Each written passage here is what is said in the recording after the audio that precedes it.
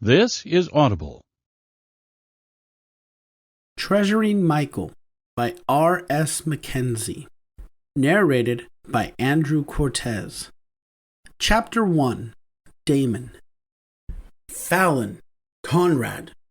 I hear my stepfather yelling as I step inside the house. It's not overly large, but big enough that I shouldn't hear his shouting from the front door. I don't walk further inside right away. I need to enjoy the last few moments I get to myself before I'm bombarded by my family. I use that term loosely. These are just 3 men I share a home with. I have no blood ties to them, just the love for my mother and the sense of obligation I have to her memory. I really hate being so sentimental. Counting backwards from 10, I pull in a lungful of air. I wait for my family to realize I'm here. I only get to 5. I'm hit with a cacophony of words, each man shouting different things at me. My stepfather, James, ends up being the one to shout his demand at me first. You need to go to the boutique and grab our suits for the ball. They close soon, so you need to get going. It's on the tip of my tongue to ask what he's done all day besides staying holed up in his office, acting important. Okay, he is important. As the top litigator at the biggest law firm in the state of California, he is a pretty big deal. To everyone but me. To me, he's one of the men that makes my life insufferable. But a promise to my long-dead mother and the fear I feel keeps me deeply rooted where I am. In the deepest pits of hell with no escape anytime soon. With nothing else to say, I nod and drop my messenger bag beside the door. No need to put it in my room or lug it back to my car. I want to separate from the workday, even if it's just leaving my bag behind. I turn to leave, but my oldest stepbrother, Fallon, grabs my bicep. It would be stupid to try to shake him off. That would only earn me a bruise and a week or so of his small taunts and endless tasks. Endless tasks from Fallon are constant, but the ones he gives me when I piss him off are always hard and long. Fallon's fingers dig into the soft flesh of my arm, and I fight not to wince. He loves inflicting pain on me. Any sign of weakness, and I'm in for a world of hurt. You need to cook dinner. I've been waiting for you to get back all day. There's beef in the fridge for you to make whatever you made the other week. He lets me go and walks off. I glance up at James, and he gives me a smirk and leaves as well. I'm not sure if I'm supposed to get the suits now and face Fallon's wrath later, or make dinner and hope James is too pleased with a full belly to give me shit. The lesser of those evils is making dinner. At least James doesn't hit me. Last but not least, Conrad corners me. I back up to the door until I'm almost flush against it. The bun in my hair, the only thing that's keeping me from pasting myself to the surface. It's times like this that I consider cutting my hair. He cages me in with his arms and leans to my ear. I fight not to shiver in disgust, holding perfectly still so he won't get any ideas. What he's doing is in no way sexual in nature. He's just an asshole that knows I'm disgusted with him and his family and does everything he can to make me uncomfortable. When he has me visibly riled up, he whispers, You fucked up my new sweater when you did the laundry the other day. There are white stains all over it. You owe me $650 for a new one. He pushes off the door and roughly pats my shoulder, sending me into the wall beside me. After he saunters off, I lean back against the door and close my eyes. Why is this my life? Why do all these men hate me? I've wanted to leave for years, but the voice of my mother before she died telling me to take care of her new favorite men always holds me back. I thought I could get away once. I thought I had a friend that could possibly help me out. Abel had come into my life like a whirlwind, blowing through and showing me that there were people that liked me for me, not for who my stepfather is. In fact, Abel didn't even know who he was when we met. He treated me like a real friend, and I valued that more than I could say. The day before I found out about his tragic demise, I planned to call him to ask if he could possibly let me crash with him and his boyfriend for a bit. I had finally gotten up the courage to pack some things to leave, going somewhere even James couldn't get to me, into the home of the biggest drug and arms dealer in California. Probably not the smartest move, but It would have given me time to get out of the clutches of James, to get stronger so I wouldn't come back, even though there is nothing keeping me here but fear. Abel would have been able to help me untangle everything and stay away from a place I wasn't wanted. But I chickened out that night, saying I would call him the next morning when I was thinking clearly, when I had some time to sit on it and decide if it was the right move. Even if I had texted Abel the night I wanted to leave, it would have been too late. The next morning, the identity of the bodies found in a warehouse that had exploded was released, and one of them was Abel Reynolds. Along with him were his boyfriend and bodyguards, and a slew of Russian and Irish drug dealers. After reading the article, I felt like it was a sign that this is where I belong. I'm too much of a coward to go anywhere on my own. And if I did, what would I do? Where would I go? No, this is obviously where I belong, and I'll have to make the most of it. Shaking those depressing thoughts away, I make my way to the kitchen, pull the beef out of the fridge, and get started on dinner. While I'm cooking, my stepbrothers and James make their way to the kitchen, speaking animatedly about a charity ball. Fallon's voice booms out, making me jump when he walks behind me to get to the refrigerator. There's supposed to be some guy there who has his foot in the door for senator. Didn't your boss tell you he would throw support your way? He asks his father. James sounds smug, and I have to clamp my muscles down so I don't cringe. He sounds so slimy when he talks like this. Yeah, well, I think I have that figured out. Let's just say after the ball, he won't be an issue. Conrad speaks up. What do you mean? Is he dropping out of the race? James laughs and pushes past me, using a fork to taste the shaved beef I have cooking for the steak quesadillas. No, he says to Conrad, then turns his ire on me. Hurry up. The store closes in an hour, and I want our shit tonight. He tosses the fork on the counter, even though the sink is right beside it, and walks back to the kitchen island. I'll tell you more after the ball. For now, just know that soon your dad will be a senator of this great state. The brothers whoop and laugh, and I shake my head. He has to be voted in, and he's doing nothing that resembles a campaign. I wonder what his plan is. I don't know what comes over me, what compels me to ask, but I do. Can I go? It's like the needle on the record stops. They all stop talking, and I feel 3 sets of eyes on the back of my head. The silence lasts a while, and I move around the kitchen, gathering the rest of the supplies so I can make their dinner, all while keeping my eyes averted. Then James laughs, long and hard, and eventually Fallon and Conrad join in. My shoulders slump and tears prick my eyes, even though I knew he would say no. Why wouldn't he? They don't like me in private, so why would they pretend we're one big happy family in public? I successfully blink back the tears when James says, the invitation is for family only. You are not my family.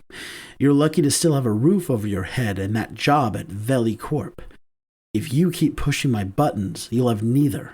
Stop asking dumb fucking questions and appreciate that you have somewhere to stay while I make my senatorial bid. He dismisses me with a tisk and I nod, even though I don't think he's looking at me anymore.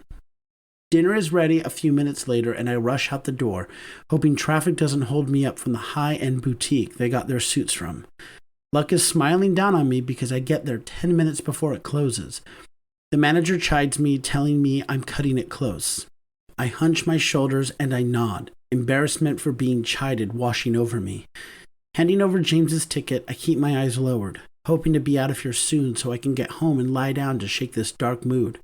Here you are, the manager says, opening the garment bags for me to see the suits. I'm not sure what I'm looking at, so I nod, hoping that's sufficient. You're all paid up. Do come back, Mr. Cambridge. I wince, hating that name. I still have my mother's name. Thankfully, she didn't ask me to change it after she and James got married. Gathering up the suits, I thank the manager quietly and head for the door. I'm about to leave the store when I see a suit by the window with a tag that says 15% off, sold as is. My feet move on their own accord and I stand before it, lightly brushing my fingers over the lapel. Nice cut, right? I hear behind me, and I jump a foot off the ground, whirling around quickly. A brown-skinned man with a low-cut fade and pretty smile holds his hands up. Sorry, man. I thought you heard me. It's okay, I mumble, taking a step around him to leave the store. Hey, he yells before I can push the door open. He closes the distance between us, looking over my body with a practiced eye. That suit looks like it would fit you perfectly. With your thin frame and longer legs, I think it would look really good on you. Do you need a suit for any reason? He steps closer and lowers his voice. I can get the commission off that if I can get rid of it. We need to make room for new stock. Glancing around him, I eye the suit again. It's a nice slim-fit dark blue jacket with black lapels and black pants to match. There's a corresponding double-breasted vest that looks like it would be a great addition, even though I've never worn a vest and don't know shit about fashion. It's a really nice suit, but is it ball-worthy? Wait, why am I thinking about the ball? James already said I couldn't go. I shouldn't even have thoughts of the ball in my head, or I'll hurt my own feelings. I know I should tell him a suit would be wasted on me, but instead, I nod. The smile spreads across his face, and he reaches out to me. I flinch, and he immediately drops his hand, but his smile remains.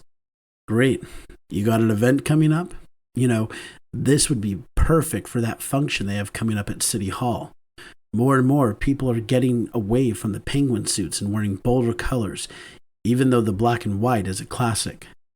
My head whips in his direction. Is this a sign? The City Hall event he's talking about is the ball James is invited to with his family. Oh, is all I say. The salesman, Kirk, is what his name tag says, carefully removes the suit from the mannequin and puts it in a new garment bag. I'll throw the bag in for free, since you just got me a good commission. I've been trying to get someone to buy this suit for weeks. The guy we fitted for it wanted to go with another color, but only after this one was complete. He shakes his head in irritation, I believe. I give what I think is an understanding look, but I'm not sure I pull it off. I'm not good at talking to people. The only person I hit it off with immediately was Abel, but he was a ray of sunshine. It was hard not to want to be his friend. After Kirk has me all set up and I pay, I fly out the door, not wanting James to give me shit about being late with his, Fallon's, and Conrad's suits.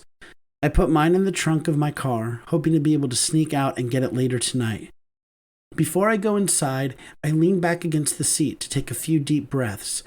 I look in the rearview mirror, taking in my features and marveling like I always do about how much I look like my mother. The same brown skin that glows under the right light, same wide, dark brown eyes, though mine are usually hidden behind my glasses, and the same round cheeks. I even have her bow-shaped mouth, which is pursed in a frown right now. The only thing different is our hair. My mother kept her curls cut short, where I love my long and sometimes unruly tresses. I sigh, turning away from my reflection, not wanting to be reminded of my mother and how much I miss her on days like this. When I step inside, James is on the phone, but walks over to me and snatches the hangers from my hands. About time. Traffic, I whisper. He grunts, buying the lies since rush hour is in full swing. I missed the worst of it and arrived in good time. Yeah, whatever. Go clean the kitchen. You know I hate a dirty house. He turns on his heels and breezes away, shutting himself up in his office. From the sound of it, no one is in the living room. No sounds coming from the television. Finally alone. I gather the plates and silverware from the island, as well as bowls from the living room, and go to wash everything.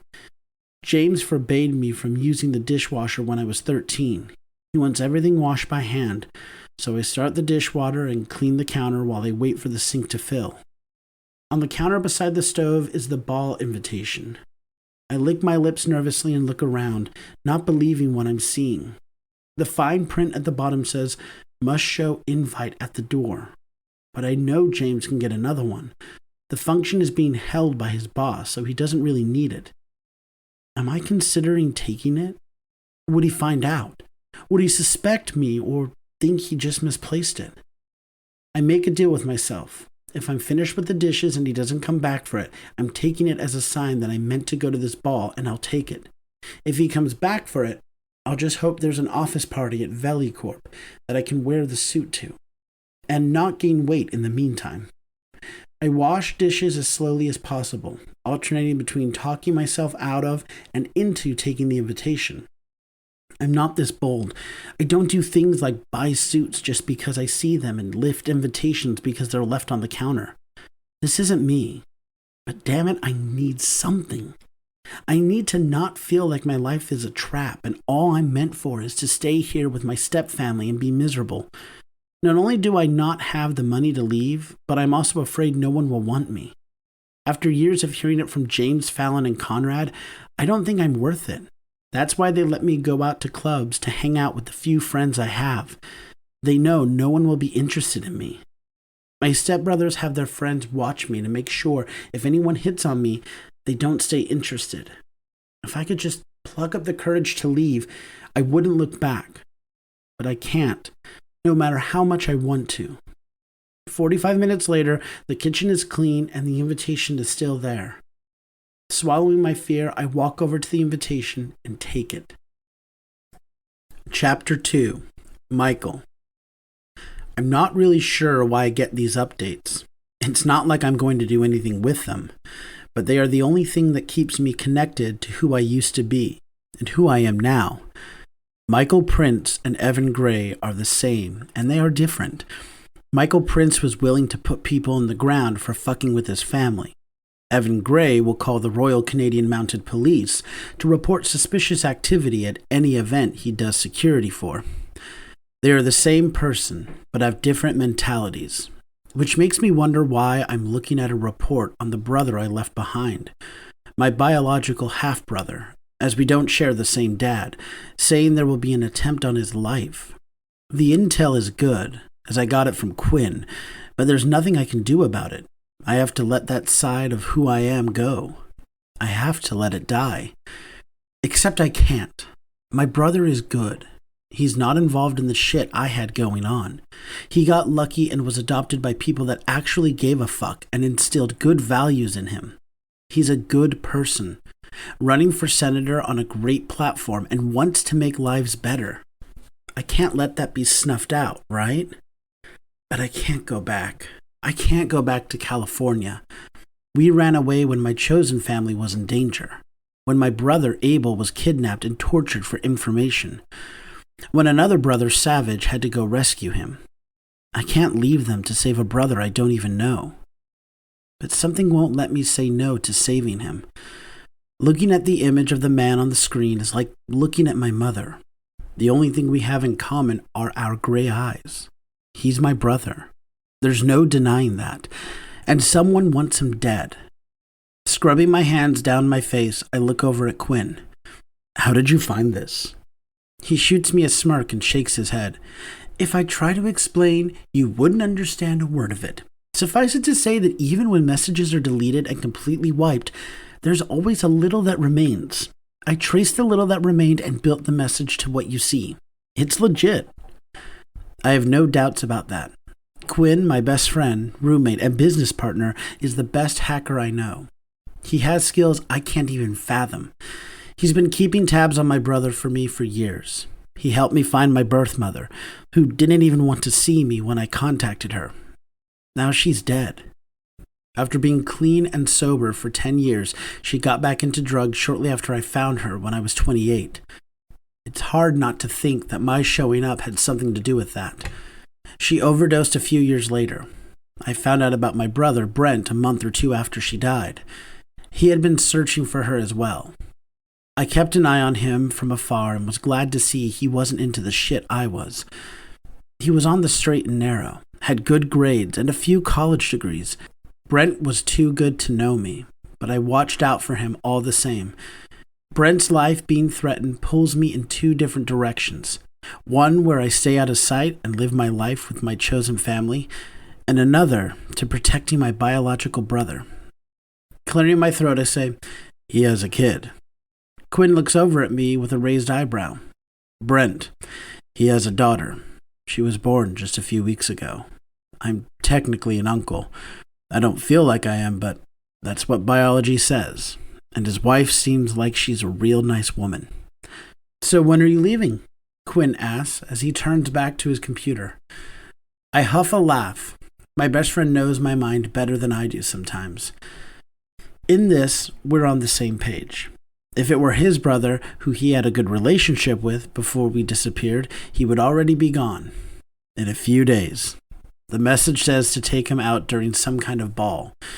I'll have this man dead before he gets the chance. I watch Quinn's lip tip up and he says, "You should use your tie. It won't leave a trace and you won't have blood on your hands. You can even go back and enjoy the ball if you're smart." My friend is a sadistic fuck, which is why we get along so well. My tie, that could work. I look at his handsome profile. You think me going is a bad idea?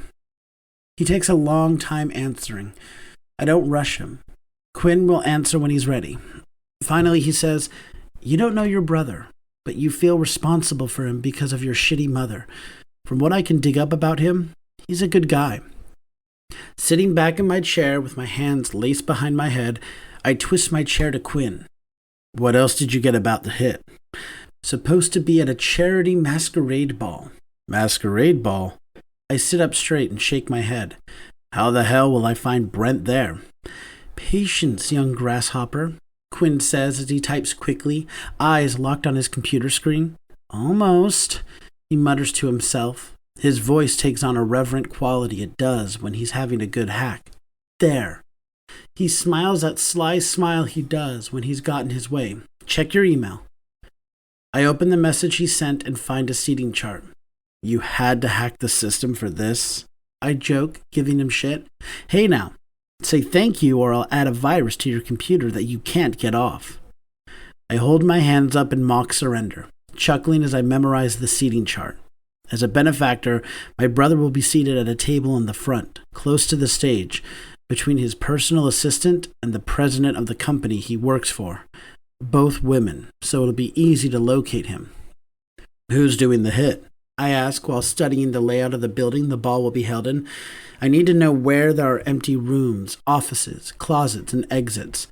I'll have Quinn disable the camera so that I can do a recon of the area under the cover of darkness. Quinn tisks. "This guy is supposed to be good. About 30 kills under his belt, if my intel can be trusted. Name is Mamba. Has a snake tattoo on his neck. The suit may hide it, but from what I can gather, he's pretty proud of it and won't let it be kept secret. Since most people will have masks on, you'll have to keep your eyes peeled." Rubbing my hands together, I smirk and look over at my best friend. Let the games begin. Usually when I'm at a fancy event like this, I'm paired up with Quinn or Graham, and I know they have my back. Here, I'm alone and have to protect my own ass. I'm at a table in the back in a fancy suit that makes me itch and a mask that covers everything but my mouth. I look around, making sure there's no danger and keeping an eye out for Mamba. I discreetly search the room and haven't spotted his telltale tattoo. Getting to California is easy, as I took Savage's private jet and I'm on the manifest under Evan Gray. No one here knows who I am. We've been gone from the area for 3 years, and from the limited intel we got from Patty, Savage's name rarely comes up anymore. When it does, he's spoken of reverently, like he was some great savior instead of a drug and arms dealer. I'll have to be careful while I'm here. I don't want to run the risk of any of my old colleagues or enemies recognizing me. I'll stay until I spot Mamba, kill him, and leave before anyone knows I was here.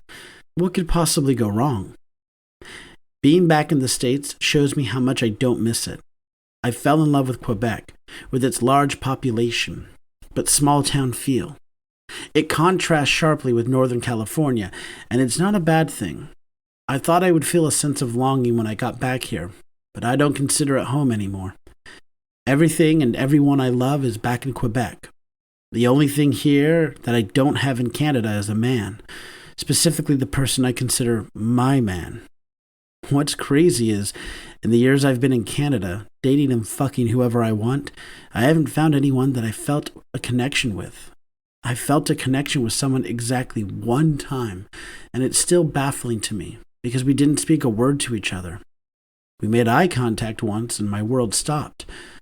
I was building up the courage to ask Abel more about him, but we started to make plans to disappear, Then Abel was kidnapped and everything went to hell in a handbasket. Being back here makes me want to track him down, but I'm not here on personal business, so I push the thought of the man that could have been the one out of my mind. Unfortunately, I have to sit through several boring speeches. The only good thing about this event, besides seeing my blood brother in the flesh, is the gossip that's going on at the table I'm seated at. From what I can gather, Brent has been gathering support because he's running on a social justice platform. And it's not just lip service on his part. He's an advocate for his fellow man, regardless of what their position in life. He gives back to the community by not only donating money, but his time. Not for the clout or recognition, but because he wants to. He does all that without anyone knowing because his good deeds rarely hit the news cycles. I only know all this from the background check Quinn ran on him. From the gossip, some people don't like all the support he's getting.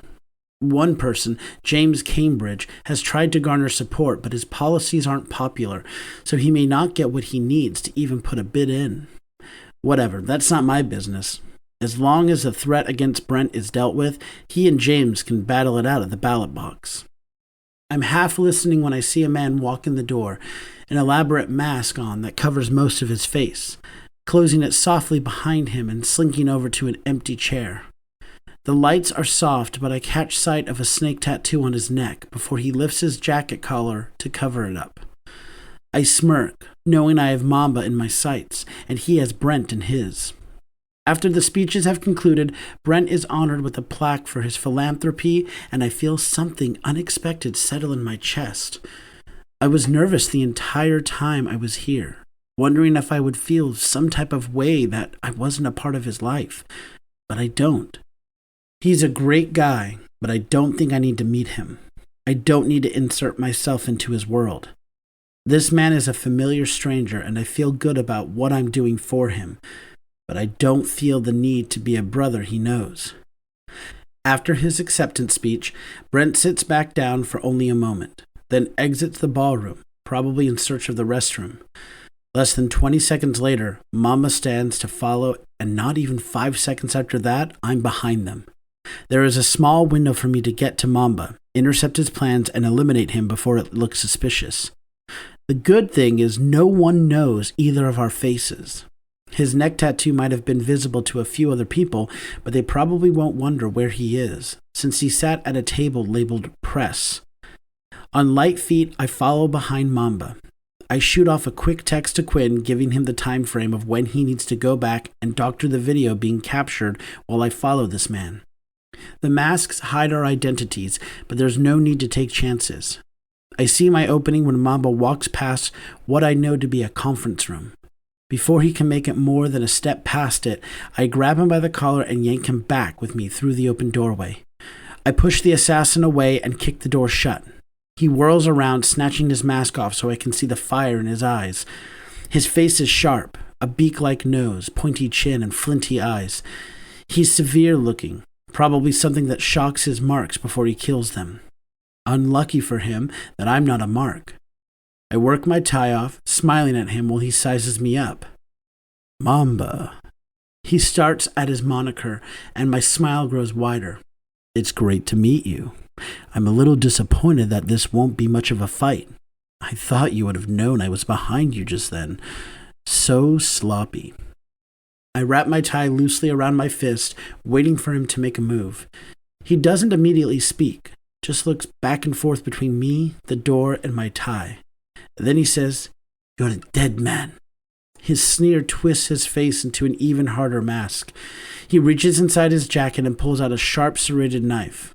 I huff, knowing I'll probably be sliced at least once tonight. I hate blades. Taking 2 bounding steps, Mamba swipes at my throat with the serrated edge, and I lean back, dodging the edge, then throw out a fist, connecting with his jaw. He shakes it off and moves forward again, stabbing down at me quickly. I move back until I'm against the door. Then when he advances again, I grip his wrist and try to disarm him. Mamba is quick, dropping the blade from that hand and catching it in the other, stabbing at my stomach. If my body was still there, he would have really fucked me up. As it is, I twist to the side, then shoulder check him, knocking him off balance. Righting himself, Mamba hurries back over, stabbing at me. I reach up as Mamba gets a good slice across my palm. I grab his wrist and twist, succeeding in disarming him this time. Tossing him on the ground so he lands on his stomach, I straddle his back, wrapping my tie around his neck. I put my knee in his back and pull, making his back bow while I strangle him. It takes longer than I would have liked, but eventually Mamba stops struggling, then stops moving altogether. I'm glad Quinn suggested the tie. Had I used my hands, it would have taken even longer, though I could have just broken his neck. When I'm sure he's no longer among the living, I let him drop. I remove my mask and kneel beside him. I don't know if I should leave his body here to be found by the police or have Quinn set up some cleaners. I go with cleaners. I rise from my haunches and call my best friend. "Quinn?" I say conversationally when he answers. "Tired?" he asks with a laugh in his voice. "You fucking asshole. I should have just shot him." I look down at my palm where it's bleeding. The wound isn't deep, but it stings. This bitch had a blade on him. Scoffing, I tuck my hand in my pocket. I need cleaners. I can wipe up the visible blood, but I don't know if I'll get it all. Say less. Give me the room number and I'll have it taken care of before the event is over. Is there somewhere to hide the body, just in case? I look around and see a closet labeled maintenance at the back of the room. Huffing, I grab the collar of Mamba's suit and drag him over. Hold on. Dead weight. I tell Quinn, placing my phone on a table. It takes work, but I shove Mamba in the small space and get it closed. Then I wrap my tie around the cut in my hand and wipe up all the blood I can see. The cleaners will be able to come through and get any DNA I may have left behind. When that's done, I scoop up the phone. Done. I'm going to clean my bleeding hand, then head out. I think I've had enough of being back in the States. Cool. See you soon, man. The place is too quiet without you. Doubtful. Red is pretty vocal, even when I don't want to hear him being vocal. I hear noise in the background, then a mock angry voice saying, "I'm not that loud, Michael." Laughing, I shake my head and say, "I didn't mean it, Red, I promise." Quinn laughs and asks, "You flying back tonight, or are you going to get a room and wait till morning?" Wait till morning. The pilot and flight attendant are probably asleep. I can wait a few more hours. We hang up and I try to fix my shirt and put my mask back on. After pulling in a deep breath and letting it out quickly, I step out of the room, heading to the restroom. I look at my watch and realize I've been in the conference room for 20 minutes. Brent should be back at his table, safe. I rush to the restroom to clean some of the blood from my palm. When I push through the door, I stop dead in my tracks, not believing what I'm seeing. I press my fingers into the tie, my palm smarting with pain so I know it's not a dream. Holy fuck. I can't believe this. What are the odds? Chapter 3. Damon. Why did I want to come to this ball? Masks don't allow for glasses, so I had to wear my annoying contacts. I hate contacts. Sitting in the back with the press is also not fun. All they're doing is scribbling on their notepads since cameras weren't allowed inside. Lucky for me, someone from one of the local news stations got the stomach flu from the small bit of chatter I found out going around the table, and his seat was empty. They just assumed I was the replacement. I was able to get a pen and jot down some random things on a napkin. Yesterday, I stopped by a party store and found a mask that would cover my face and keep me hidden from James. Sneaking my suit in the house and getting ready for the ball was easier than I thought it would be. James likes to be 10 minutes early everywhere he goes, so they left well before I started to get dressed. They made a huge mess in their bathrooms and ordered me to clean them. I finished them quickly, and when I heard them leaving, I got dressed. After watching several YouTube videos of military women putting their hair in a sock bun, I mastered it and got it done. I usually have my hair in braids or in a ponytail at the base of my neck, so I'm hoping this will throw my family off. It seems I don't have to worry about that. They're seated at the front of the hall facing the stage and talking amongst themselves. They don't look to be having an especially good time, and the event itself is a dud. The only good thing is listening to the man that James says is running for Senate, Brent Montgomery, giving a powerful acceptance speech. I can almost see the back of James's neck turn red.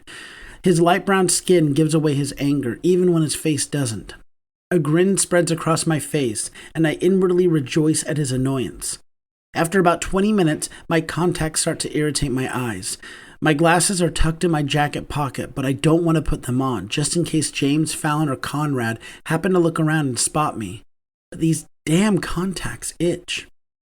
Excusing myself, I head to the restroom to try to either fix them or take them out. I'm nearsighted, so I'll be able to see well enough to get out of here, just not well enough to identify someone 20 feet in front of me. When I step inside the restroom, I beeline to the sink and pull my mask off. Hopefully my stepfamily won't walk in and see me, but there's no getting to the contacts with it on. I pull my eyelid up to see if there is something, a speck of dust or an eyelash stuck to the surface. I don't see anything, but it's still bothering me. Washing my hands, I dry them quickly and carefully remove the contact in my right eye. I hold it up and look at it closely and feel like an idiot. It's in backwards. My optometrist told me it needs to look like a bowl, not a valley. This contact is a valley. Flipping it around, I try to shove it back in, but my eye is watering so much that I can't see anything. I wipe under my eye and try again. No dice. I growl in frustration and try again, but it's like my eyes refuse to accept the offending object. While I struggle, I hear the door behind me open. I tense, then glance in the mirror and see a broad-shouldered white man with arms that look like they'll burst through his suit jacket. I sigh in relief. Both my stepfather and stepbrothers are mixed-race men with either light or medium brown skin. This guy is not one of them. I do find it weird that the man is just standing there, staring at me. It makes me squirm, wondering if it's someone James sent. But that's stupid because he doesn't know I'm here. Deciding to ignore him, I try once more to put the contact in and huff an irritated breath when I can't get it in. "Need some help?" the man behind me asks, taking a step forward. I jump violently and whirl around. His voice is insanely deep, and I didn't expect him to speak. When I turned, I clasped the sink edge with the hand holding the contact, and now it's gone forever. "Damn it!" I groan, finding the contact pasted to the side of the sink. I grab a paper towel and peel it off, tossing it. I have my glasses, so when I'm driving home, I'll take the other contact out. For now, I have to leave the mask on so I'm not spotted. "Sorry," the man says, stepping back from me. "It's okay," I mutter, surprising myself. I don't speak to people often. If I can get away with it, I nod or shake my head and try to move around them. "It was an accident." "Yes, it was," he says, still staring at me. We stand there in silence for a few seconds and I squirm. He's not threatening, but the staring is unnerving. I open my mouth to say excuse me so I can get out of here and possibly head home from this boring event. But instead I ask, "Are you enjoying the ball?" He laughs lightly and it flows over me like a cool glass of water. I close my eyes and soak up the sound. "No," he answers smoothly. "It's more boring than I imagined. Are you?" "No. I don't know why I wanted to come, if I'm being honest. On the bright side, I learned how to do a sock bun," I say, still wondering why I'm making conversation with this man. This is so out of character for me. My palms are sweating and I feel moisture over my lip. But I don't feel nervous about the man or the conversation, just a little unnerved by my boldness. The man leans to the side a little and grins when I twist my head for him to see the bun. "Looks good." He reaches up to touch his hair that's hanging over his shoulders. The blonde locks are wavy and they look incredibly soft. My fingers twitch with the urge to touch. "I didn't think about doing anything to mine. A sock bun would have been nice." "Maybe." Another awkward silence descends over us and I clear my throat. "You from around here?" "Okay, Damon, what the hell? I know I need to leave, but I can't seem to get my feet to move from the spot. Not with this stranger standing in front of me, staring at me so hard and assessing." He sighs, then takes his mask off slowly. I hold my breath, wondering what I'll see when he reveals his face. He's handsome, that's for sure. I knew his lips were nice and full, but the overall package with his high cheeks, gray eyes, and heavy eyebrows takes my breath away. I've seen him before, I know it, but I can't figure out where. "I'm Evan." "I'm Damon," he says. I start squinting my eyes at him. His face turns red and he looks down briefly. "How did you know my name?" Evan doesn't answer. He just continues to stare at me. I know him. I'm not sure how, but I do. It's tickling the back of my mind, but I can't place it. Where are you from, Evan? He didn't answer me when I asked the first time. Maybe if he's from here, I can try to place his face. His face falls like my question upset him. Clearing his throat, he says, Quebec, Canada. Never been, though I'd like to visit Niagara Falls. How is it? Average. I mean, it's fine. It's okay. He blows out a breath and chuckles. I've never been. We both laugh, but his eyes meet mine again and recognition dawns on me. I've seen his smiling face before. Looking down at my best friend when we graduated college years ago. A friend that's dead. And he's supposed to be dead too. With a gasp, I say, You're Michael. It's his turn to start, and his eyes grow wide. He takes a step closer to me, and I flinch back. Why is he still alive? Did he kill Abel? Am I sharing space with a killer? It's obvious he's a liar because he just told me he was from Canada. If I ask if he killed Abel, of course he'll tell me no, even though he obviously did. Why is he back? Why come back if you got away scot-free? He stops in his tracks and drops the hand that was reaching out for me. Damon, just let me go, please? I whisper, hoping the plea in my voice will make him spare me and allow me to leave. I really shouldn't have come here. I should have stayed home. That way I wouldn't run into Abel's possible killer. And my heart wouldn't be cracking in half, thinking about my dead friend when I've all but buried that pain. My throat closes and I fight back tears as I move away. I see hurt cross his face, but I can't think about that right now. My safety is more important than his feelings. I take 2 wide steps to the left, closer to the door and out of arm's reach. I inch around, keeping my eyes on him. When I feel the handle of the door behind me, I fumble with it, and when I have a grip, I yank it open and run out. These shoes aren't the most comfortable to run in, but I don't care. I race to the door and burst out into the open air. I glance over my shoulder, expecting to see a hand reaching to drag me back and silence me. No one is there. When I get to my car, I start it up and peel out before I can pull my seatbelt on. It's only when I'm more than halfway home that I realize my vision is fuzzy because I only have one contact in, and I left my mask behind. Chapter 4. Michael. Never in a million years would I have thought I'd run into Damon, the one man who'd caught my attention all those years ago. He's just as beautiful as I remember, but I wish he'd had his glasses on instead of contacts. He's gorgeous with his glasses on. I mean, I can get used to the contacts, but his glasses are... I shake those thoughts away. He ran out of the restroom when he recognized me. I didn't think he would realize who I was after I removed my mask, and no recognition flashed in his eyes. But the look of fear was far worse. What was he doing here? I knew he still lived in the area, as Abel still got updates on him every now and then from a private investigator, but I didn't think I would see him while I was here on a simple mission. Why was he afraid of me? What did he think when he looked at me? Why did he have such fear in his voice when he asked if he could go? God, what do I do?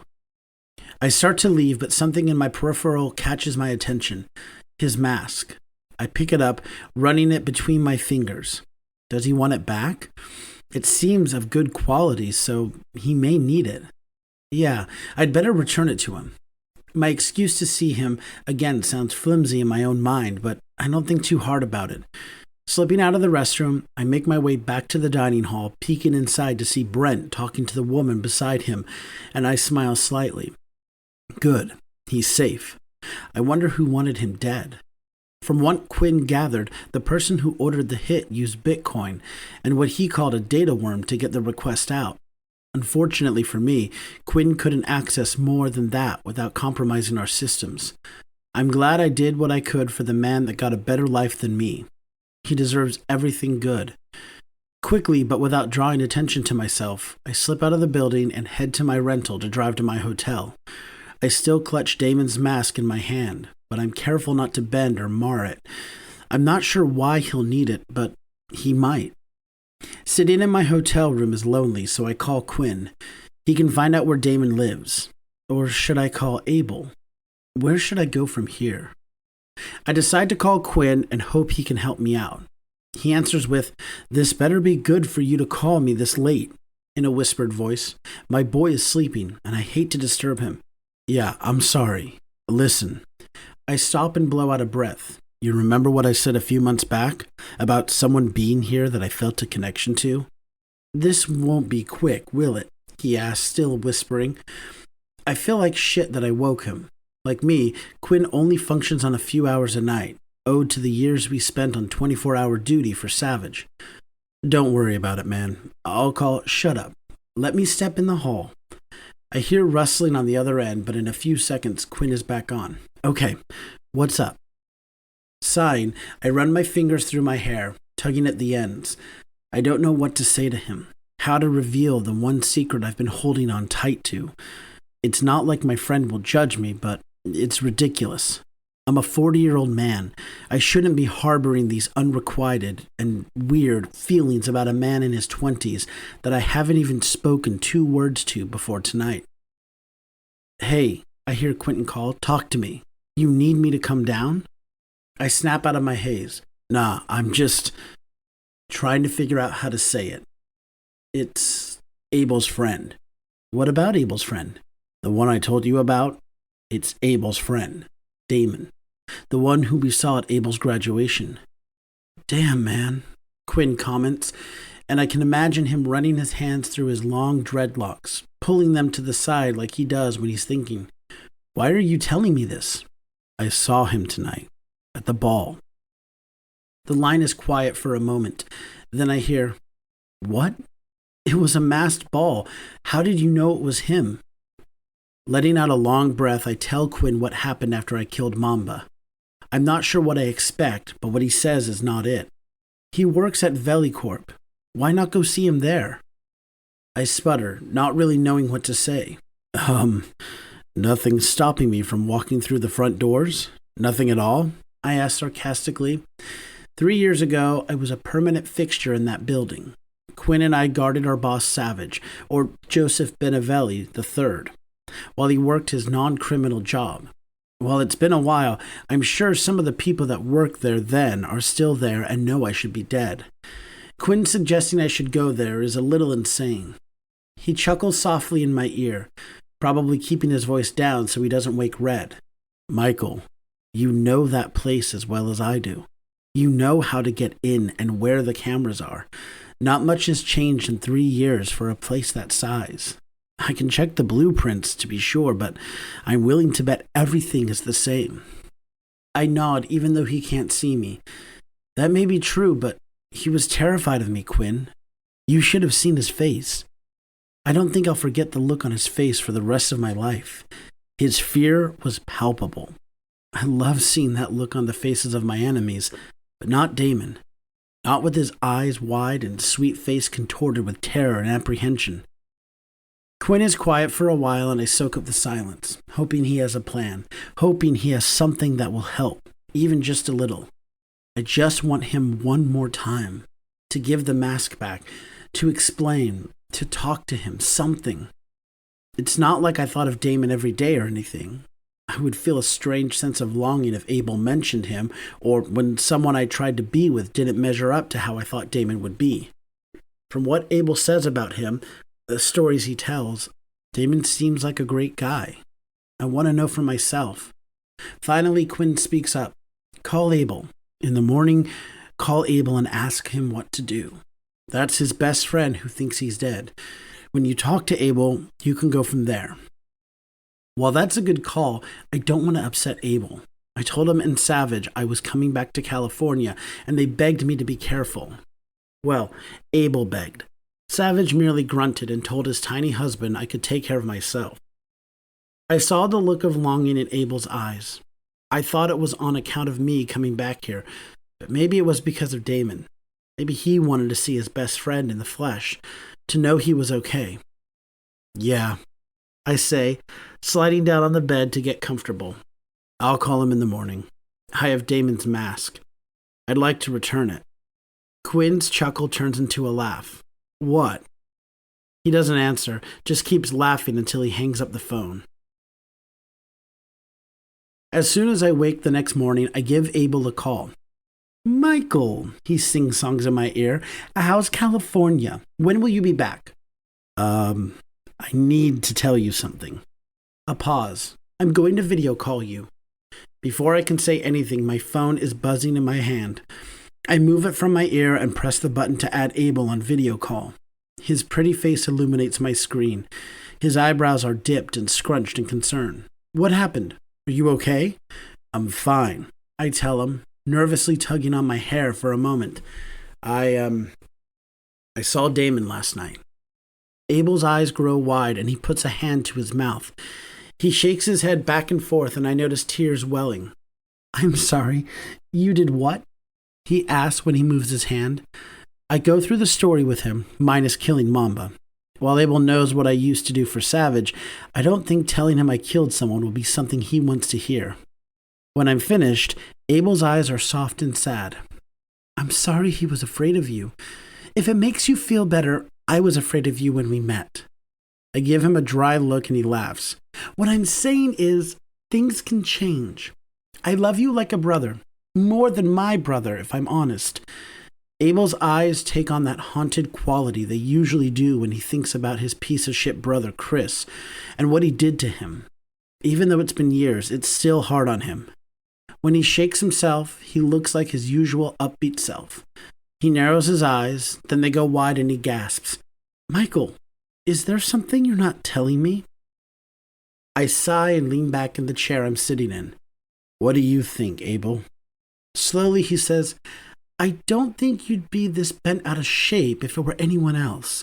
I also think you would have killed anyone else who recognized you so you could protect Savage, even though you don't work for him anymore. Which leads me to believe Damon means something to you. Am I close? Spot on, actually. I tell him with a strained chuckle.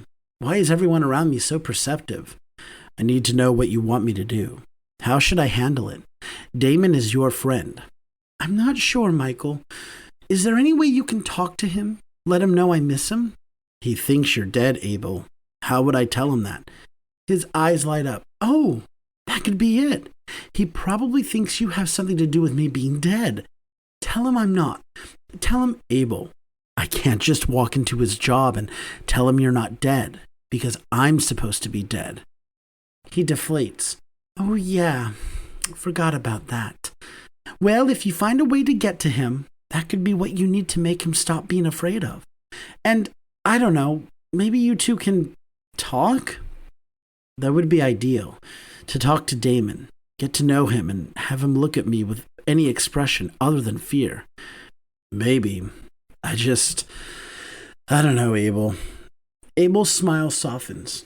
Do you remember when I asked if you wanted me to hook you up with him all those years ago? Why didn't you say yes? He could have come with us.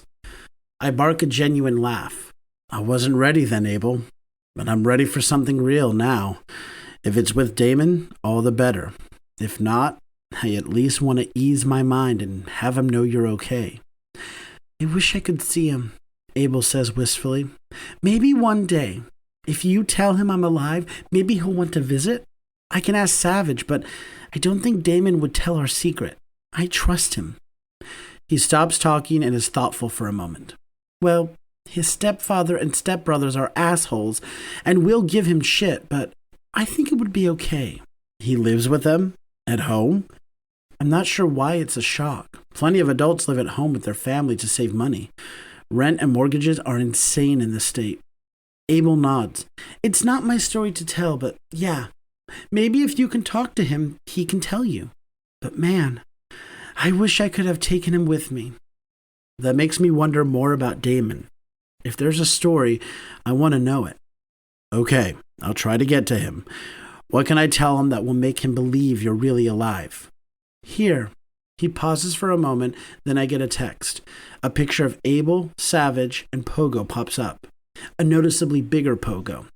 So much bigger than he was the one and only time Damon saw him. If I can get close enough to him, this will definitely convince him. Can't he just call you? I ask the obvious question. It might take too long to get me on the line, and I like this photo of my family.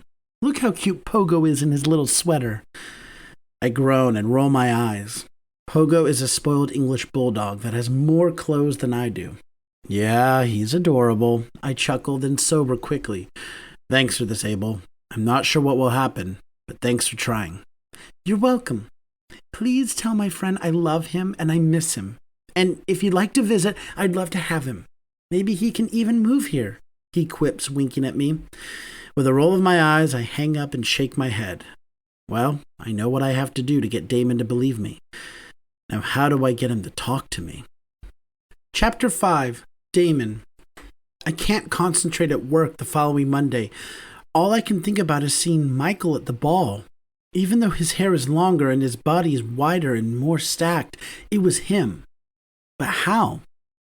When I got home, I scoured the internet, checking the various articles that were posted in the weeks and months following the explosion. And in every article, the names of the deceased were mentioned. Michael Prince, though I didn't know his last name at the time, was listed as being identified by DNA and dental records. My mind drifts back to Abel telling me Michael thought I was good looking during one of our classes. I remember my face heating and thinking Abel was being his usual crazy self. That didn't stop me from fantasizing about him. Seeing us doing things like date nights and holding hands, even just talking. I never got the courage to actually speak to him. I even stopped walking Abel to his car, too afraid that I would make a fool of myself in front of such a handsome man.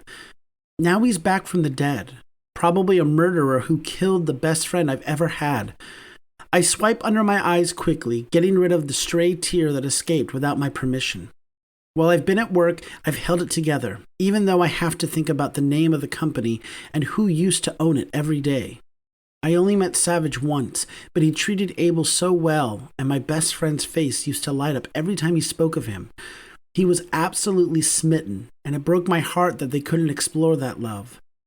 Maybe they're together beyond the grave. I'm saved from spiraling down the rabbit hole of thinking about Abel by an email notification on my computer. When I open it, I'm puzzled when I see that there is a meeting in conference room 10 in 5 minutes. I'm very meticulous about keeping my calendar updated, so this is a shock. There are a few people leaving their desks, so I figured they're heading to the meeting as well. I'm even more puzzled because of where the meeting is being held. That room is only used for VIPs and incoming hires that upper management is trying to impress. I wonder who it is they're trying to secure. I ride the elevator up to the 14th floor, wondering why no other software developers have gotten on with me. A few left my section from our group of offices on the 5th floor. Why they weren't invited to this meeting is beyond me, but that's not my concern. I juggle the folder, notepad, and tablet I have in my hands and walk purposefully to the conference room. The door is slightly ajar, so I push it open the rest of the way and enter, taking a seat. The table is large with 10 chairs on both sides, as well as a chair at the head of the table. That chair is occupied, but I can't see who it is because they're facing away from the door. The pretentious high-backed chair prevents me from peering around it, but I think it's the CEO. Must be a big deal if he's down here to meet someone. Cautiously, I say, there's supposed to be a meeting? My voice cracks on the last word. I'm not used to talking to people other than my small team. A deep voice says, close the door and move down here. He twists slightly and taps the table beside him. He doesn't turn for me to see his face, keeping the chair facing away. I scurry to the door to do what he says, then gather my things to move where he told me to. I look around and wonder where everyone else is and why this meeting was even called. Checking my phone, I see that the meeting should have started already. Sir, I don't know what to say, so I let the sentence hang in the air. Stay calm, he says, and I'm about to ask why I need to stay calm when the chair turns and I'm staring into the gray eyes of Michael. With my heart in my throat, I scoot my chair back and move as quickly as I can away from him. Don't, I beg, trying to move around the chair. Please, don't kill me. He grabs my arm and I try to pull away from him. I open my mouth to scream, but a large hand clamps over it before I can release the sound. Not like it would have made a difference since conference room 10 is basically a dead zone. Just listen, he says hastily. Relax, Damon. Please. I look at him with tears brimming in my eyes, afraid that this is it. This is the end. I haven't done anything. I haven't loved, I haven't been loved, I haven't traveled, I haven't done anything. And now this man with the beautiful eyes and soft-looking lips and long, beautiful hair will be my end. Nod so I know you understand, he says in a quiet voice. I know I have no option if I have any hope of living. I nod. Good. I'm going to let you go and move my hand. Please don't scream. You'll want to hear what I have to say. I search his eyes, hoping to see something trustworthy in them, hoping to see something. His eyes just look like eyes, unreadable. But again, what choice do I have? With no other option, I sag in his arms and stop fighting against him, nodding again. As promised, he moves his hand from my mouth and sets me in the chair I vacated. He puts me in it like I'm a child and slides it closer to the table, then takes the seat he was sitting in before. Michael doesn't start talking right away. He simply stares at me for a moment. I fidget in my chair, wanting to get away from his scrutiny, but afraid if I do, he'll kill me. Finally, he exhales and reaches into his coat. I shrink back into my chair and throw my hands up, waiting for the bullet that I'm sure isn't far behind. If I'm going to die, I don't want to see it coming. You don't have to be afraid of me. His soft voice cuts through my fear. I'm just grabbing my phone. I won't hurt you. I promise. That's not something you can promise, I whisper against my better judgment. His hand on my arm makes me jump, but he doesn't let go. His hold isn't rough, but it's firm. Look at this, please. His voice takes on a soothing quality, and it's almost like I have to obey. I open my eyes to see a phone shoved in my face. Moving back, I blink to bring it into focus and see a photo of Abel and Savage. I blink quickly and try to push the phone away, but Michael is strong. His arm doesn't even budge. Look, Damon. Look closely. Shooting a glare his way while wiping at the tears that I've kept pent up for 3 years, I snatch his phone, surprising myself, and look at the picture. I reach out and drag my fingers over Abel's handsome yet beautiful face and want to collapse into tears. Then I blink, and blink again. There's something different here. Savage looks different. He looks good.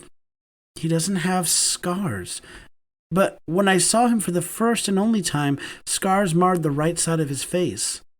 I look up at Michael, eyes wide, and he nods back to the phone. Glancing back down, I see a chubby dog at their feet. The dog looks exactly like I remember Pogo looking, but bigger. Much bigger. Like he aged. My hand flies to my mouth and I hungrily look at the photo. Could this be? Is Abel still alive? How? Shaking my head, I drop the phone to the table and cover my face, hot tears leaking from my eyes. What is going on? I'm so confused. How is Abel still alive and I'm just finding out about it? What happened? I feel an arm slip around me and I shake it off. Michael looks hurt, but he rallies and fixes his face into a mask. I don't know why that sends a pang through my heart, but I ignore it. What is this? Did you doctor this photo? Some age progression thing? I ask. Michael's lips tip up into a quick smile. I don't think age progression can be used on animals, Damon. He's right. Of course he is. But what is the explanation? I chuckle softly to myself. Who do I think I am that I deserve an explanation? Abel and I are best friends. I don't have to be privy to everything that goes on. My head drops and another tear falls. Abel didn't trust me enough to tell me what was going on. He didn't think I could keep his secret. He left me. Probably reading the hurt on my face, Michael rushes to reassure. Whatever you're thinking, don't. He didn't have a choice. Abel had to make a clean break to protect us and himself. Abel wanted nothing more than to tell you he was still alive. Yeah? I ask, angrier than I've been in my entire life. How hard would it have been for him to tell me he was leaving? That he was faking his death to move? God knows where. How fucking hard would it have been for my best friend to tell me what was going on? I'm shouting by the time I'm finished telling Michael how angry and betrayed I feel, but he doesn't shrink away. He holds firm and meets my eyes steadily. My breath is coming out in pants. I want to say more, to yell more, but I'm out of steam. I don't yell and I rarely curse. All this is too much. So I stand and start to gather my things. He was kidnapped, Michael says when I have my things straight in my arms. He couldn't have told you because he didn't know before it happened. He was kidnapped and tortured and almost killed. Abel would have told you, but he didn't know. Dropping into the seat behind me, I stare at Michael, mouth agape. Kidnapped? I whisper. What do you mean? Running a hand through his blonde waves, Michael meets my eyes again. Listen, it's too much to tell you right now. He looks at his watch and curses. I have a 5-minute window to get out of here before Quinn turns the cameras back on. I raise my eyebrows, but he keeps talking, more quickly now than he was before. I want to tell you everything. Abel wants you to know everything, but I can't talk here. If you give me your number, I can give you a call tonight so we can meet. I'll tell you everything, I promise. Just... He stops talking and pushes his discarded phone closer to me. Please. What do I have to lose? I need to know what happened to Abel. I have to know what became of my friend. I have to know he didn't just up and leave me. After my mother's death, I never thought I would meet anyone who would love me just for me, and then I met Abel. I have to know what happened. Without thinking further, I enter my number into his phone. I watch Michael let out a relieved breath, and I feel a kinship to him. He obviously cares a lot about Abel, something we have in common. He's the key to getting answers, to maybe actually hearing my friend's voice or seeing his face again. I can call you when you get off. Maybe, no, just... I run my hands over my hair, probably ruining my ponytail, and shake my head. I'll give you my address and I can meet you down the block. You won't hurt me, right? His eyes take on that sad look again as he stands up and straightens his hoodie. It's straining against his chest and his arms. I have to tell myself that this man is scary, not hot. Although, yeah, he's actually really hot. But I'm not going there with him. I need answers. Then he can go on his way. I shake myself as he starts talking again. I won't hurt you. Abel would kick my ass. Besides, he says, reaching out a hand to rub my cheek before I can move back. The touch is gentle, and a shiver runs through me that I fight like hell to clamp down. I don't want to hurt you, Damon. I would never do that. His strident tone startles me a little, but I don't say anything. I just nod and take my things. 5 minutes are almost up, I murmur, and he curses, breezing past me. Before he leaves, he turns to look at me, assessing me in a way that's a little uncomfortable, but not entirely unwelcome. You look really good, Damon. I don't get a chance to respond. He's out the door and in the wind before I can get my bearings from the unexpected compliment. Chapter 6. Damon. For the rest of the day, I'm on edge. I go back and forth on whether I made a mistake or if I'm doing the right thing by trying to figure out what happened to Abel.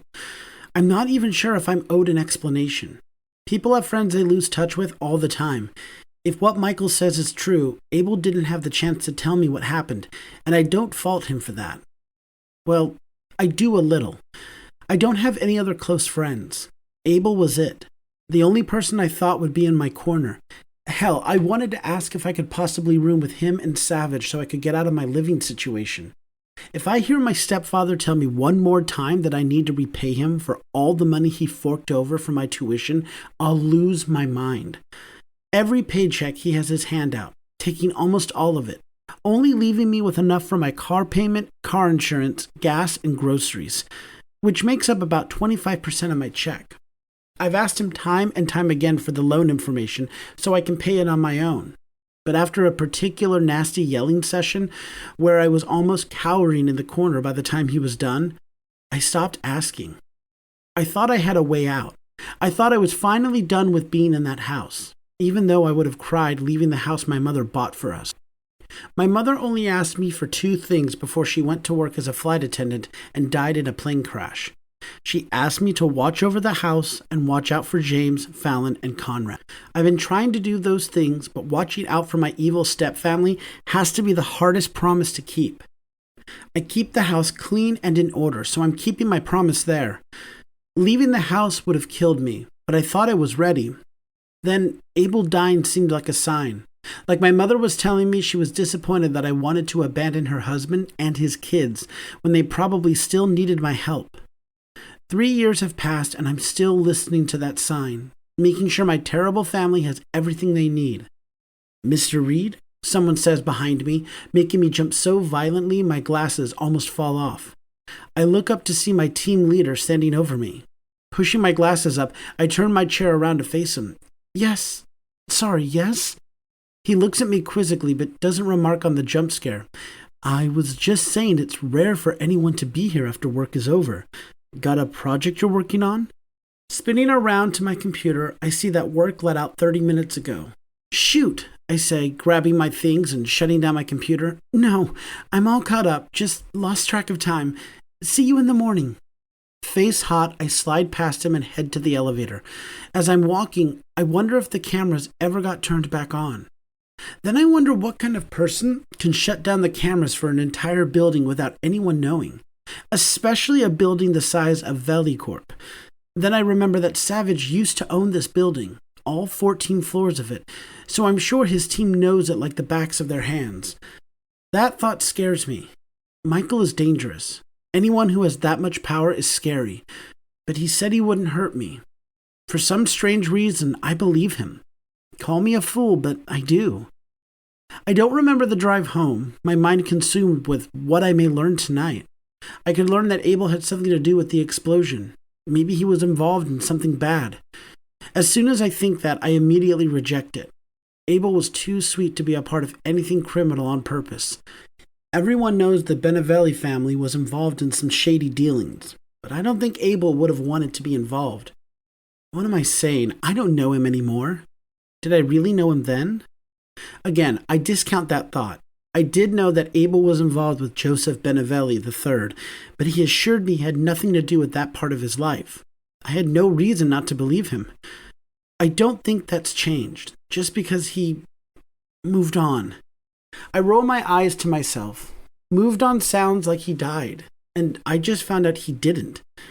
Growing in frustration because I don't know what to think and because my mind is going in 1,000 directions at once, I climb out of my car and head inside the house to relax. My key isn't even in the door before it's thrown open and I'm face to face with Conrad. His light brown face is almost red and his nostrils are flaring. Before I can dodge him and go to my room, he grasps my arm and pulls me inside. When the door shuts, he pushes me against it, his hands on his hips. I try to meet his eyes, but he intimidates me too much. So I look over his shoulder at the photo that's mounted over the fireplace of our family when Mom was still alive. I take solace in that, because whatever has his panties in a twist will be over and I'll be fine. After he stared at me for at least a minute, he huffs and says, "Well?" Clearing my throat, I ask, "Well, what?" "Well, where the fuck were you? It's laundry day and my fucking laundry isn't done. I have a date tonight, no clean clothes." I rack my brain to figure out what to say that won't get me threatened or worse. Conrad has a terrible habit of beating me. He has ever since a few months after my mother died and he realized James didn't care. "As long as you don't leave any more bruises on his face," James told him after he gave me a black eye one night because I wouldn't give him my couch pillow. He was hoarding all of them and I wanted one while we watched some stupid movie he forced me and Fallon to watch. Since that day, I've been trying to watch his fists, although he lets them fly sometimes when he gets upset about anything in his life. "Traffic," I blurt out since that's the most believable thing. Rush hour is dying down, but you never know when there will be an influx. His eyes bore into me and I force myself not to fidget. I've learned over the years that this family can sniff out lies. I've been perfecting how to work around that if I ever needed to lie. Step 1, no fidgeting. A few moments later, his scowl drops, replaced by an almost breathtaking smile. If I were anyone else, I'd think he was charming, but I know that behind that mask is evil. Conrad is a psychopath. "Oh, okay. Well, I left my basket by your bedroom door. Get started on it now so I can have something to wear to the club tonight. Want to come? Herman is manning the door again, so if you come late, he'll let you in." I've also learned to never turn down Conrad's invites. Ever. If he asks me to come somewhere, he's telling me to come. "Oh, yeah, of course." I'll be there. I'll finish up your laundry and head right over. Good. See you there. Have the shirt I left on the top of the basket clean in 2 hours, yeah? My stepbrother is scary. He only wants me there so he can fuck with me in front of his friends. And I'm helpless to do anything about it without fearing I'll wake up to a fist in my stomach or a boot to the ass. I nod, but he's already walking away. I think I'm in the clear before he shouts over his shoulder, Dad wants to see you in his office. Clamping my eyes shut, I take a few deep breaths before I go see James. If I think Conrad is scary, James is 10 times worse, because he hides his attitude and disdain behind an impenetrable mask that I can't decipher, regardless of how much I've tried over the past 17 years. Being called to his office is like being called to the executioner's block. It doesn't bode well. Taking small steps, I walk to James's office and knock lightly on his door. He doesn't lift his head from the papers he's reading, just beckons me forward with 2 fingers. I step inside, sliding into the chair in front of his desk. He doesn't speak immediately, just lets me sit there to wonder what's going on. James does this often. He'll leave me to wonder what he wants to say, having me walking on eggshells until he feels like he wants to speak. I look at James and really take him in. I can see why my mom was so smitten with him. He's a handsome man, his brown skin looking like it was kissed by the sun. He's always been bald. I've never seen him with hair since I've known him, but he really pulls it off. Not many men have the head shape to be bald. James's dark brown eyes shine with emotion when he speaks, though the emotion is dependent upon who he's speaking to. When it's his sons, it's pride and adoration. With my mom, it was love and happiness. With me, it's a little like loathing. My mom and James had a whirlwind relationship. Him being a baggage handler for a while during his college years, he started later than most because he was a single father, and he and Mom hit it off. They only dated for 3 months before they got married. When Mom introduced us, James seemed happy. He was excited that he had 2 other boys I can run and play with, he said. I was excited too. Being an only child was fine, but the thought of having brothers, I was over the moon. Look how that turned out. I sit there for almost 10 minutes, looking around the office while James makes me wait. I'm getting antsy because I have to have that shirt washed for Conrad. I know better than to try to rush James, but I'm not too thrilled about having a bruise somewhere. Just as I'm trying to figure out if I should get his attention, James raises his eyes to meet mine so fast that I cringe. He scoffs and shakes his head, turning to his computer. So, the ball last weekend. Oh, hell, does he know? Did he see me? Did someone see me and tell James? Did Conrad or Fallon see me? Well, if Conrad saw me, he would have beat my ass, then told James I was there so James could sanction another whooping. Clearing my throat, I asked, what about it? I'm thankful my voice stays steady, even though I feel sweat dripping down my back. There was a speech given by someone that throws a monkey wrench in my plan to start campaigning. Good speech, too. People were really impressed. He turns from the computer to look at me and brushes his fingers down his goatee, then taps 2 fingers against his lips. To that end, we may have to move to another district so I can get what I want. I need a seat on the Senate. Do you understand? I nod, though I don't understand. I don't know why it's so important. Yeah, okay. Your mother left you this house in her will. So, when you came of age, the deed transferred to your name. I can't sell it without your notarized signature. My breath catches in my throat. My mom did what? And why am I just finding out about this? How dare he not tell me? How dare he tell me this now and not when I turned 18? My mother left me something and he didn't tell me. I open my mouth to say no, that I'm not selling my house, that this is all my mother left for me, but he cuts me off. Look, this place is too big for you. You need me and the boys to help you out. I'll have my lawyer draw up the papers and we'll get them signed. Next month should be enough time to have the contract drawn up. Then we'll put it on the market. Should be good to stage and sell in 3 months. He turns back to the computer and starts typing an email. When he realizes I haven't moved yet, he glares at me and says, "You can go." Too stunned to speak, I do what he says, dragging my feet to the room. I see the basket by my door and numbly grab it to go to the laundry room and start the first load. As I'm loading the washer, I think about how nonchalantly James just told me I have a house. This place is mine. Why didn't he tell me? Why wasn't there anyone to tell me before this, when I became an adult? With the laundry loaded, I go to my room and flop on the bed. I can't figure out what to do with this information. Not right now. I have a month to figure things out, to try to stop this and keep my house. We can all stay here, or I can myself. If he wasn't being such a dick about me paying him most of my salary for college, I can handle paying the mortgage myself. If only he would let me pay the loan payments on my own. Ugh. Even knowing it's my house, I don't think I'm strong enough to try to get rid of them. It would be the best thing to do. But what if they don't leave? What if they beat me? What if... My phone vibrating in my bag is the only thing that pulls me out of my spiraling thoughts. Pulling it out, I see an unknown number, but the message lets me know who it is. Unknown. What time can we talk? My heart skips a beat. Then I think about what my plans for the night are.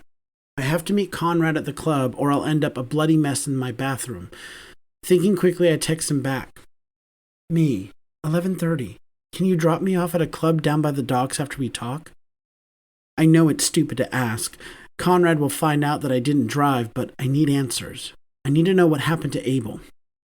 Before I can think better of it, I get a text back. Unknown. Okay. 11:30 it is. Chapter 7. Michael. I've checked my outfit in the mirror a dozen times before I realize I'm being an idiot. Damon just asked me to drop him off at the club, not join him in the club. I'm also 40. What kind of man my age would go to a club to watch over his 24-year-old crush? Idiot me, that's who.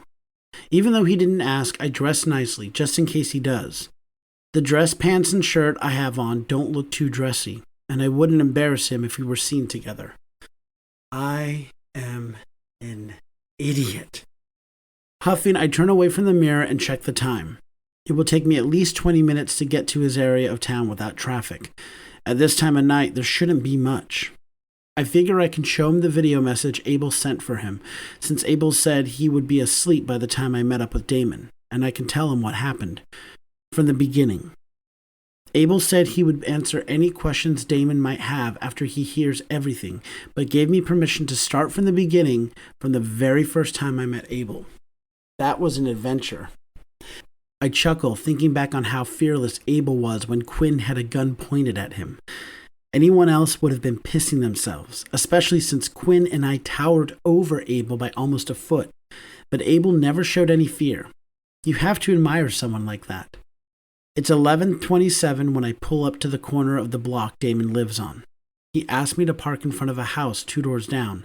He said the occupants have left the country for a few months, but not to worry about anyone seeing me parked there and thinking it's suspicious. I see why.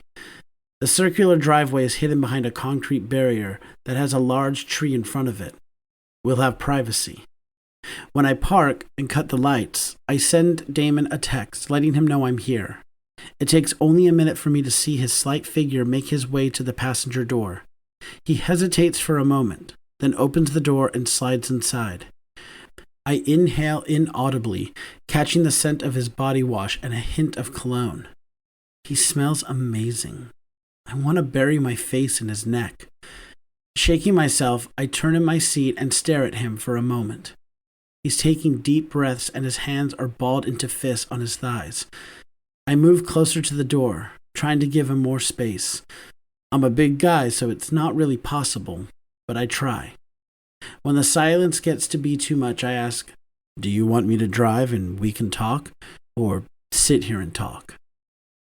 Damon clamps his eyes shut, takes a shuddering breath, then looks over at me. "We can talk here if you don't mind. What do you have to say? I mean, is Abel okay? Is he safe?" He finally turns towards me. leaning a little over the center console. Nodding, I pull my phone from my pocket and pull up the video Abel sent me. He's doing great. He, Savage, and Pogo are doing good. They're thinking about adopting. His eyes grow wide, and I shake my head. Here, let him tell you. I hand my phone over and motion for him to press play when he just stares at it. With a shaking hand, Damon presses the play icon on the center of the screen, and the sound of Abel's sweet voice fills the car. Damon, hi! Oh God, there's so much to tell you. Let me start by apologizing. I'm so sorry. There was no way I could tell you without risking all our lives. I thought it was for the best if I made a clean break so my family would be okay. I shouldn't have. I trust you as much as I trust these guys. You would have kept my secret. Just know that it had nothing to do with me not trusting you. I just wanted to guarantee my family's safety. How are you? God, I wish I could see you. But the time zones are a pain in the ass, and Savage is an old man that needs his sleep. Damon barks an unexpected laugh at that, and I look at his face to see tears leaking from the corner of his eyes. I have to fist my hands in my lap so I don't reach over to wipe them away. The video continues with Abel on the verge of tears himself. Damon, I miss you. I've missed you all these years. Please call me when you have some time to wrap your mind around this revelation. Abel stops talking when Pogo starts barking.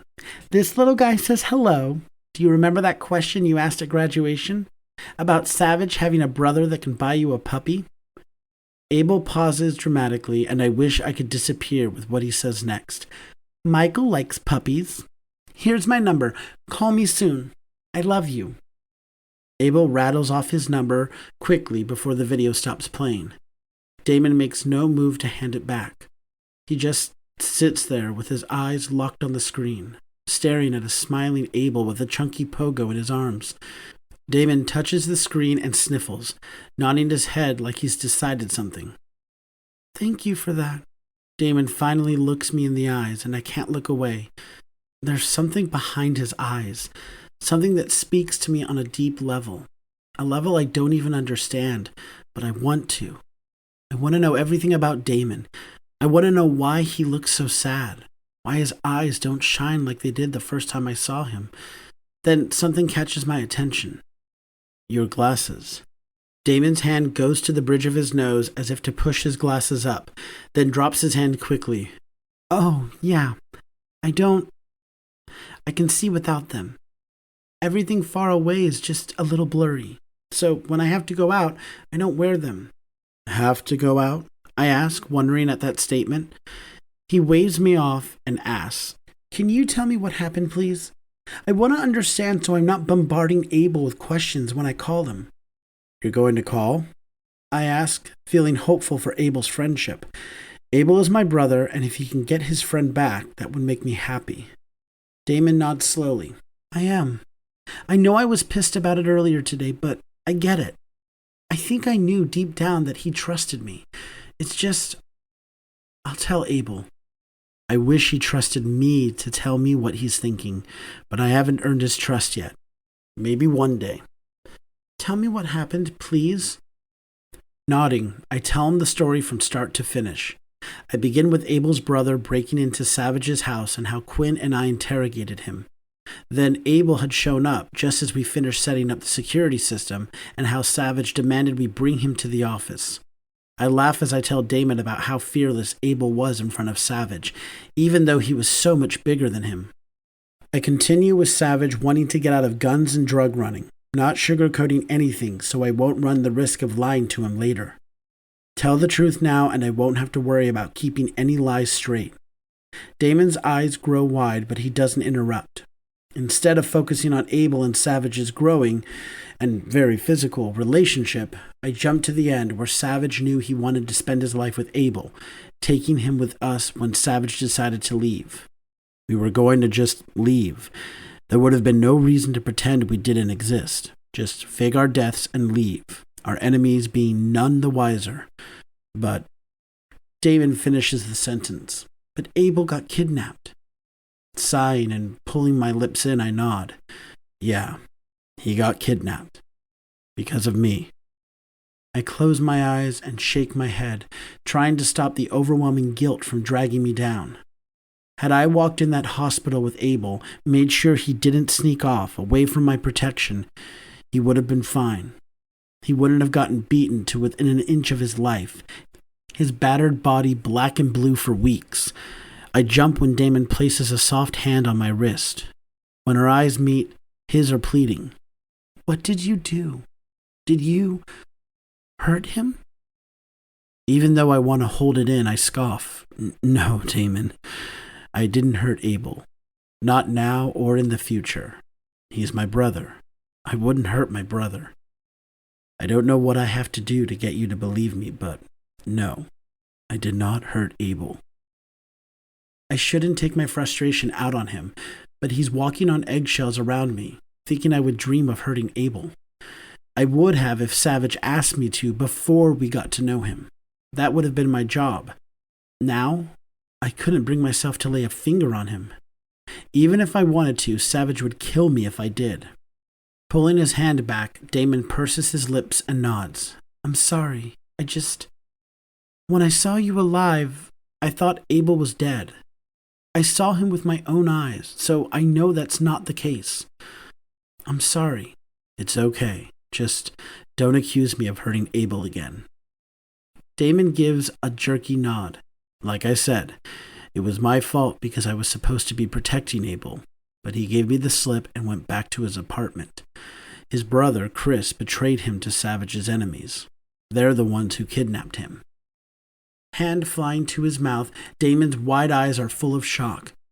He told me his brother wasn't the nicest, but I didn't think... That's awful. That's something we bonded over. Terrible brothers. I open my mouth to ask what he means, but he talks over me. Tell me the rest. From there, I tell Damon how Savage, Quinn, and I had papers drawn up for us to have new identities, as well as a way for us to disappear.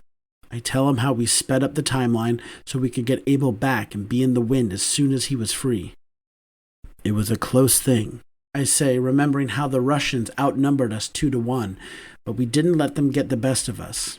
But Savage was able to get him out, and we blew up the warehouse. After that, we got out of there, hiding out until we could leave the country. So yeah, we had to lay low, leaving our entire life behind. That's why Abel couldn't contact you. Damon is silent for a few moments, searching my face. I'm not sure what he can see in the dark, but I don't shy from his gaze. When he finds what he's looking for, he nods. Then he grabs my hand, squeezing it. You didn't do anything wrong. It's not your fault what happened to Abel. It's his brothers. Abel, Quinn, and Savage have been trying to tell me for years that what happened to him wasn't my fault. And for years I've been brushing them off, telling them I knew that.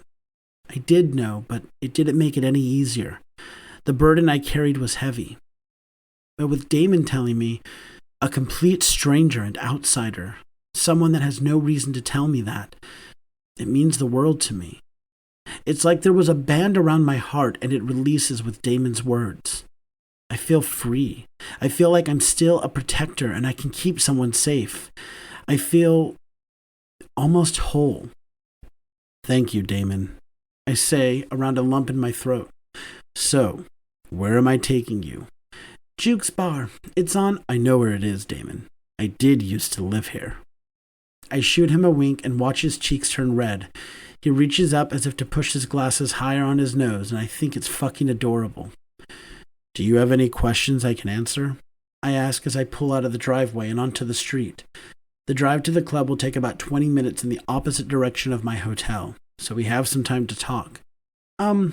Yeah. Where do you guys live? Quebec. Canada, he asks incredulously. Yes, Canada. That's where Abel and Savage chose. Quinn and I just wanted to go with our family, so we went too. It's great there, honestly. We all love it. I want to go to Canada one day, Damon says wistfully. My mother was flying to Canada when she died in a plane crash. Damn, that has to suck. Having a family member taken from you in an accident that horrible is rough. I'm sorry to hear about your mom. He sends a small smile my way that I catch since we're sitting at a red light. Thank you. It's been 17 years, but it still hurts. I'll take you, I say when I drive at the green light. To see Abel? He asks excitedly, and I feel my heart squeeze. I was thinking I could take him to show him around, so he could be with me. But I can see why he would ask about Abel. That's his best friend. Doesn't stop my feelings from being a little hurt. Pushing the sting away, I smile over at him. Yeah, sure. Whatever you want. Thank you, Michael. We spend the rest of the ride in silence. I hope Damon would have more questions for me, but I guess he's saving them up for Abel. Pulling into a parking lot across from the club, I turn to Damon. You going to be safe in there? He gives me a smile and nods. Yeah, I'll be with my stepbrother. He'll make sure no one bothers me. I raise an eyebrow at his tone. He sounds exasperated and a little fearful. He doesn't look at me when he says it, so I'm not sure of his expression. Can you text me when you get home, please? I have no right to ask, as Damon and I are not friends, not even acquaintances, but I want to make sure he's really safe. Damon meets my eyes and gives me another penetrating gaze. Yeah. Yes, I'll text you. Before he gets out of the car, I grab his hand. When he turns to me with a quizzical expression, I let my eyes rake over his body. He has on a pair of fitted black jeans and an almost baggy royal blue shirt. He looks absolutely stunning to me. You look good tonight, Damon. I mutter, running my thumb over the back of his hand. I hear Damon's breath catch, and he nods before exiting the car. I watch him hurriedly walk across the street, straight up to the bouncer, and is granted entry into the club. Sighing, I put the car in drive and turn in the direction of the hotel, where I'll wait for Damon's text. Chapter 8. Damon. The club wasn't that bad last night. Conrad didn't have time to give me shit because the girl he brought with him kept his attention. I think he might have wanted to impress her because when she told him to stop making me fetch them drinks, he did and let me leave the VIP section where he was sitting. I thought I saw Michael by the emergency exit, but when I moved around the people crowding the bar, the man I thought was him was gone. I spend most of the morning yawning, upset that Conrad made me go out with him. From an outside perspective, it would be easy to say I should have told him no, tell him I had work and couldn't go out. But Conrad isn't one you say no to. I might have gotten away with it with Fallon, but he's a sneaky son of a bitch too. Conrad probably would have called in the middle of the night to pick him up, then have me take him and his friends to a diner for a meal before we went home, which would have taken at least 3 hours, so I would have been out anyway. God, I hate my family. I didn't used to. I thought maybe it's because I'm not blood related, that after a few years, after they got used to me, they would see me differently. I thought eventually they'd love me. The last person, besides Abel, to love me unconditionally was my mother. I haven't had a decent hug, conversation, or had the feeling that someone wanted something more with me in years. Besides Michael. I shiver at that thought. Michael frightens me as much as he makes me a bundle of nerves. I feel unsettled around him. My fear is unfounded, so taking its place is interest. That frightens me even more. Pulling my phone out, I open the video from Abel that Michael sent me shortly after I went inside the club. When I had snuck off to the bar, I watched it again. I couldn't hear the words, but seeing Abel's mouth moving, telling me he missed me and he loved me was enough. Now I play it again, listening to what he says more carefully. I feel my face heat when he says Michael likes dogs. I didn't catch it the first time, but now my mind is running away with me. God, why does Michael have to be so freaking scary? Reed. I jump when I hear my name called from the other side of the office. My boss beckons me and nervously I head to his office. I'm not sure what I did, and I think back over my projects to see what could have possibly gone wrong. Sliding into the chair in front of his desk when he gestures to it, I cross my arms in front of my body, trying to protect myself against whatever bad news he may be giving me. I'm not expecting what he says next.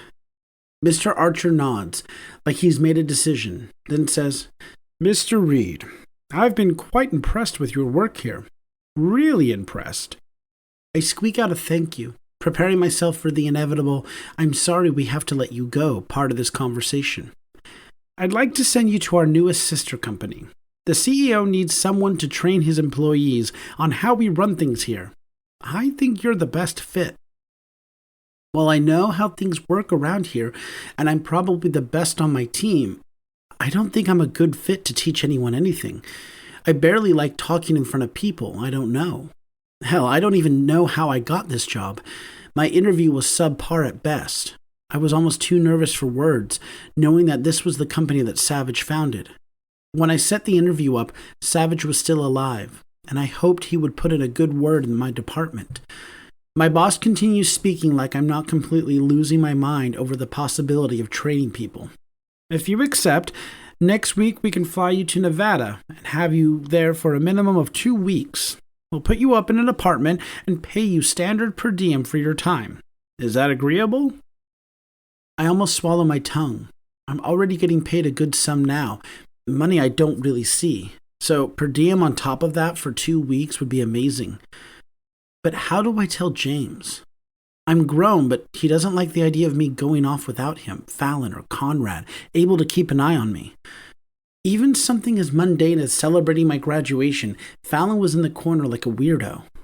I may not be able to get away with going. Then I think, I'm an adult. I don't need his permission. I can tell him I'm going, pack my things for the trip, and leave, just like that. I'm going for it. "Yes, it's agreeable. Thank you for the opportunity." Smiling at me, Mr. Archer slides a packet of papers my way. "This will be what you'll be teaching. Go through it. Familiarize yourself with the protocols if you aren't already, and feel free to add any additional comments. Return any notes you have, and we'll update everything for the trainees there." Agreeing, I scoop up the paperwork and start to stand when Mr. Archer holds his hand up. "Wait, we have to sign your agreement and get you down to payroll to adjust your pay. We also may need you to stay an extra week, depending on how the training is going. We'll set you up for 2 weeks now, then add a week when you return if necessary."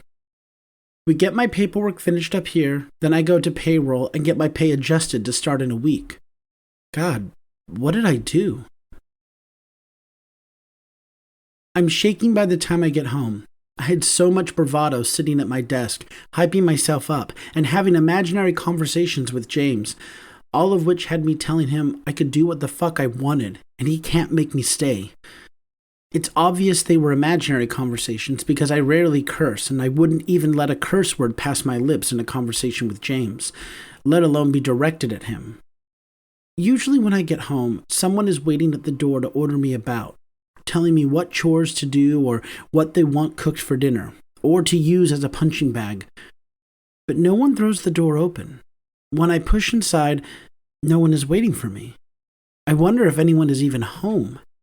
As it is, the house is almost silent. I hear James talking in his office, so I inch toward it, waiting to rip the Band-Aid off now.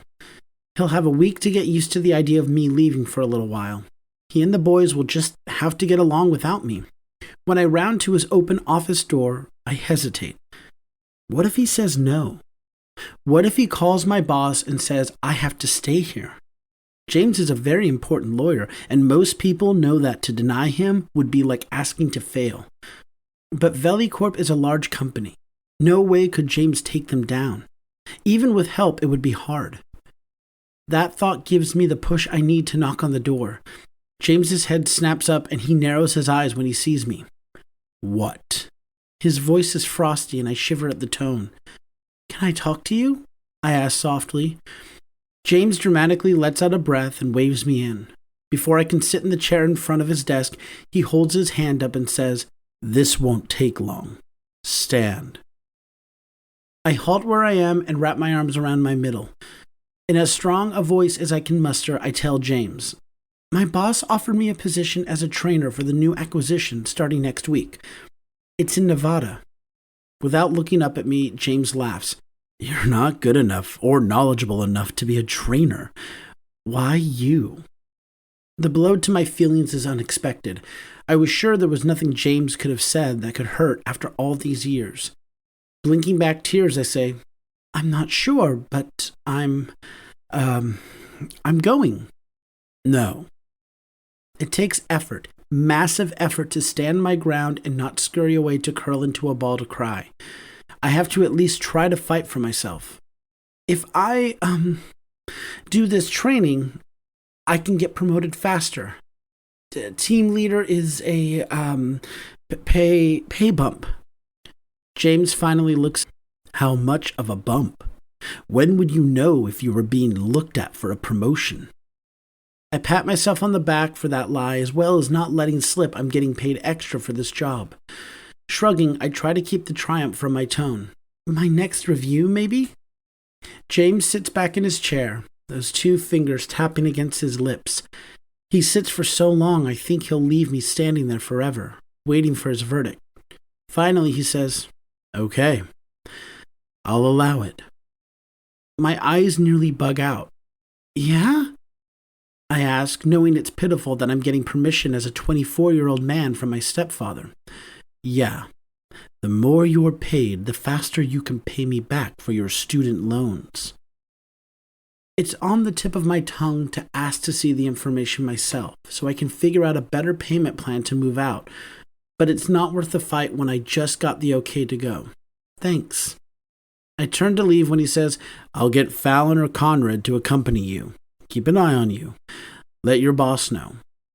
Before I can talk myself out of it, I say, I have to pay for my own lodging. Will you pay for an upgrade if one of the boys comes with me? I can only afford a rundown motel at the edge of town. If there's one thing about James, he hates spending unnecessary money on things that don't make him look good. Keeping me in check doesn't make him look good. It makes him look crazy that he has a tight leash on his adult stepson for no other reason than he likes control. He knows how much money I end up with after my paycheck, so he knows what I can afford. Conrad and Fallon are also on an allowance. If he pays for a room for them for 2 to 3 weeks, he'll also have to shell out money for their allowance to live it up while they're there. Those two can spend money, that's for sure. He seems to think it over, then shakes his head. That won't do. He sighs. Okay, I'm trusting you to not do anything stupid. Like I ever do anything stupid. The only reason I'm not sending one of the boys with you is I don't have that kind of money to spare. If I were bold, I'd roll my eyes at that outright lie. Don't embarrass me, or I'll send them anyway. I nod, not wanting to say anything that will make him change his mind. When he says nothing more and doesn't seem to want me in his presence, I spin on my heels and beat feet from his office. It's not until I'm in my room that the enormity of the situation hits me. I'll be gone. Away from home. Alone. I'm afraid. Chapter 9.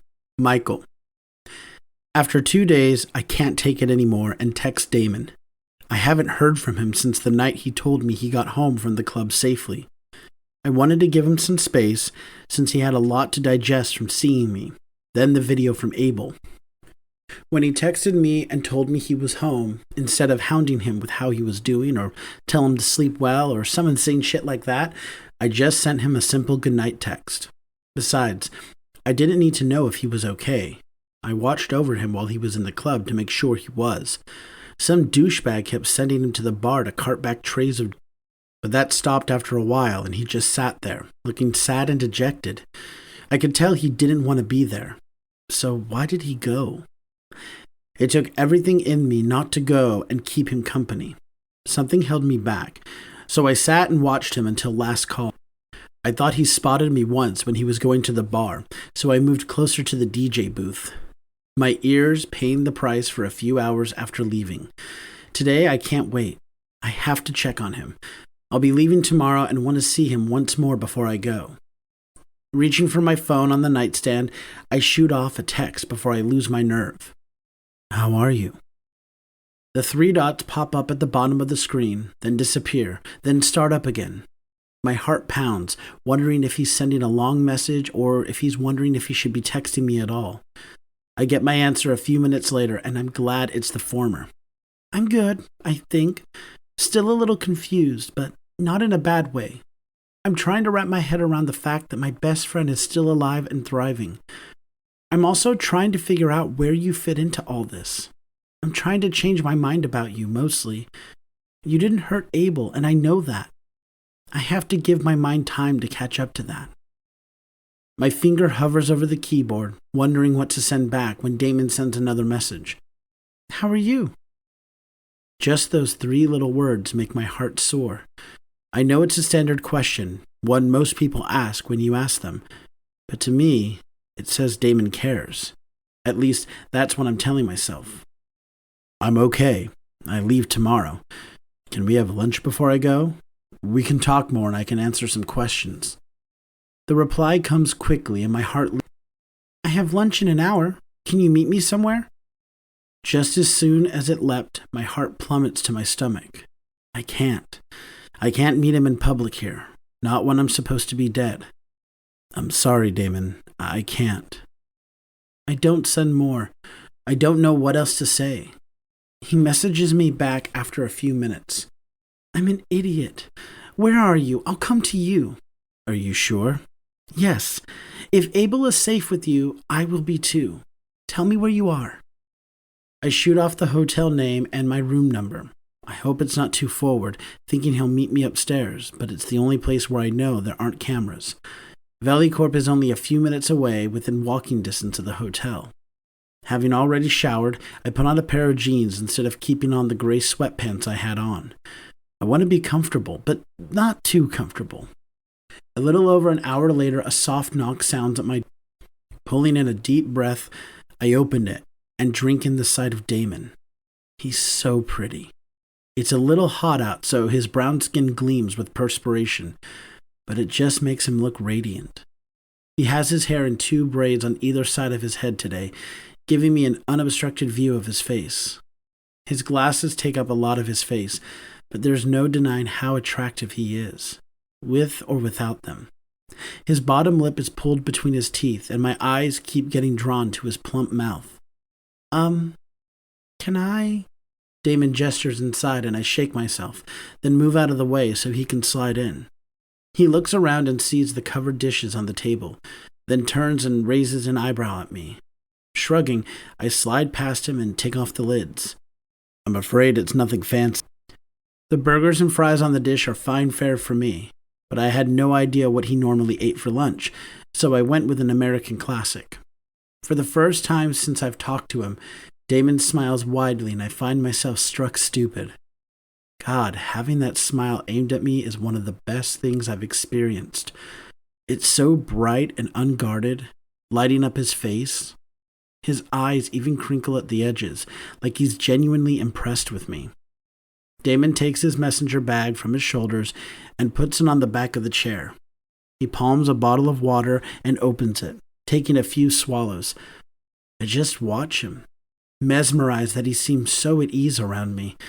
Maybe he finally believes that I'm not a danger to him, after all. Wiping his mouth after drinking his water, he looks up at me with a blush. What?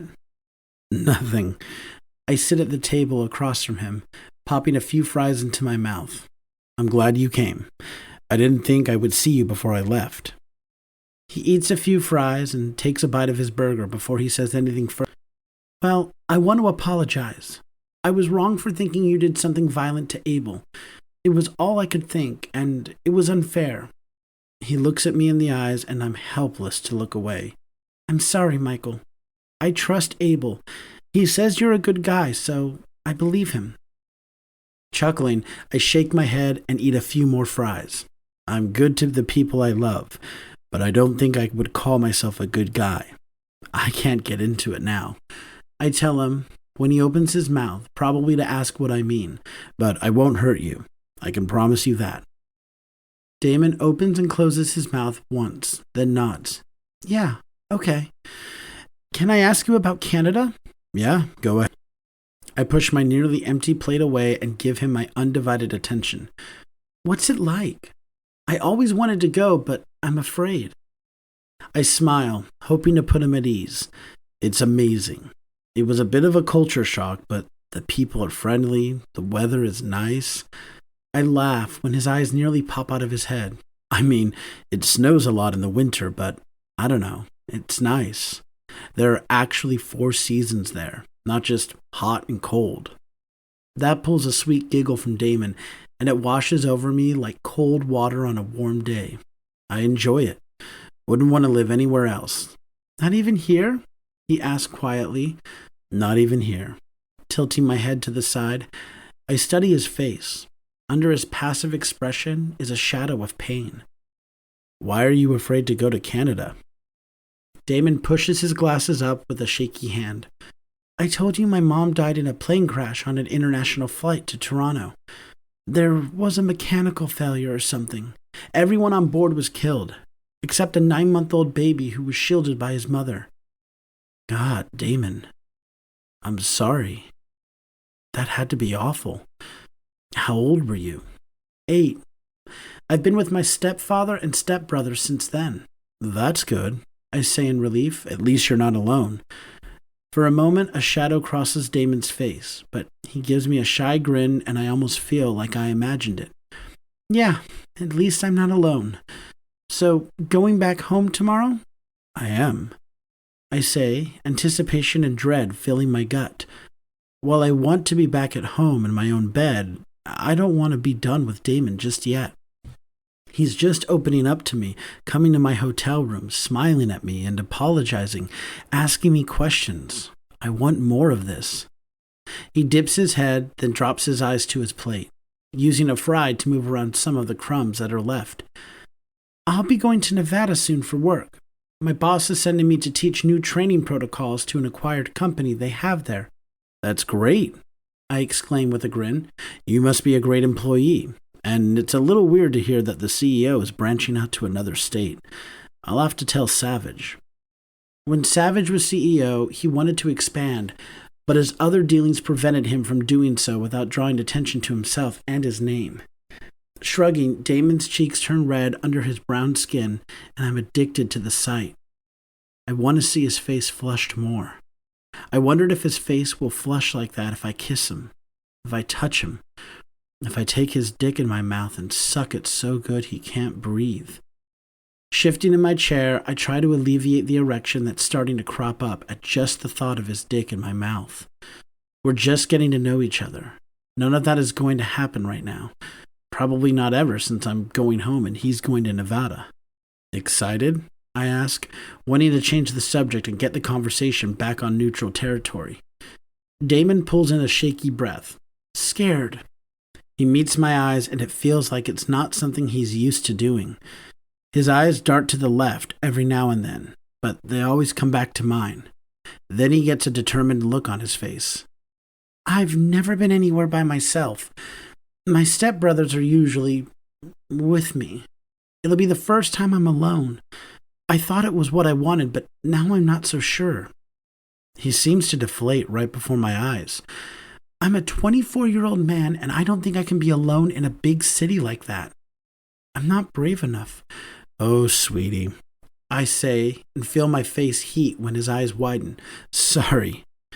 Clearing my throat, I reach across the table and grasp his hand. You can do this. You are brave. You met up with me twice when you weren't sure if you could trust me. You were very brave. I think you can do it. Again, he flashes that radiant smile and it punches me in the gut. He's so fucking pretty, and his smile disarms me every time. Giving my hand a squeeze, Damon says, I guess you're right, but I don't know. I don't want my first time alone to be in Nevada.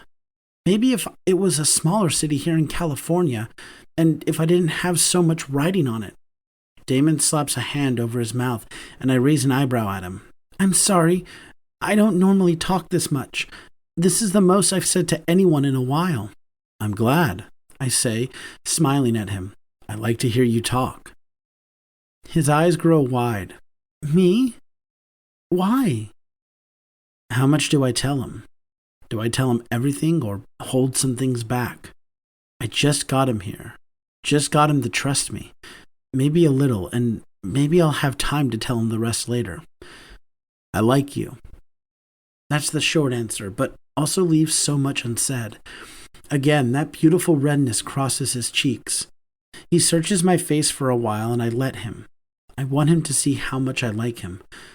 I'm not sure what he sees, but it must be good because he gives me a half smile.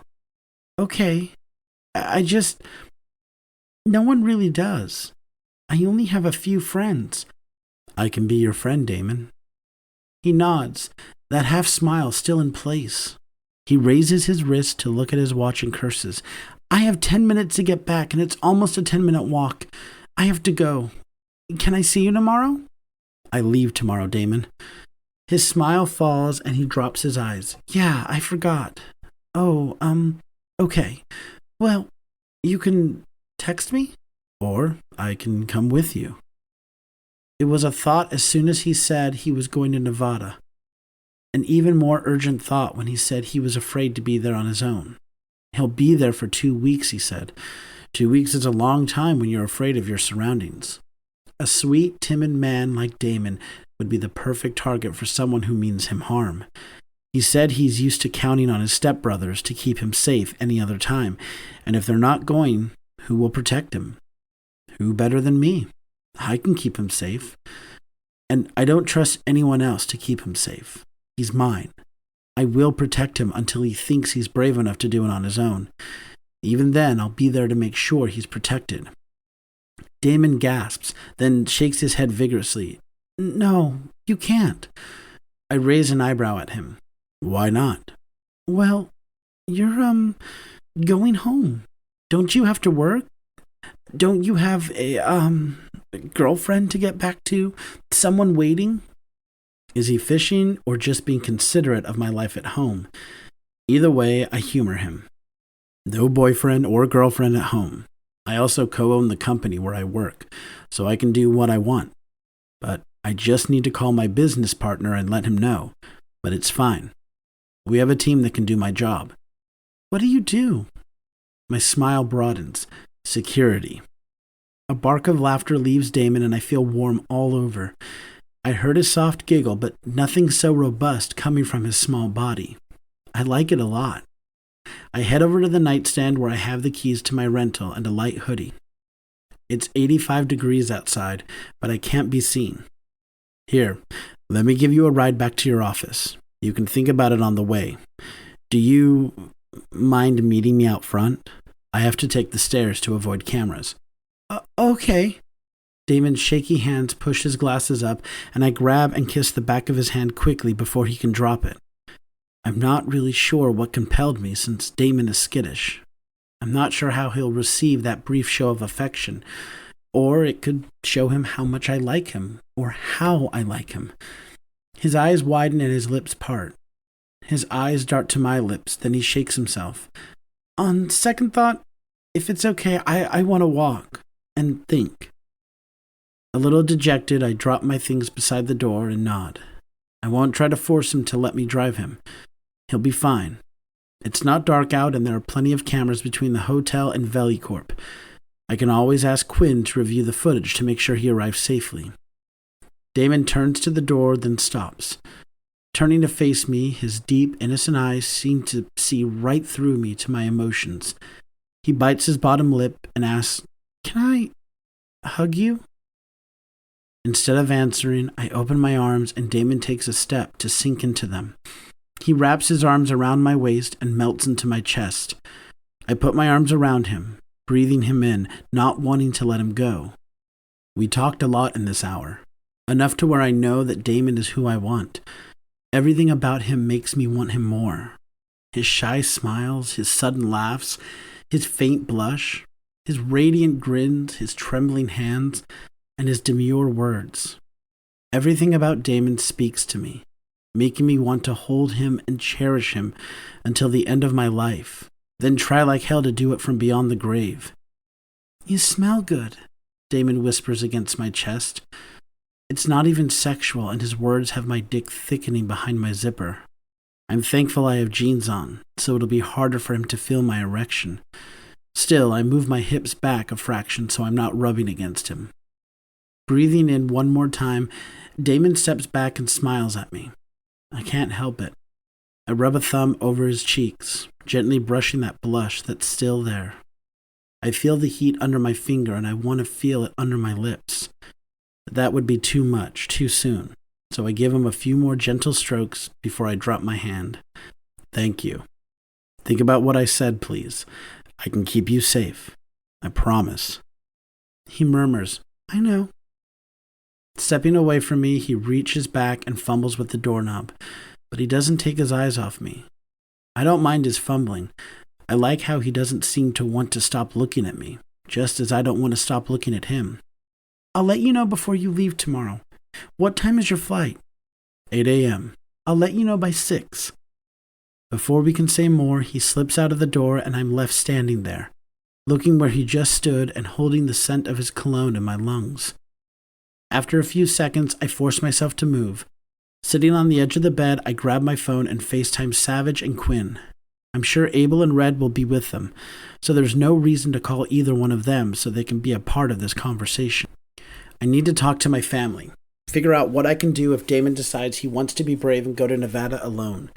While I want to be there for him more than I care to say, I want him to feel like he can do things like that on his own. Damon is braver than he thinks. He just has to put himself out there.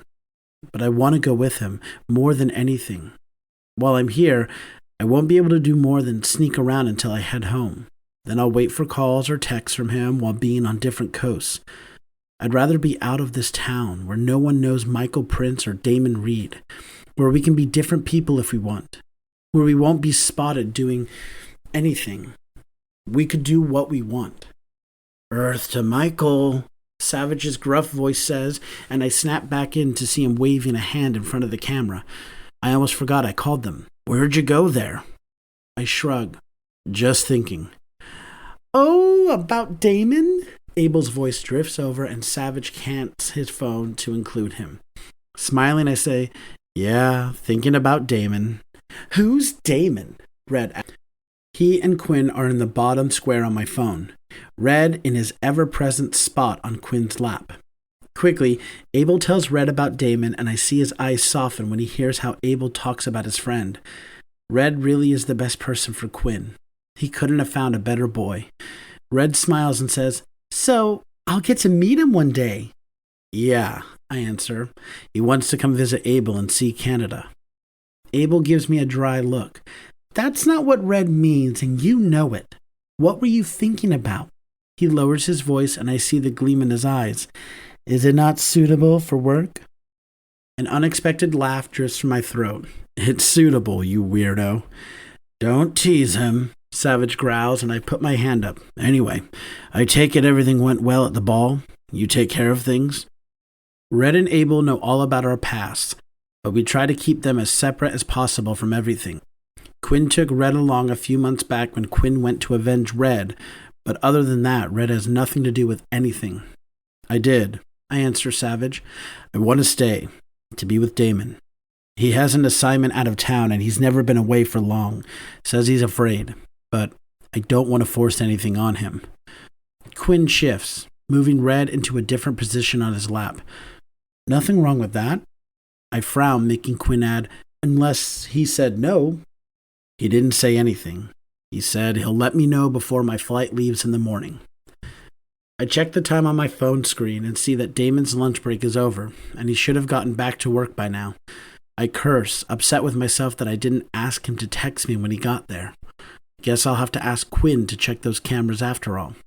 Look, guys, I only called to let you know that whatever I was going to say is cut off when I get a text from Damon that has me grinning from ear to ear. If the offer is still on the table, I would like it if you came to Nevada with me. I want to let you know I'll be going to Nevada with Damon, I tell them, seeing everyone but Savage give me a toothy grin. Savage still saves most of his grins for his husband. The half smile he gives me now is miles better than his old stoic expression. I'm staying. I'll keep you all updated, but I'm staying. Chapter 10. Damon.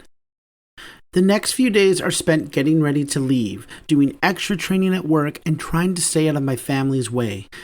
I succeed for the most part, only having to do small chores and cook dinner when Fallon ordered me to. I decided to make some meals and freeze them so they would have something to eat. Knowing James, he would try to call my boss to get me back home just because they didn't want to cook for themselves. At least this way they'll survive. I'm putting the last of the meals in a container, labeling it with Fallon's name when he walks into the kitchen. Fallon narrows his eyes at me and I curl in on myself, trying to make myself smaller so he won't do anything. When he just stares, I clear my throat and ask, "Are you hungry?" I just made dinner for the night about an hour before, but my stepbrothers are big guys. They can really put it away. "You think you're hot shit, huh?" he asks with a sneer, and I wince. I'm not sure what he's referring to, but I shake my head. "Think you're some big deal because you're going out of town." He moves around the island to stand beside me, and I lean away from his subtlety. He's not as violent as Conrad, but I wouldn't put it past him to try to put his hands on me just because he can. Instead of answering, I shake my head again. Not just because I want him to leave me alone, but because I don't understand why Mr. Archer chose me. I've been racking my brain all week to try to figure it out.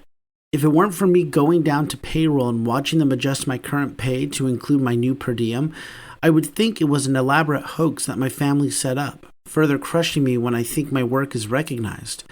But no, none of that happened. Mr. Archer checked over my notes that I added and gave me his seal of approval and commended me on catching some of the things he missed. He even told me that he knew he chose the right person to do the training. However, with Fallon talking to me like this, I'm inclined to believe that Mr. Archer is lying to me. My stepbrother knows me better than Mr. Archer. He knows that I have no reason to think I'm as good as Mr. Archer thinks I am. "I don't," I murmur, turning to put his Tupperware in the freezer. "I don't know why he chose me. My review is coming up," so he cuts me off by slamming the freezer door just as I pull my hands free. I jump and huddle back to the corner, holding still and dropping my eyes. I don't know what issue any of them have with me. I haven't done anything to them. I'm always out of the way and try to keep to myself. I watch his feet as he walks closer to me and I flinch back, hoping I won't have to go to work tomorrow with bruises. He grabs my arm and yanks me forward. Luckily, his grip isn't too tight. "I don't give a fuck about that. You need to hurry back so you can take care of this house. What are we supposed to do while you go off doing fuck all? Starve?" Pushing my glasses up, I draw in a deep breath and look up at him. His face is impassive, like he's not scaring the shit out of me. There's food, Fallon. I made enough for 3 weeks, just in case. And there's a cleaning service," I correct myself. "I hired them to come twice a week." James chooses that moment to come into the kitchen. "And who's paying for that service?" Swallowing thickly, I gently try to pull my arm free from Fallon's grip. With a quick, hard squeeze, he lets me go. I take a few steps away, then grab the dishcloth to wipe the counters to give myself something to do. "I paid for it already. The company will take care of my food while I'm there. I use my grocery money. It covers 2.5 weeks. Instead of the ire I'm expecting for being presumptuous, James smirks. "See there, Fallon? He's not as stupid as he looks." They laugh and pull a beer out of the fridge.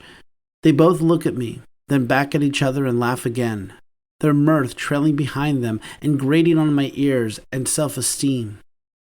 Blinking back tears, I drop the cloth and go to my room. It's a waste of tears to let them bother me, but I've spent the week trying to figure out if I'm good enough, and my family reminds me that I'm not.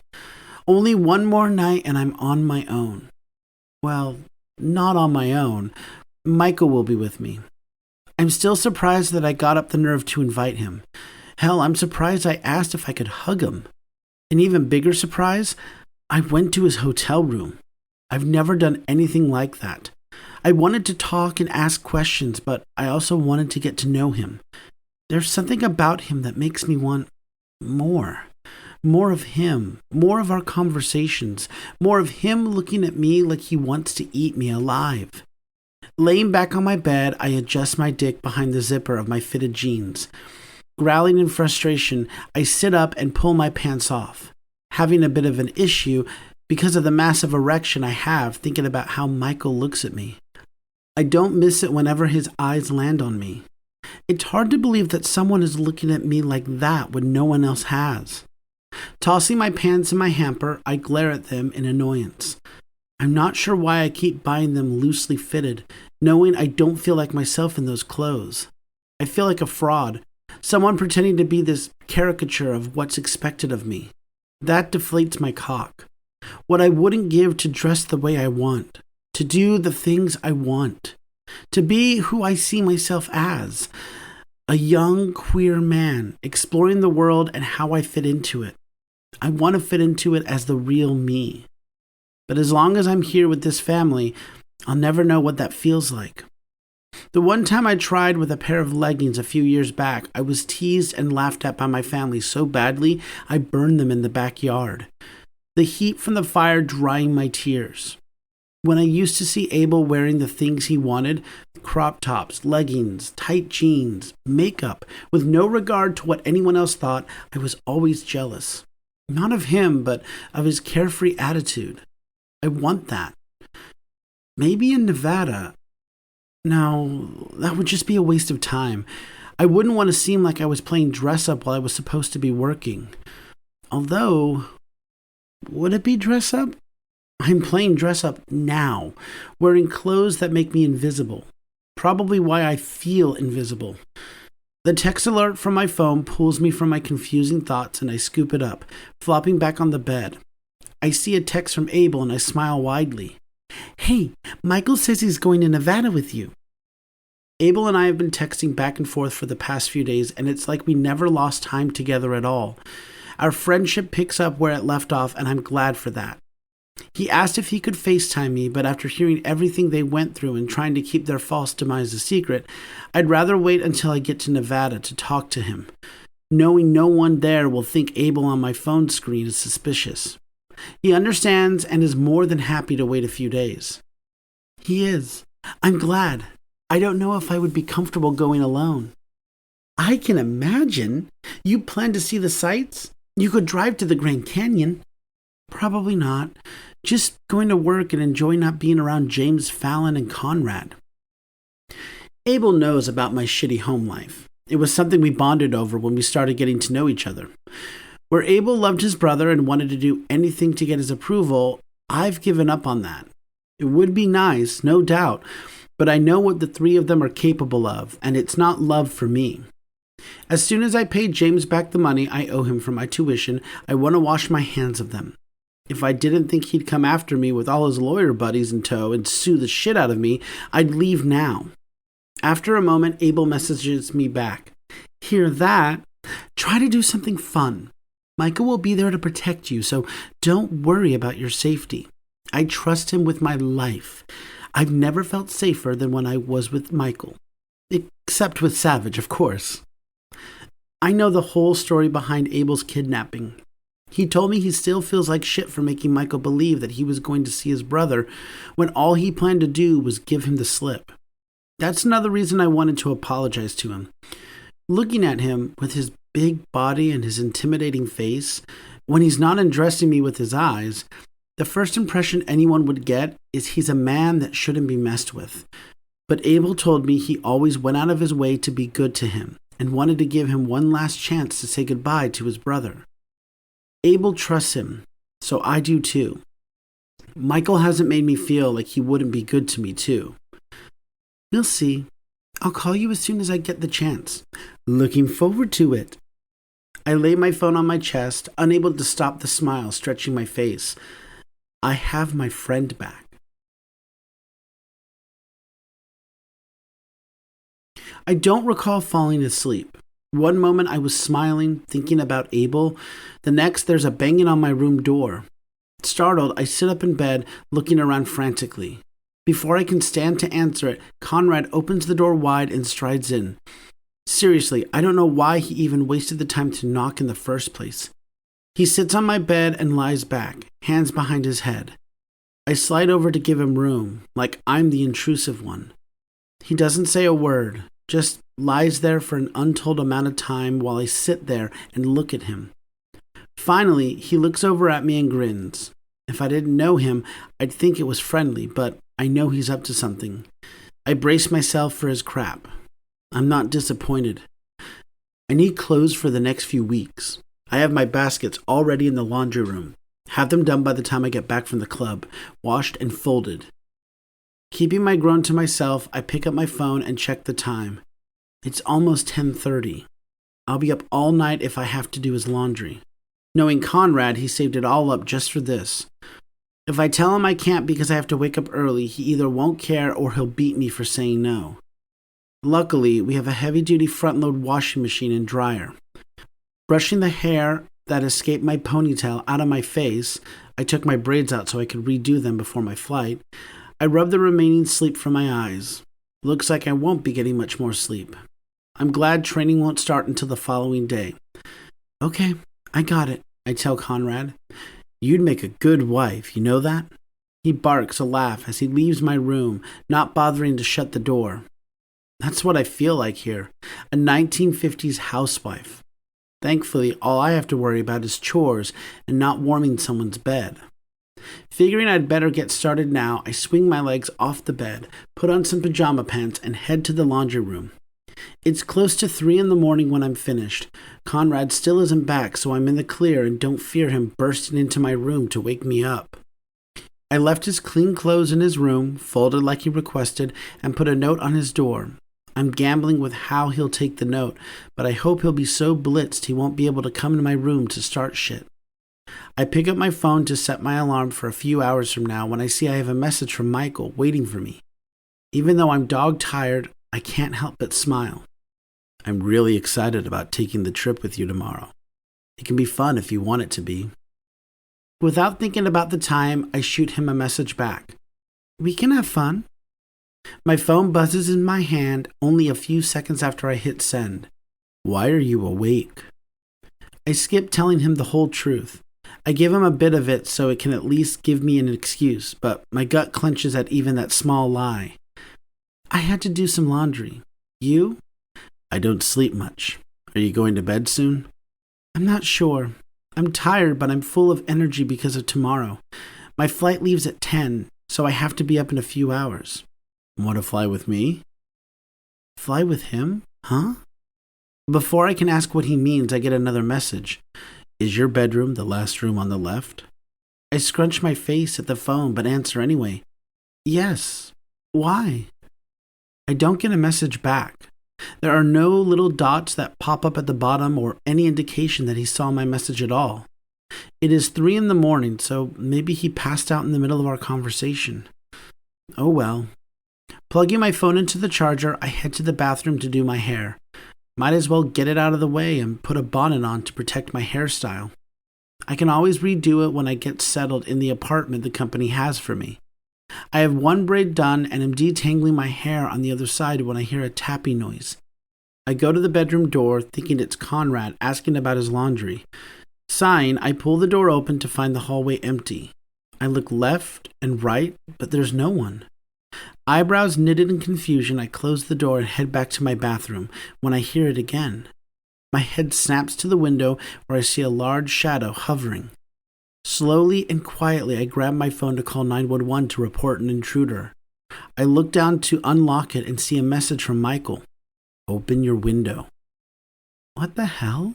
I mutter and cautiously walk to the window. I peek out of my blinds and see a handsome man with gray eyes staring back at me. Unbidden, a smile breaks across my face and I pull up my blinds and push the window up, popping out the screen.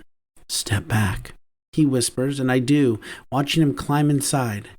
He's so big, I almost think he'll get stuck, but he makes it look effortless. When he has both feet planted on the floor, he looks at me with a grin. Still whispering, he says, I didn't think your stepfather would appreciate me knocking this late. Shaking my head, I move around him to close and lock the window, then pull him into the bathroom. Shutting the door, I lean against it and just stare at him. He eases onto the bathroom counter and looks around. When his eyes land back on me, he raises an eyebrow. Taking a breath that sounds rough to even my ears, I ask, What are you doing here, Michael? Looking handsome and carefree, his lips curve up and he answers simply with, I wanted to see you. Just those simple words make my head spin and my belly flutter. I don't think anyone has told me they wanted to see me just because before. And certainly no one has gone out of their way to come see me in the middle of the night. In this era of technology, he could have FaceTimed me. But he chose to come to my window, a little creepily, to sneak in to see me. The feeling in my belly spurs me on, and I muster all the bravery and strength I have. I make my way over to him, standing between his legs, placing my trembling hands on his thighs. I feel them tense under my touch. On a whisper, I say, "I'm going to kiss you now." "Please," he murmurs back, and I stand on tiptoe to touch my lips to his. My first kiss, and it's as good as I hoped it would be. It's slow, tender, and soft. It's lovely. It's everything. Michael's hands glide around my back, and he pulls me close as he slides off the counter. Without breaking the kiss, he spins me around, lifting me onto the counter, his big body sliding between my legs. I whimper against his lips, wrapping my hands around him to feel the hard muscles of his back. Tilting my head up, Michael digs his fingers into the loose hair at the nape of my neck, then licks his way into my mouth. A startled groan leaves my lips, but I don't let it stop me from tangling my tongue with his. Michael's other hand squeezes my hip, and I feel his hard dick against my leg. I've never felt one before, other than my own, and it should scare me, but I want more. I've never been with a man before, even though I've known I'm gay since I was young. I just never wanted anyone before. I didn't have the term to define it. I knew I wasn't asexual, and Demi wasn't quite right, even though I didn't want to just sleep with anyone. Now, I knew it was because I was waiting for him. Michael pulls away before I do, breathing heavily. He presses his forehead against mine, still squeezing my hip. When he catches his breath, he meets my eyes. "I didn't come here for this." He rubs his thumb over my bottom lip, then leans forward to suck it gently into his mouth. When I moan, he lets it go and gives me a quick peck. But I'm glad I got it. It was my first. Michael's eyes grow wide. "Your first kiss?" I nod. "Why?" Shrugging and feeling a little inadequate, I remove my arms from around his back and wrap them around my middle. I don't know. I drop my head, wondering if something is wrong with me that I waited until I'm 24 to kiss someone. Most people get it out of the way in their teens. I didn't plan to wait. It sort of happened that way. Factor in that I can't really do anything on my own without my family finding out. I didn't think it was worth the headache. There's nothing wrong with that, Damon. I asked because I'm curious, not because I'm judging you. I'm honored that I was your first kiss. Did you enjoy it? So much, I answered quickly. I have nothing to compare it to, but it felt so good. I feel my face heat and know that even under my brown skin, the red blooms show. With a finger under my chin, Michael tips my head up until I'm looking at him once more. I'm glad. He pecks me once more on the lips, then tugs my arms from around myself to put them back around him. That's better, he says when I run my hands up and down the muscles of his back. Were you asleep when I knocked? Took you a while to open the window. No, I was doing my hair. I bury my face in his chest and breathe in. God, you smell good. So do you. Your scent is intoxicating. If my face heats any more, it will be on fire. Thank you. Can I watch? Huh? What were we talking about? I take it from you only having one braid done that you have to finish the other. Can I watch? No one has watched me do my hair before. No one has seen me this naked. Oh, yeah, okay. Yeah. Michael steps back and allows me to slide off the counter. I don't miss the massive erection straining against his pants, which means mine won't be flagging anytime soon. Your hair grew a lot in the last 5 years. He reaches out, but pulls his hand back. Can I touch it? It looks soft. I shake it over my shoulder and he thrusts his fingers into it, rubbing his fingers along my scalp. I moan, moving closer to him so he can rub more. That feels amazing, I say. I'm not sure if it's the scalp massage or just because Michael's hands are on me. By the time he releases me, I'm standing against him, one hand on his chest and the other gripping his bicep. Chuckling, Michael kisses my forehead and moves me back a step. Go on, do your hair. When I look up at him, he groans and drags me back to him, kissing me long and deep. This kiss sets my soul on fire, and I find myself trying to climb Michael like a tree. He snatches his mouth from mine and steps away, sitting on the closed toilet seat. With a wry grin, he says, You're trouble when you look at me like that. I'm going to stay over here and watch you do your hair. If I move any closer, my mouth will be all over you. With quivering hands, I pick up my paddle brush and finish detangling my hair. Then I start the braid, stopping every so often to add a bit of product so it'll stay. When I'm finished and have a rubber band tied to the end, I turn to face Michael, who watched me work in silence. It looks really good. He stands and moves behind me. He tugs on one of the braids and I smile at him in the mirror. He smiles back and leans forward, kissing the back of my neck. Can you teach me? Surprised, I faced him with a raised eyebrow. How to do my hair? Well, yeah. He shrugs. I'll be with you for 2 weeks. Maybe I can do your braids for you. Grinning, I nod and kiss him quickly. This whole encounter with Michael has been a surprise. I haven't thought about being my usual shy, reserved self. I just do what feels right. And that's being more uninhibited when I'm with him. I like this me. Taking his hand, I pull him out of the bathroom and lead him to my bed. I tiptoe over to the door and lock it, knowing I'll get shit if anyone tries to burst in. I learned years ago not to lock my door. Tiptoeing back over, I sit beside Michael on the bed. He laces his fingers through mine and whispers, You didn't answer my question earlier. What question? I whisper back. Do you want to fly with me? Yes. Is it too late to get a ticket?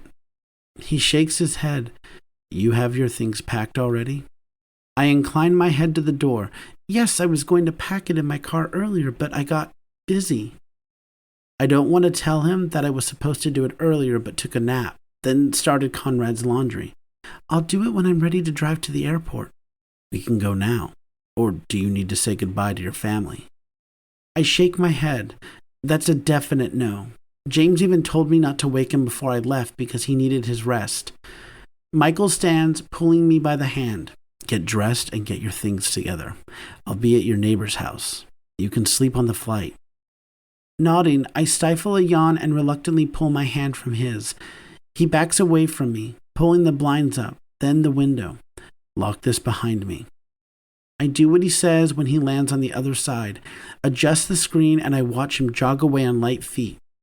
Sighing, I walk over to my closet and take out the clothes I picked out last night.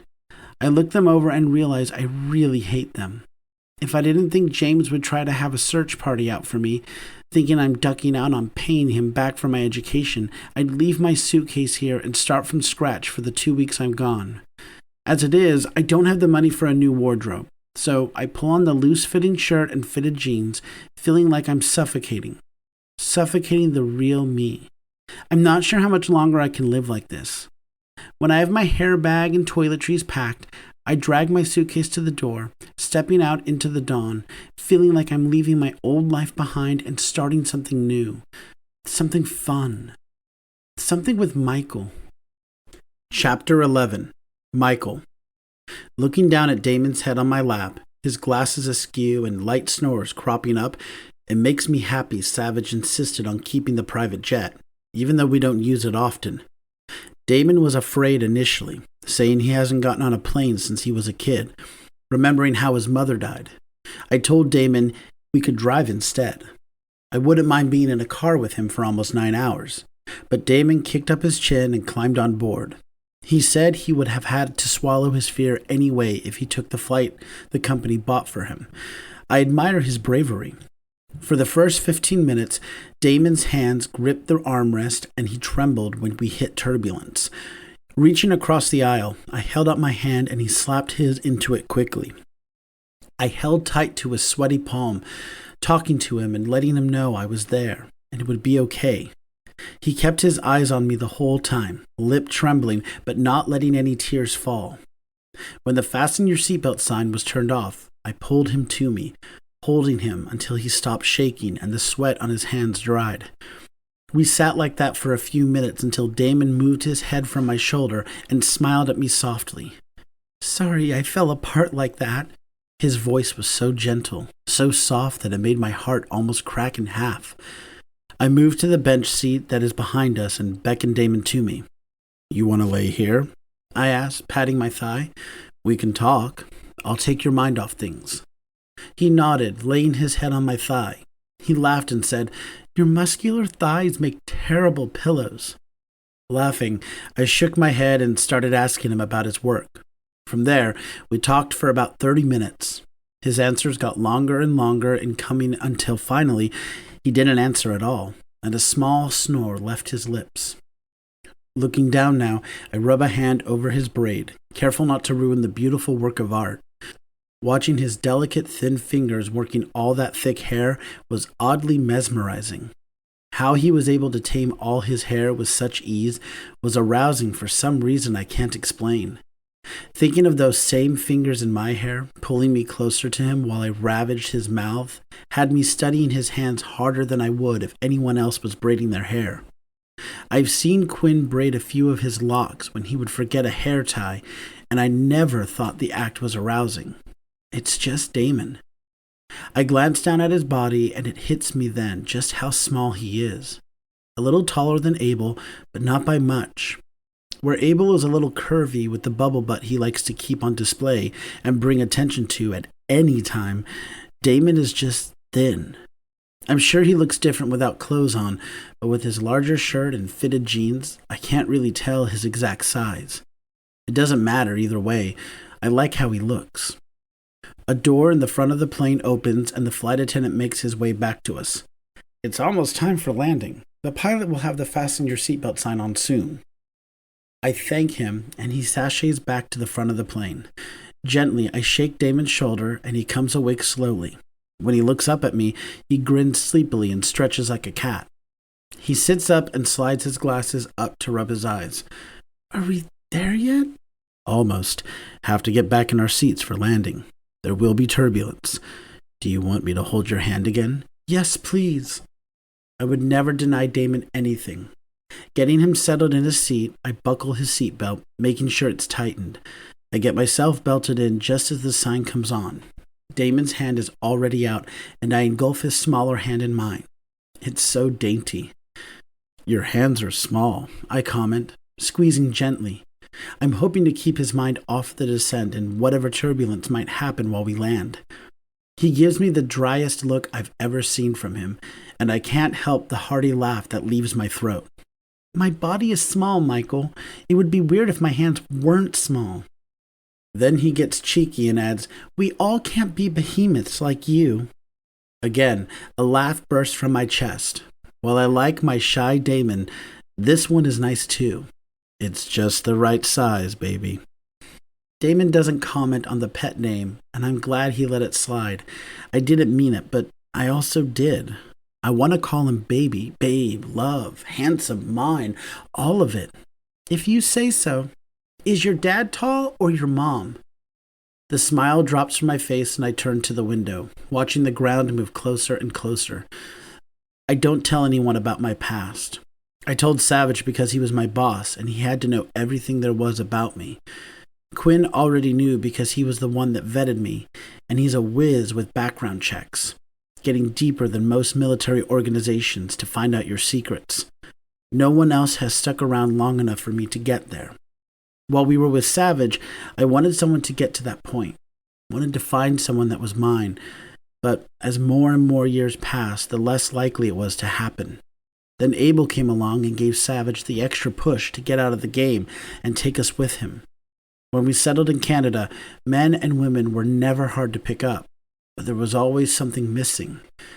They weren't Damon, a man I didn't even know but knew belonged to me. I never had the opportunity to tell anyone about my past. Damon's guileless questions have me wanting to tell him everything. He deserves nothing less. Dragging in a breath, I say, I don't know.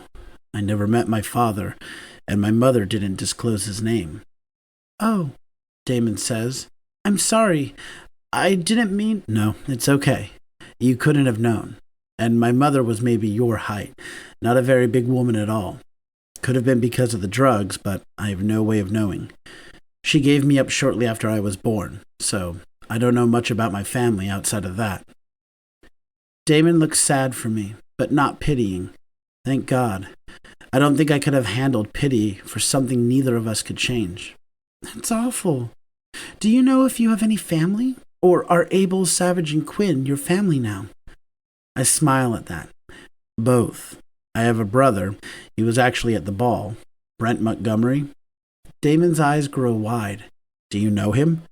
No, but he's running for, senator or something, right? I nod. My stepfather is thinking about a run. I raise an eyebrow.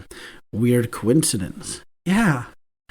Turbulence picks up a little, and Damon grips my hand tightly, his lips pressed in a thin line. To get his mind off what's going on with the plane, I talk about my family. You forgot Red. Huh? Damon asked, looking at me with knitted eyebrows. My family. You forgot Red. But you don't know him. He's Quinn's boy. Nice guy. Really tough. Quinn met him a little while ago after a job, and they've been pretty much inseparable ever since. He's the newest addition to our family, but he fits in well. I think you'd like him. Damon's expression softens, and he murmurs, I would like to meet him if I ever visit Canada. Baby, if I have my way, you will. The pilot comes over the speaker to tell us we'll be landing soon, and no less than 2 minutes later, we're bumping along the tarmac. Damon has a death grip on my hand, but I don't mind. Whatever gets him through this flight. Shortly after, the pilot shuts down the engines and comes back to speak to me. Enjoy your stay, Evan. Thanks, Floyd. I'll be here for a few weeks. I'll let you know a few days in advance when I'm due to head back to California. You can head back to Quebec. Appreciate that. Have a great trip. Floyd dips his head to Damon and heads back to the cockpit to do whatever it is he does. The flight attendant bids us goodbye and opens the door and lowers the flight of stairs for us. On the tarmac, a car is waiting for us, a driver exiting and opening the door when he sees us exit the jet. When I have our bags in the trunk and we're settled into the back, I give the driver the address and sit back, sliding a possessive arm around Damon. He lets out a long breath and snuggles into me. After a few minutes, he's asleep again. My poor baby. He got very little sleep last night, from what he told me. Luckily, the drive there will take about 45 minutes, so he will have some uninterrupted sleep. Slouching down in the seat, I adjust myself so he can lie more comfortably against me. Damon's arm tightens around my waist and he mumbles something before he settles and goes back to sleep. Kissing his hair, I hold him close while he sleeps. I hate to wake Damon when we pull up at the address, but I have to. Again, I shake him lightly, but this time he grumbles. I got no sleep last night. I'm exhausted, Michael. He doesn't sound whiny, just really tired. I know, baby. Let me get you upstairs and we can take a nap. You'll take one with me? He pulls his glasses up to rub his eyes, and I think he's the most adorable thing I've ever seen. If that's what you want. I take it back. Your muscles do make a good pillow. Good, I say, before I kiss him quickly. Damon moans and melts into me. Thankfully, we're at our destination so I can get him upstairs and we can have some privacy. I'm sure things won't go further than kissing, though. If I had to guess, Damon is a virgin. I doubt he had sex with someone and didn't kiss them. He's so innocent.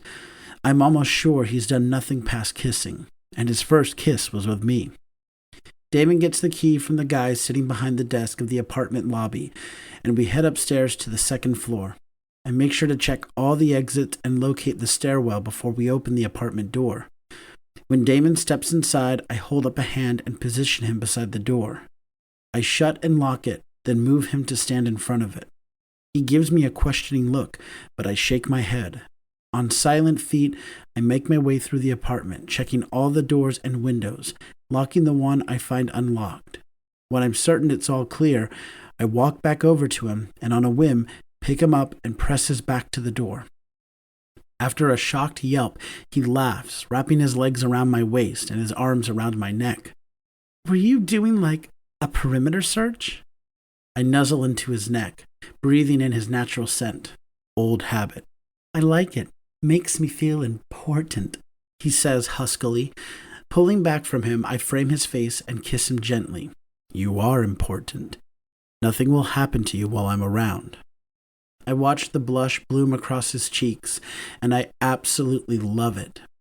It still hasn't sunk in that I have Damon in my arms. I think it'll take a while for me to think this isn't a dream. I feel his warm weight against me, and no dream could feel this good. After 3 years of waiting and fantasizing, the reality feels better than I imagined. He wiggles in my arms, and I set him on his feet. Grabbing his suitcase handle, Damon drags it into the master bedroom and sits on the bed.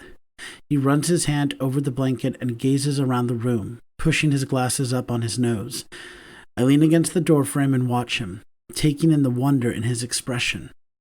Looking over at me, he slides back until his back hits the pillow. Then he pats the bed beside him. I take off my shoes and crawl into bed with him. I raise my arm and he lays his head on my chest. Sighing, Damon throws a leg over me, then quickly moves it. Sorry, that was presumptuous.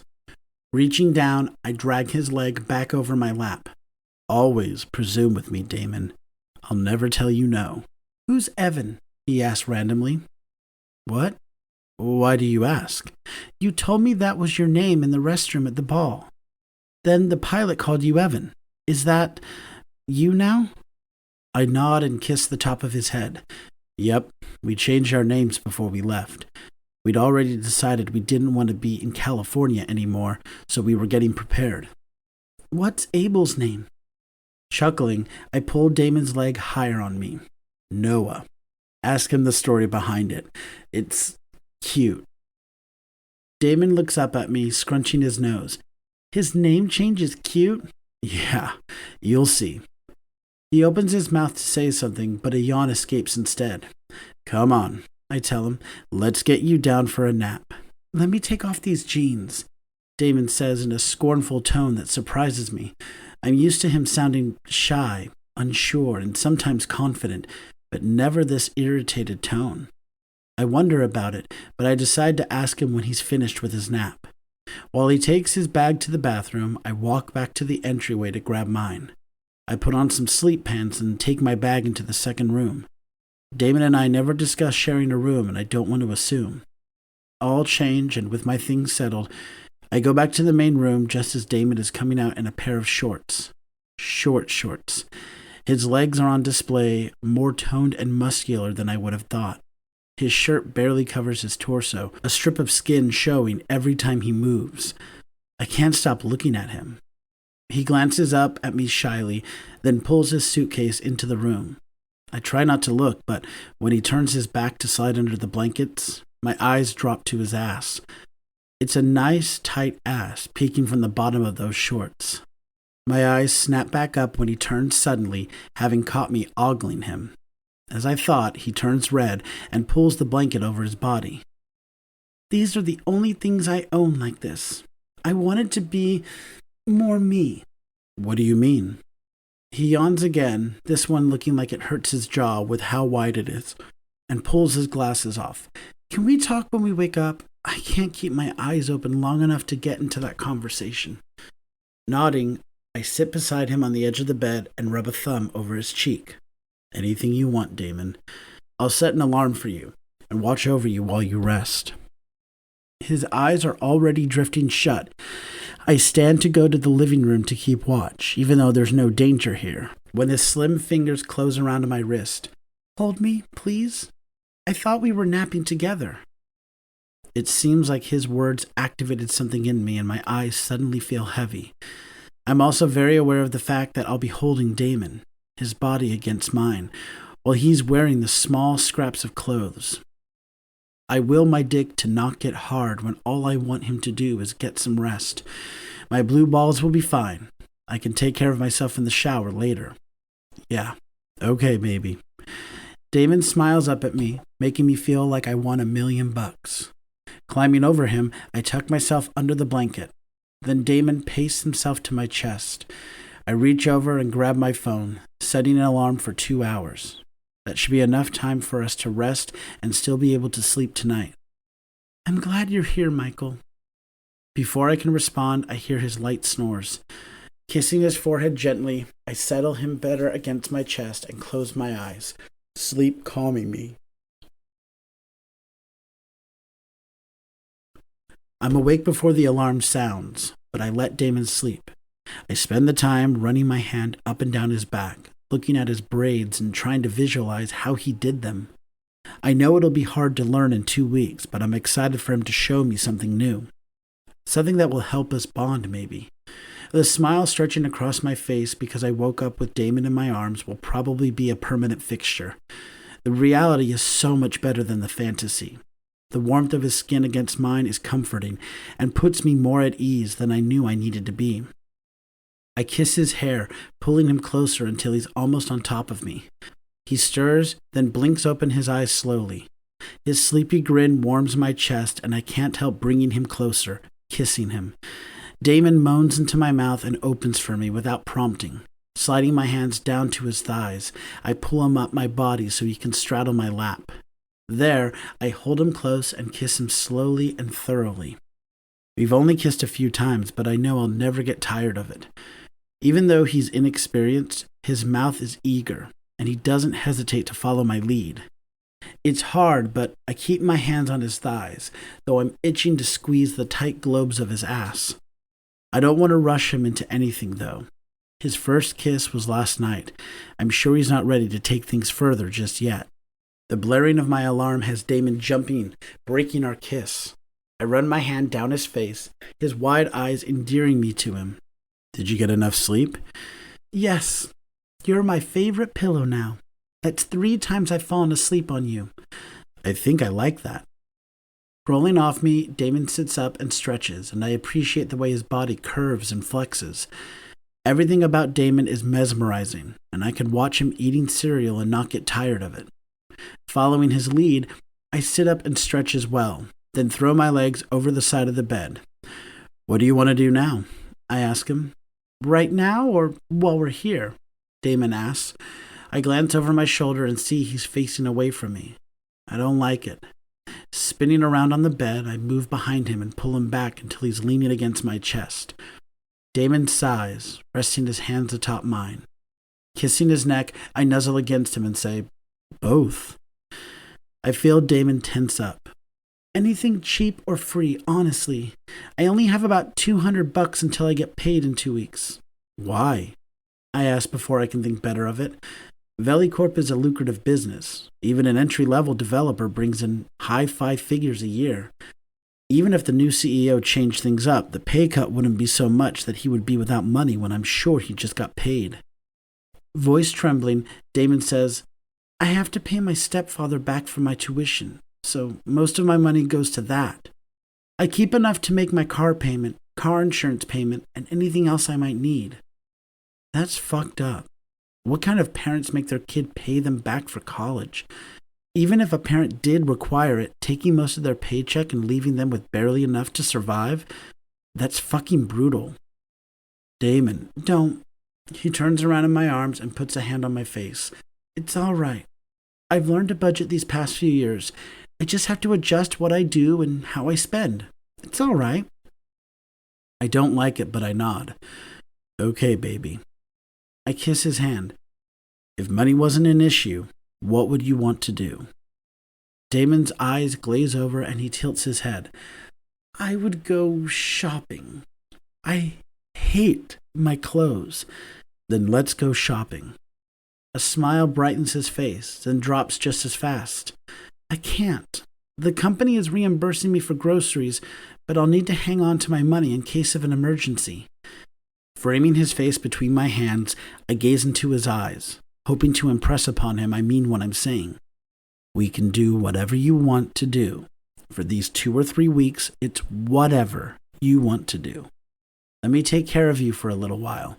Let me show you what it's like to have someone do everything for you. Let me pamper you, baby. I'll show you the fucking world if you let me. 2 weeks won't be enough, but in that time, I can show you everything you want to see. Tears brim in his eyes and a shaky smile crosses his lips.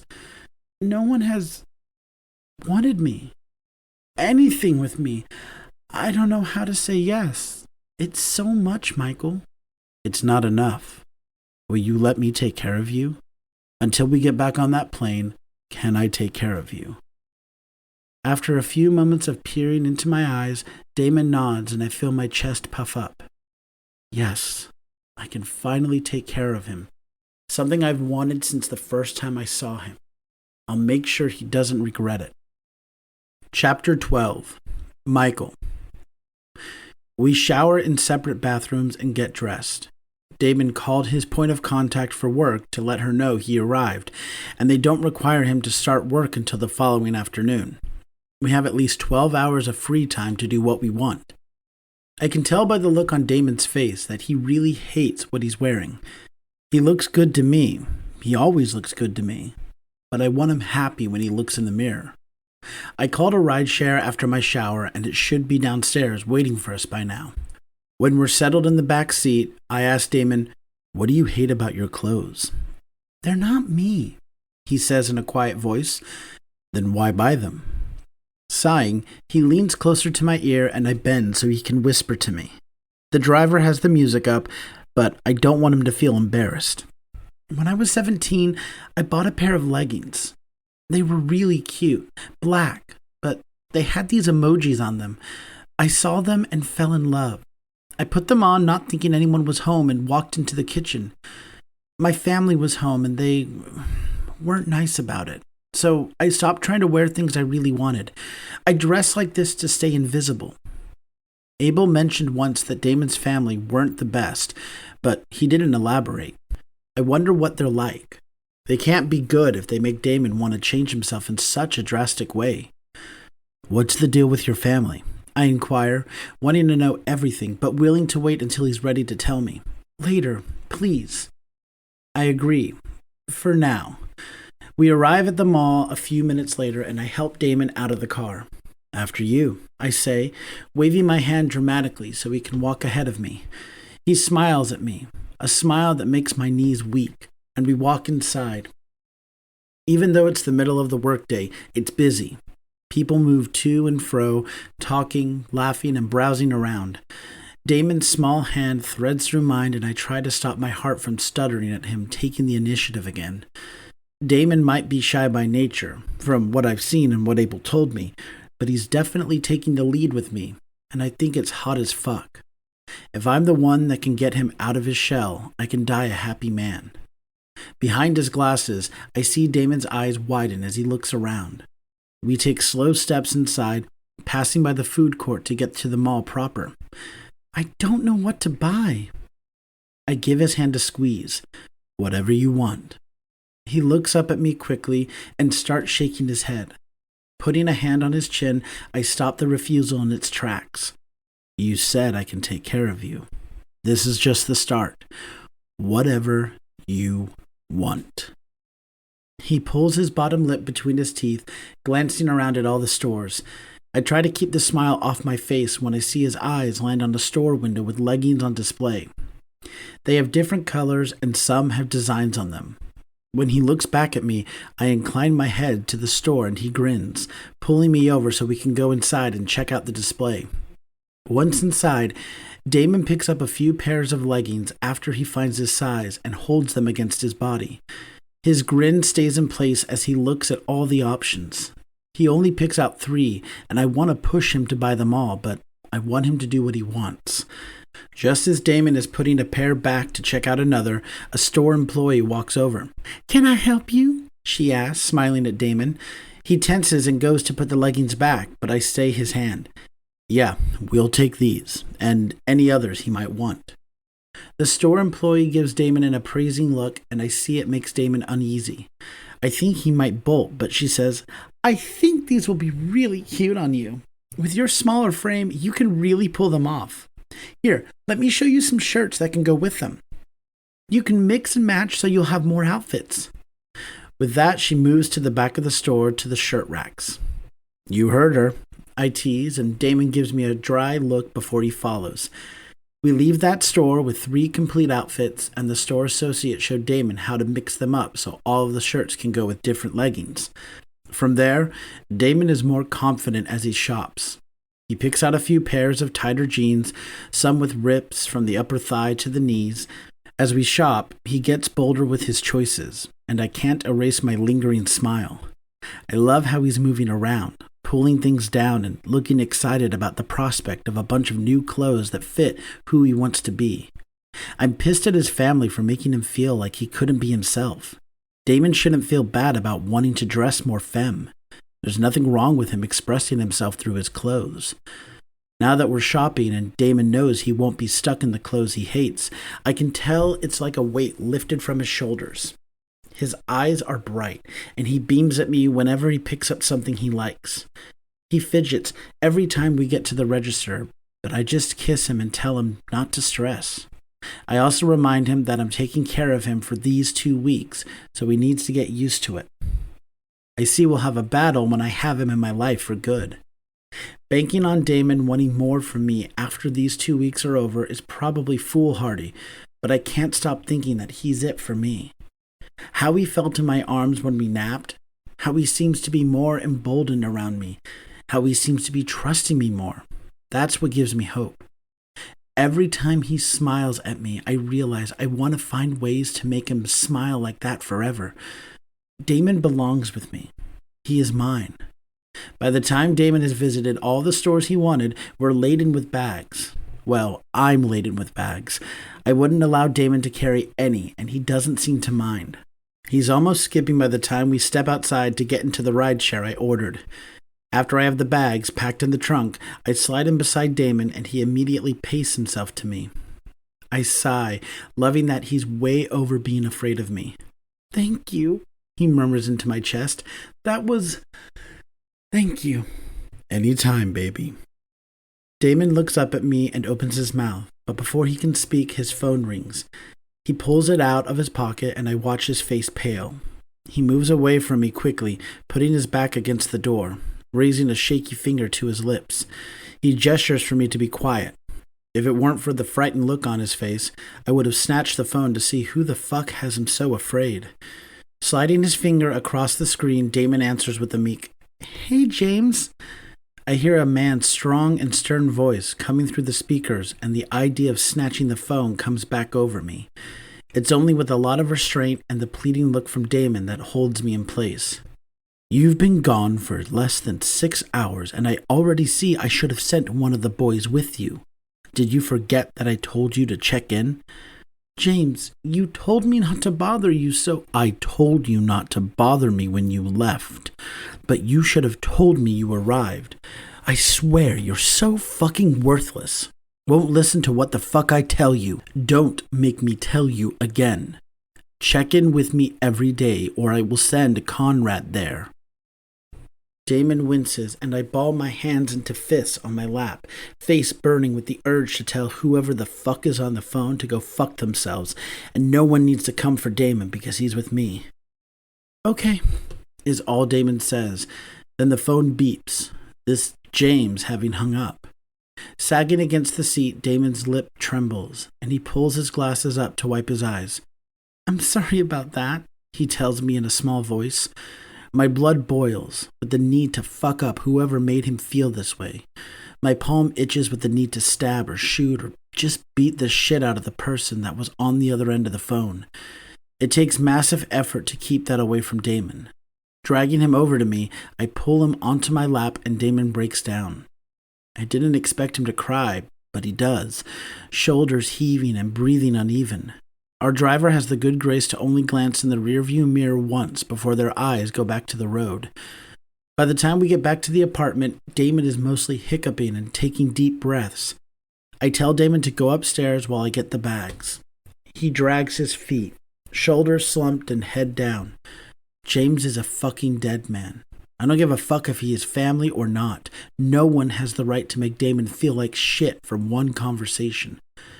Setting everything down inside the door, I sit on the couch and pat my lap. Damon curls up to me and tucks his head into my neck. I don't ask him anything just yet. I let him hold on to me and get himself together. After we sit for a few minutes, I nudge him and ask, "Who was that?" Blowing out a shuddering breath, he says, "My stepfather." Tell me what's going on with your family. You've mentioned your family isn't kind. How bad is it? Again, his bottom lip trembles and a few tears escape his eyes. He takes off his glasses and sets them on the coffee table. After he's wiped his face and calmed himself, he starts to tell me about his family. I'm fucking livid. Since his mother died, Damon has been living a life of hell. Used for manual labor, talked down to, making him feel like he didn't belong in his own home. I fucking hate it. I hate hearing it. I hate that I can't do anything about it while I'm here. It would be too easy to call Quinn and Savage and have them take care of it. I want to fucking kill them all myself for what they did to him. Michael? Damon calls me when he finishes talking. Swallowing my anger, I answer, Yeah? You're hurting me. I'm sorry, I say, then loosen my arms from around him. It's okay. I don't tell anyone this. I told Abel, but that's only because he told me about his brother. I don't trust anyone. They wouldn't understand. Oh, baby, I mutter, kissing his forehead. I grew up in foster care. I understand better than you know. Do you want out? Do you need help to leave? I stop short of asking if he wants to put a bullet in their brains. Damon starts to cry again, and I feel like shit, even though I don't know why he's crying. I'm sorry, it's just... I want to leave. I do. But I keep hearing my mother's voice, telling me to take care of her new favorite men. That's one of the last things she said to me before she left on that flight that took her life. It's like I hear her voice and I can't ignore it. It's like she wants me to stay and be there for them, even when they don't appreciate me. Whenever I get the courage to go, something happens, and I know it's because I'm supposed to stay. I want to leave, but I don't think I can. God, I hurt for him. I didn't have the best upbringing, being in and out of foster homes and sent to a group home from 13 to 18. But I learned to take care of myself. I turned my shitty younger years into anger that carried me far until my body caught up with how big my rage was. Then my fists and sighs helped me further. Damon has none of that. He's so shy and gentle and sweet and innocent. He's been beat down so much that he believes what he hears. He doesn't fight back. I want to help him do that. He deserves the world as well as to feel like he's worthy. He's more than worthy. Tipping his chin up so he meets my eyes, I say, If you want to leave, say the word. I'll help. I'll do everything I can for you. Just say the word. Damon slams his eyes shut and he burrows into me again. Not now, Michael. I can barely go to another state myself. I don't think I can move out on my own. Not yet. I grit my teeth, wanting to tell him he's being abused. That no one there will treat him as well as I can, but he doesn't need that right now. He needs to make up his mind himself, but he'll always have me. Even if I have to hide out in California until he's ready, I will. The ringing of his phone snaps us out of our thoughts, and Damon bites his lip, but pulls it from his pocket. A grin lights up his face when he sees the name on the screen.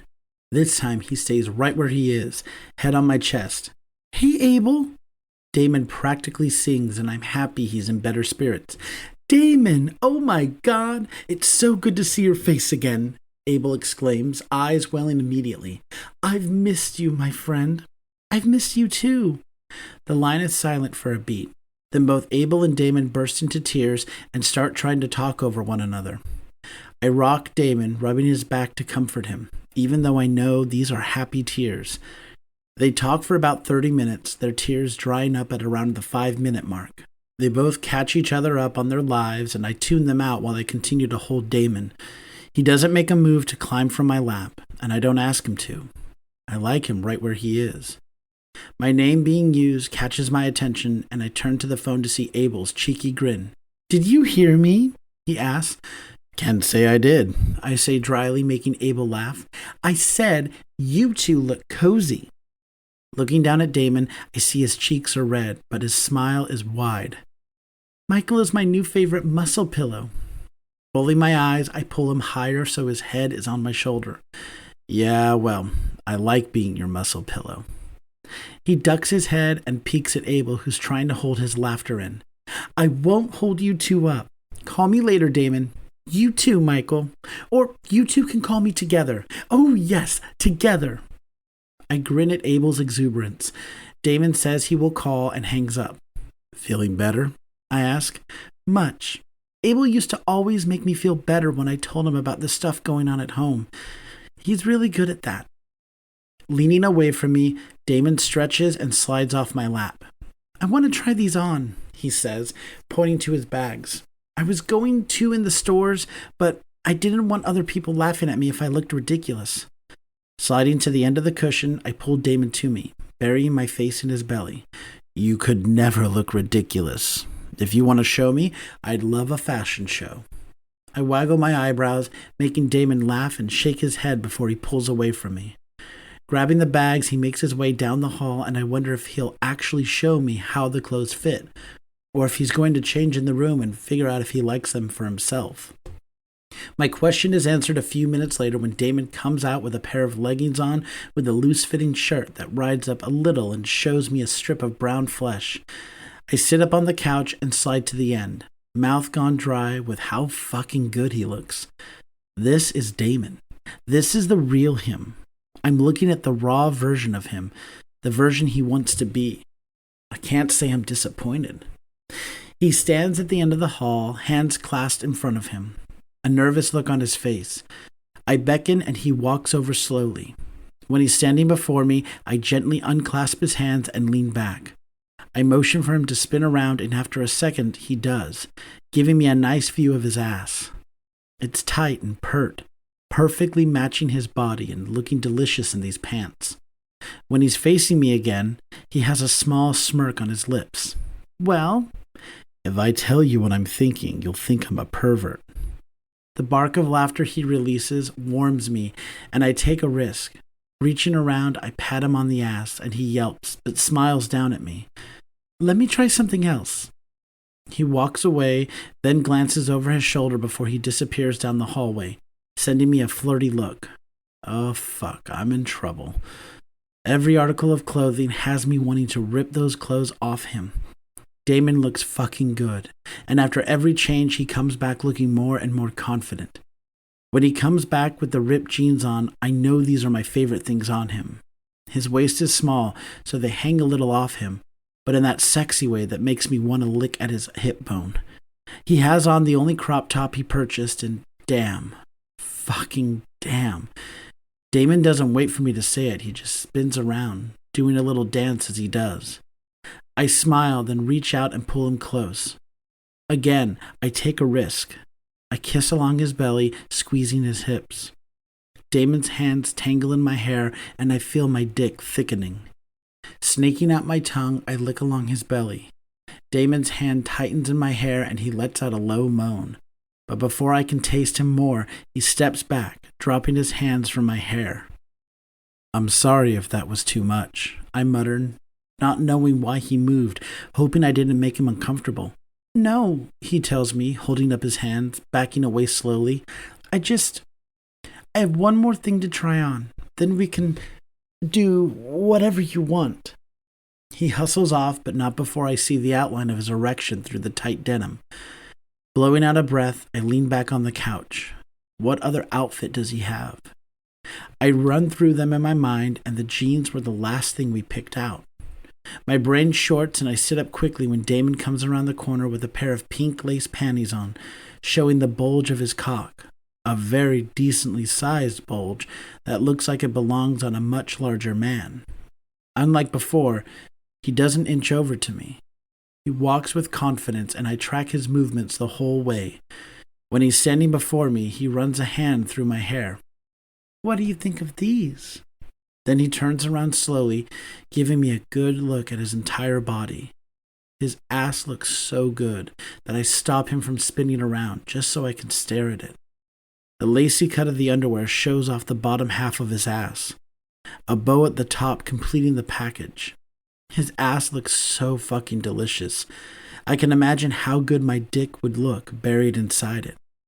Where did you get these? I whisper, running a finger up and down his right ass cheek. He shivers, then looks over his shoulder. I, got them a while ago. He swallows thickly when I palm his ass, gripping firmly. I was afraid to wear them at home, but here I can. What do you think? How much do you like them? I ask huskily. A lot. Pity. I guess I'll let them stay intact. I really want to rip them from his body, but they're his only pair. Guess I'll have to buy him more in case I feel the urge again. May I ask, fingers hooked in the seam of his panties. Damon pulls in a deep breath and nods. I place a reverent kiss on each of his cheeks, making Damon hiss and squirm. With care, I ease the material down his legs, loving how he shudders as the lace brushes against his skin. The underwear drops to the floor and Damon looks at me with trepidation, covering himself. Hey. I reach around and move his hand from his cock. Don't cover yourself, unless you don't want me to see you. He looks down at me with wide eyes. I do. With a deep breath, he moves his hand, even though his back is to me. I do want you to see me.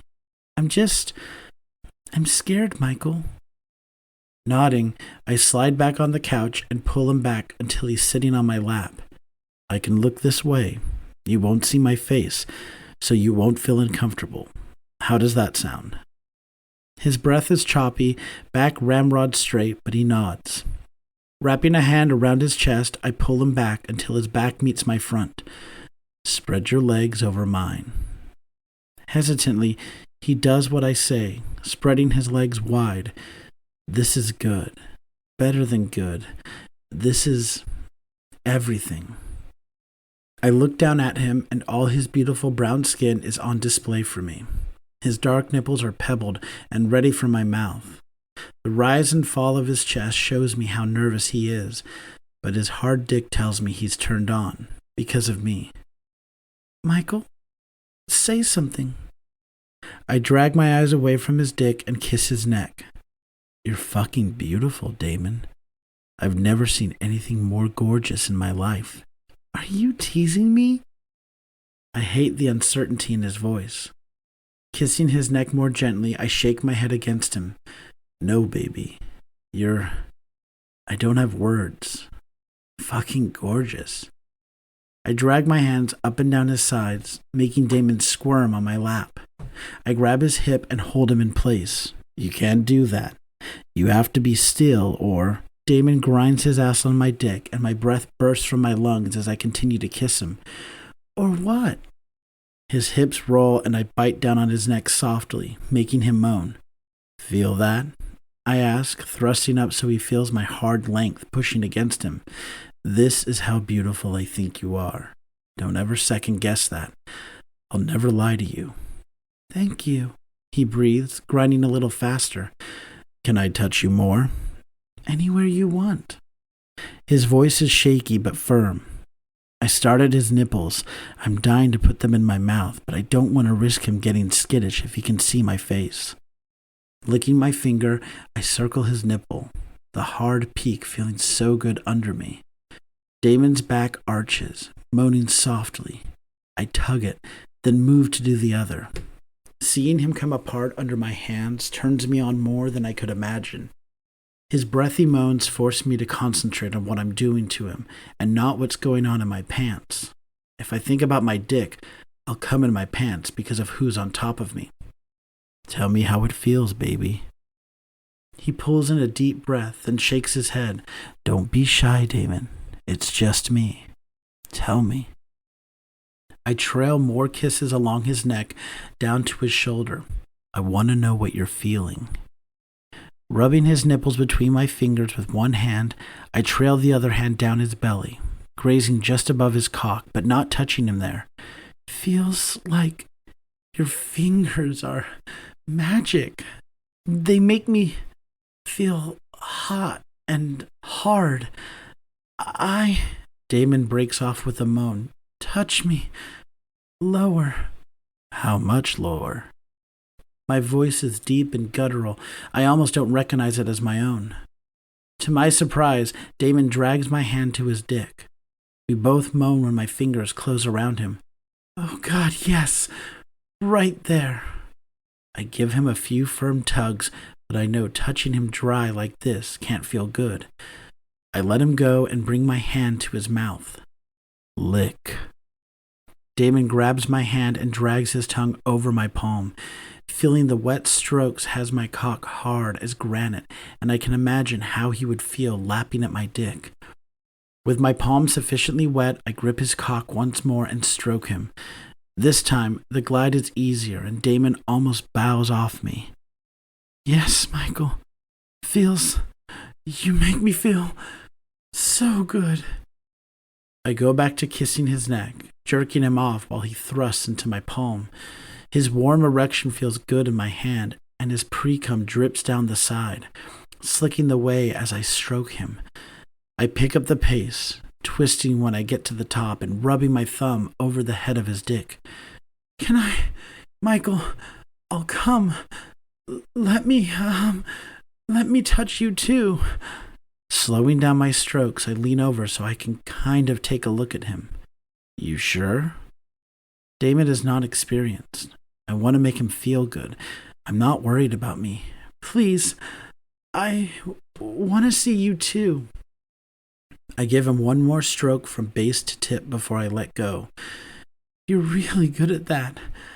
I've never had anyone touch me before. I've been missing out. I bark a laugh and turn his face to mine, taking his lips in a deep kiss. He opens automatically and I slide my tongue into him, groaning when he turns to straddle me, his hard dick poking me in the belly. He breaks the kiss, then with shaky hands lifts my shirt. After he rips it from my body, he tosses it to the floor and looks down at my chest. Oh, fuck. He claps a hand over his mouth and starts to giggle. I'm sorry. I don't really curse, but your body, God, I've never seen anything like this. He places his hands flat on my pecs. You're so hard and warm. Cracking a smile, I move my hands around his ass. Someone is vocal. I like it. Keep talking to me, baby. Take your clothes off. Grinning at his forwardness, I lift him off my lap and set him on the couch beside me. Then I stand and step back, watching how greedily he devours me with his eyes. He follows my hand as I unbutton my jeans and drag the zipper down.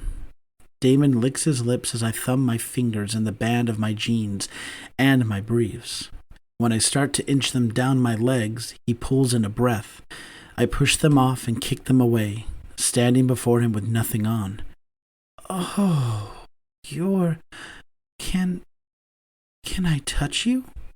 Damon drags his eyes from my dick long enough to meet my eyes, pleading with me to let him do what he asked.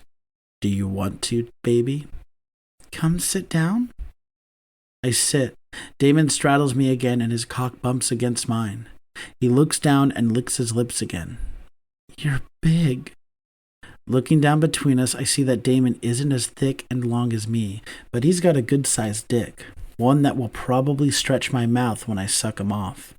I will have his dick in my mouth at some point in these 2 weeks. Lots of times in these 2 weeks. How do you want to touch me? Your dick. Can I? Yes, please. Touch my dick. Not wasting time, Damon wraps his hand not just around my cock, but his own. Oh, fuck, baby. I groan. Are you sure about this? Oh, fuck. I thrust his hand and Damon curses. We both start to move, thrusting into Damon's small hand. He can't wrap it around both of us, so I take over, giving us both a squeeze. Wrap your arms around me, I tell him. When he does, I lean forward and kiss him, jerking us in tandem. The mixture of our pre-cum gives me some moisture. Our kiss is messy and a little frantic. I try to slow it down, wanting him to enjoy his first time frauding, but I can't. I need him. I need to feel his cum all over me, soaking my chest and dripping down my cock. With my other hand on his hip, I move him in time with my stroking. Michael, Damon says, snatching his mouth from mine. I'm gonna come. I'm so sorry. Before he finishes his sentence, I feel his hot release on my abs, some running down my hand. Fuck, baby, I mutter, my orgasm overwhelming me, my cum joining his, a mess between our bodies. I bury my face in Damon's chest, where he's lazily thrusting against me, moaning softly. His hips finally still, then he collapses on top of me, breathing heavily into my neck. I peel my hand from his hip and rub it gently over one of his braids. His hair is so soft. I'd love to feel it between my fingers while he's sucking my dick. My cock tries to rally at that thought. Damon lifts his head, smiling at me dreamily. Michael, that was... What was that? Smiling, I pull Damon closer to me, keeping my messy hand away from him, and explain the beauty that is frauding. Chapter 13. Damon. The next morning, I walk around the apartment, making sure I have everything. I'm a nervous wreck. I'm not sure what I'm supposed to do or say when I get to the new Veli Corp. I'm not sure how I'm supposed to train people when we went to college for the same thing. I mean, I'm there to help train them up on the company's protocols, but do I really know what I'm doing? I think I do, since I'm the type of weird person that likes to read the work manual so I don't have to ask people questions, but can I explain the things that are written? I don't like talking to people most of the time, so am I capable of training them? Hell, hell, hell, hell, I chant, pulling up the couch cushions to look for my glasses. Thought you didn't curse, Michael says from behind me, making me jump. I whirl around, hand on my chest, and look him over. He's dressed in a white t-shirt and gray sweatpants. My eyes immediately drop to his dick print. Even when he's not hard, it's impressive. I wet my lips, thinking about how big he is and how he felt in my hand. How his cock looked next to mine, so big and an angry red, the tip leaking because of me. My eyes are up here, he jokes, and I dart my eyes to his grinning face. I roll my eyes playfully and go back to what I was doing. I lift the cushions and pat around, then put them back when I don't find what I need. Then I get down on all fours, checking under the couch but not finding them. What are you looking for? Standing, I give a frustrated growl and stalk past him to the room. He catches my arm and spins me around. Sighing, I say, I can't find my glasses. I don't remember what I did with them yesterday after... Michael raises an eyebrow and reaches for my face, sliding my glasses off. You mean these? My face heats and I duck my head, reaching up blindly. I should have known my glasses were on my face because I could see clearly, to grab them back. When I have them back on, I look up at Michael to see that he doesn't look amused anymore. He looks concerned. What's the matter? He asks. Throwing my arms up, I brush past him to sit on the couch. I can't do this, Michael. I'm not smart enough or outgoing enough.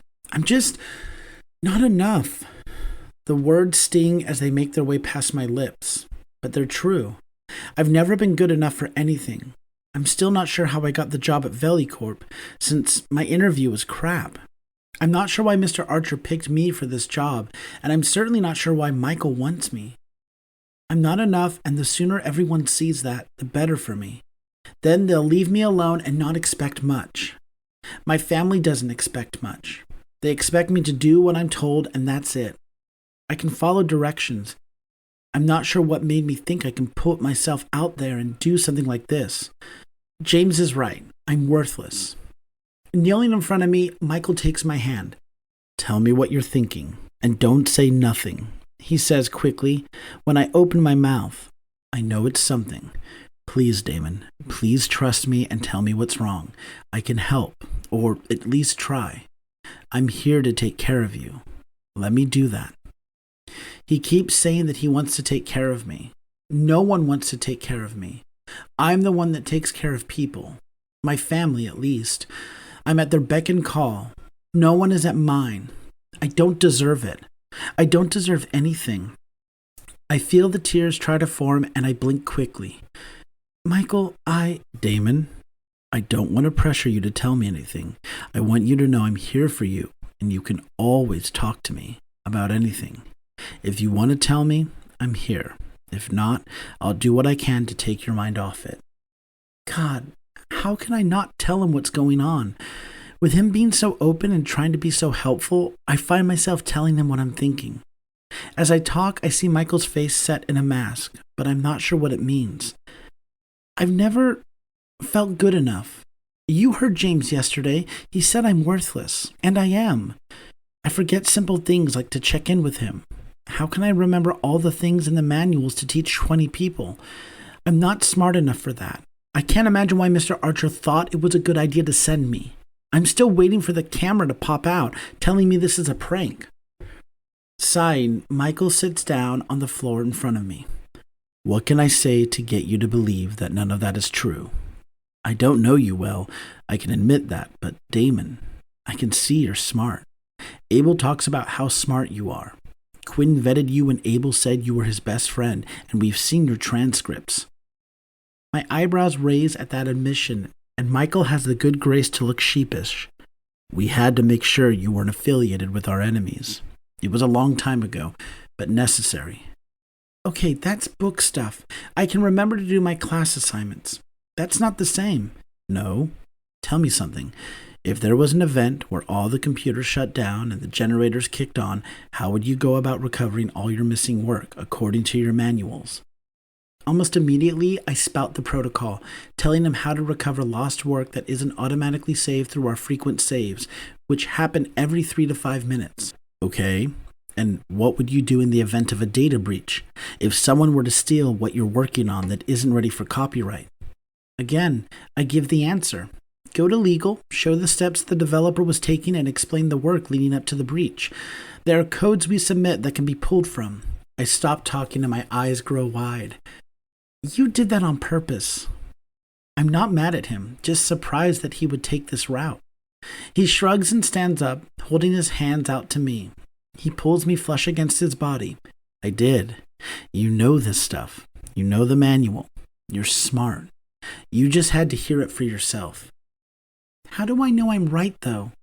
I ask, my brain wanting so badly to believe him, but something in me is making me feel like it's not true and I really am stupid. Michael brushes a soft kiss across my lips. I helped write the manuals, baby. Not much has changed since VeliCorp was transferred to the new CEO. Savage may have been a mafia boss, but he wasn't stupid. He wanted Quinn and I to know the company in and out, just in case he needed us to take over one day. The breath I was holding whooshes out of me, and I hug him tight. The feeling of worthlessness starts to disintegrate, just a little, and I feel a weight I don't even know I was carrying lift from my body. Because of Michael and his pop quiz. Thank you, I whisper against his chest. Anything for you, Damon. Now, let's get you some breakfast. You have to be at work in an hour. Michael quickly makes me a fried egg and bacon sandwich, making sure I eat the whole thing before he lets me leave. Before I step out of the door, he pulls me close to him and kisses me softly and sweetly, making me smile the whole way to VeliCorp. When I arrive at the building, I'm impressed. It's smaller than the VeliCorp office in California, but it's more modern, made up of sleek silver panels and large open windows. The lobby is decorated with futuristic furniture that looks made more for aesthetic purposes than comfort, but it fits the vibe of the building. I give the receptionist at the desk my name, and she makes me a visitor's badge. By the time she's finished, my contact, Mrs. Calder, is downstairs waiting for me. She's an older black woman with a motherly face and a plump build. I like her immediately. She makes me think of a mother I lost too young. Mr. Reed, so great to meet you. Come, let's introduce you to the team. The rest of the day is a whirlwind of names, software, and training schedules. Everyone here is really nice and welcoming, not really minding that I'm not that talkative. When I do speak, letting them know what we'll be covering, I have everyone's undivided attention and what looks like trust. Maybe not in me as a person, but in the knowledge I will impart on them. It makes me feel good, and that little part inside of me that says I'm not good enough fades just a bit more. The workday is short since there isn't much setup, and I'm here to get things off the ground. Mrs. Calder walks me to the lobby, smiling gently at me. You did really well today, Mr. Reed. Damon, please. Well, Damon, I'm Brenda. You really know your stuff. I read those manuals and can't get a handle on half of the things I read. The way you explained some things really helped me understand what we need to do to make this a good secondary location for VeliCorp. I'm glad Mr. Archer sent you." My face heats and I nod, waving to her as I get in the car waiting for me to get back to Michael.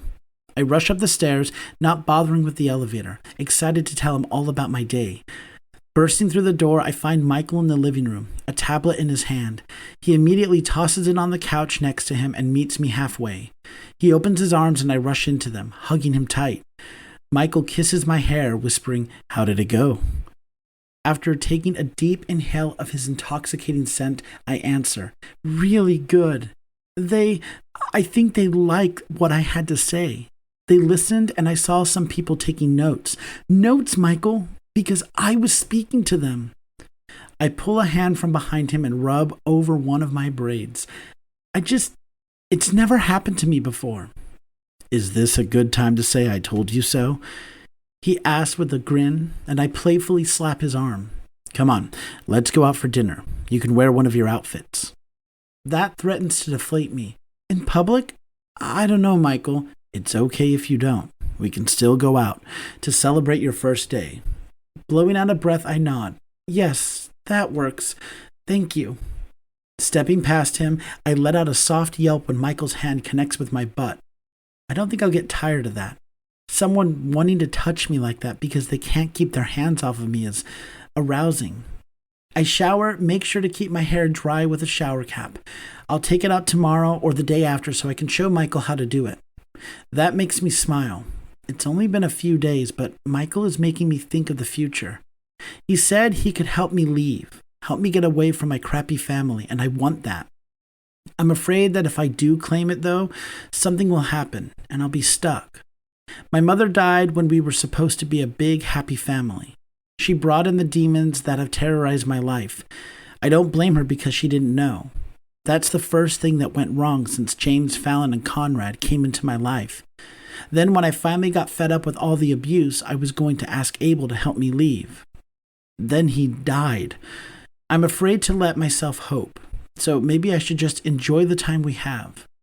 But I want more. So much more.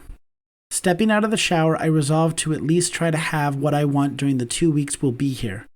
Brenda told me, with the way I have the training schedule lined up, it would only take 2 weeks to get things off the ground, so I have 14 days to take and get what I want from this experience. From Michael. When I walk into the room, a pair of beautiful black lace panties are laid out beside the clothes I set out for myself. Sighing, I sit down on the bed and pick up the panties, bringing them to my chest. Yeah, I'll do what I want while I'm here, starting with wearing the clothes I want to wear. After I get dressed in a pair of black leggings and a loose cropped t-shirt, I take a deep breath and walk into the living room, feeling a boost of confidence from the lace hugging my body under my clothes. Michael is dressed in a pair of dark jeans and gray shirt that nearly match the color of his eyes. When he sees me, his eyes grow wide and he whistles. "Fuck, Damon, you look fucking amazing." "Yeah?" I ask shyly. "Fuck yeah. I really like how comfortable you look. Relaxed." I feel relaxed. I feel like I want to be seen and Michael sees me. "We're wasting money on ride shares," Michael comments. When we get inside the car, he called for us. "I'm going to call Quinn to have a rental waiting for us in the morning. That way I can take you to work." My cheeks hurt from the smile on my face and I nod. It would feel like a relationship if Michael took me to work every day. When this job is done and I go back home, I'll probably never know what that feels like, so I'm taking it now. When we get to the restaurant, a cute family-owned burger place I picked out, I'm starved. We order quickly, then hand the menus back to our server. All alone, I can only look at Michael, staring at this fine man across from me. I'm still not sure what I did to have this man notice me, but I'm glad I did. "What are you thinking?" I ask, wondering why he's looking at me the way he is. The heat in his eyes almost sets me on fire. He licks his lips, then leans closer to me. "I can't tell you. I might scare you." Now I'm intrigued. "Why not?" I ask, moving close too. "Can I ask you a personal question first?" I dip my chin. "Are you a virgin?" My cheeks flush, but I answer. "Yes. You've been my first Everything so far. That's why I can't tell you. Before I can ask what that means, our server drops our food off and we dig into our food. It's really good. The burger's juicy and the fries crispy. When my plate is almost clear, I ask, "Where did you grow up? I know you said foster care, but was it in California?" Michael nods, dipping his fries in ketchup and mayo. "A few miles from where you went to school, actually. The group home I spent the last few years in is closed down now. It was fucked up when I lived there and got even worse after I aged out. I was placed in a few homes, but they were terrible. I didn't have a good time as a kid." He balls up his napkin and tosses it on his plate, sitting back with his arms crossed. "Terrible?" He runs a hand down his face. "A lot of abuse, both physical and mental. When I was younger, it was bad, really bad. I didn't know how to defend myself, but I knew I had to. So I got tough. It wasn't easy, but I managed to harden myself enough that the stuff my foster parents said and did to me had no effect. Then I got big. By the time I was 13, I was only about 30 pounds lighter than I am now. I bulked up, beat the shit out of my last foster dad when he got drunk and swung on me, got sent back to the group home and had to fight almost every day for the first few months being there." His face screws up and I feel terrible. I drop my hands in my lap. "I'm sorry if I brought up bad memories." "What?" "No, Damon." Michael sighs and reaches across the table. I put my hand in his and he rubs a thumb over the back of my hand. "Damon, you didn't. My childhood was shitty, but I'm glad you asked. No one asked me about my past. No one really cares. I've told exactly 3 people about my past. Quinn and Savage, now you. You deserve to know everything. I want to tell you everything. Ask me anything, baby. I'll always be honest with you." "So, you really do know what it's like?" "Yeah, I really do," he says, confirming what he told me about knowing what it's like to grow up in a bad environment. That makes me feel a lot better. Like he won't feel sorry for me. Makes me feel like if it came down to it, I could tell him anything, and he wouldn't judge me for how I handle it. Like how I handle getting beat by my stepbrothers and my stepfather talking down to me. I take it, because I don't know what else to do. We sit in silence for a bit, then I whisper, "I wish I could be tough like you were. Then I wouldn't feel dread whenever I go home." Michael's eyes flash before he comes to sit beside me, pulling me against him. "You are tough, baby. You're surviving. You're brave because you go back every day. You're trying. That's enough, you hear me? That's enough." There is no way I'm going to cry in this restaurant. As I blink back tears, I realize just how long it's been since someone has touched me as much as Michael does, and it feels good.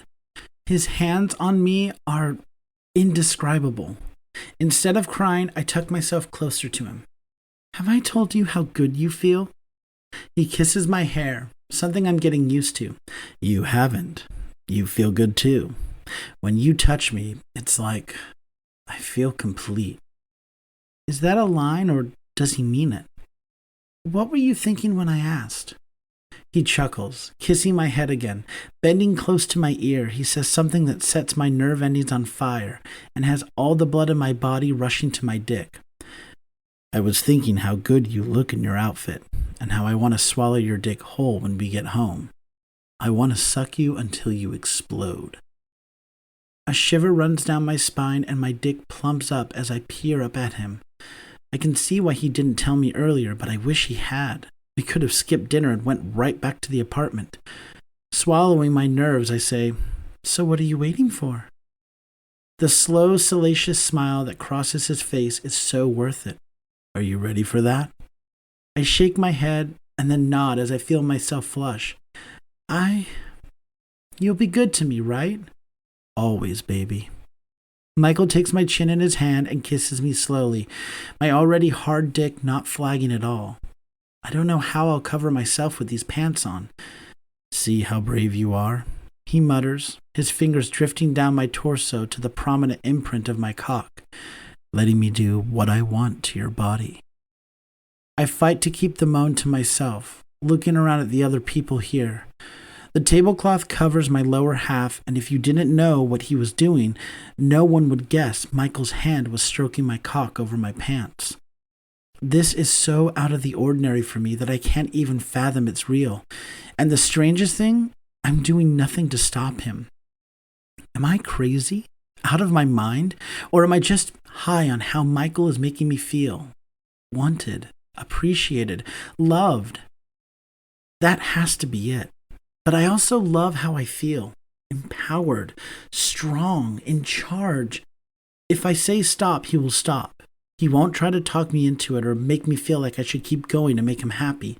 He would respect me. I squeeze his thigh, wanting him to stop so we can leave, but I don't want him to move his hand. Michael, I can't come in my pants in here. Giving my cock one more squeeze, he lets go, kissing my cheek. Let's get you home. I have plans for you and your cum. Leaving the restaurant with a hard-on isn't easy, but I walk behind Michael's larger body. As soon as we get into the apartment, Michael pushes me against the door and kisses me like I've never been kissed before. Well, that's not saying much since he's the only one to kiss me, but this one is different than the others. My arms go around his neck and I tangle my hands in his hair, keeping his mouth against mine. I moan, loving how his wet tongue strokes against mine. He pushes me flush against the door, thrusting his hips so I can feel his hard dick against me. It's so big, so thick and hard. I want to ask if I can put it in my mouth, if I can taste him too, like he said he would to me. Maybe we can do it to each other? After he kisses me breathless, he lowers his head and trails his lips down my neck. Michael. I love it when you say my name, he mutters against my neck. Hope you'll say it when I'm inside you.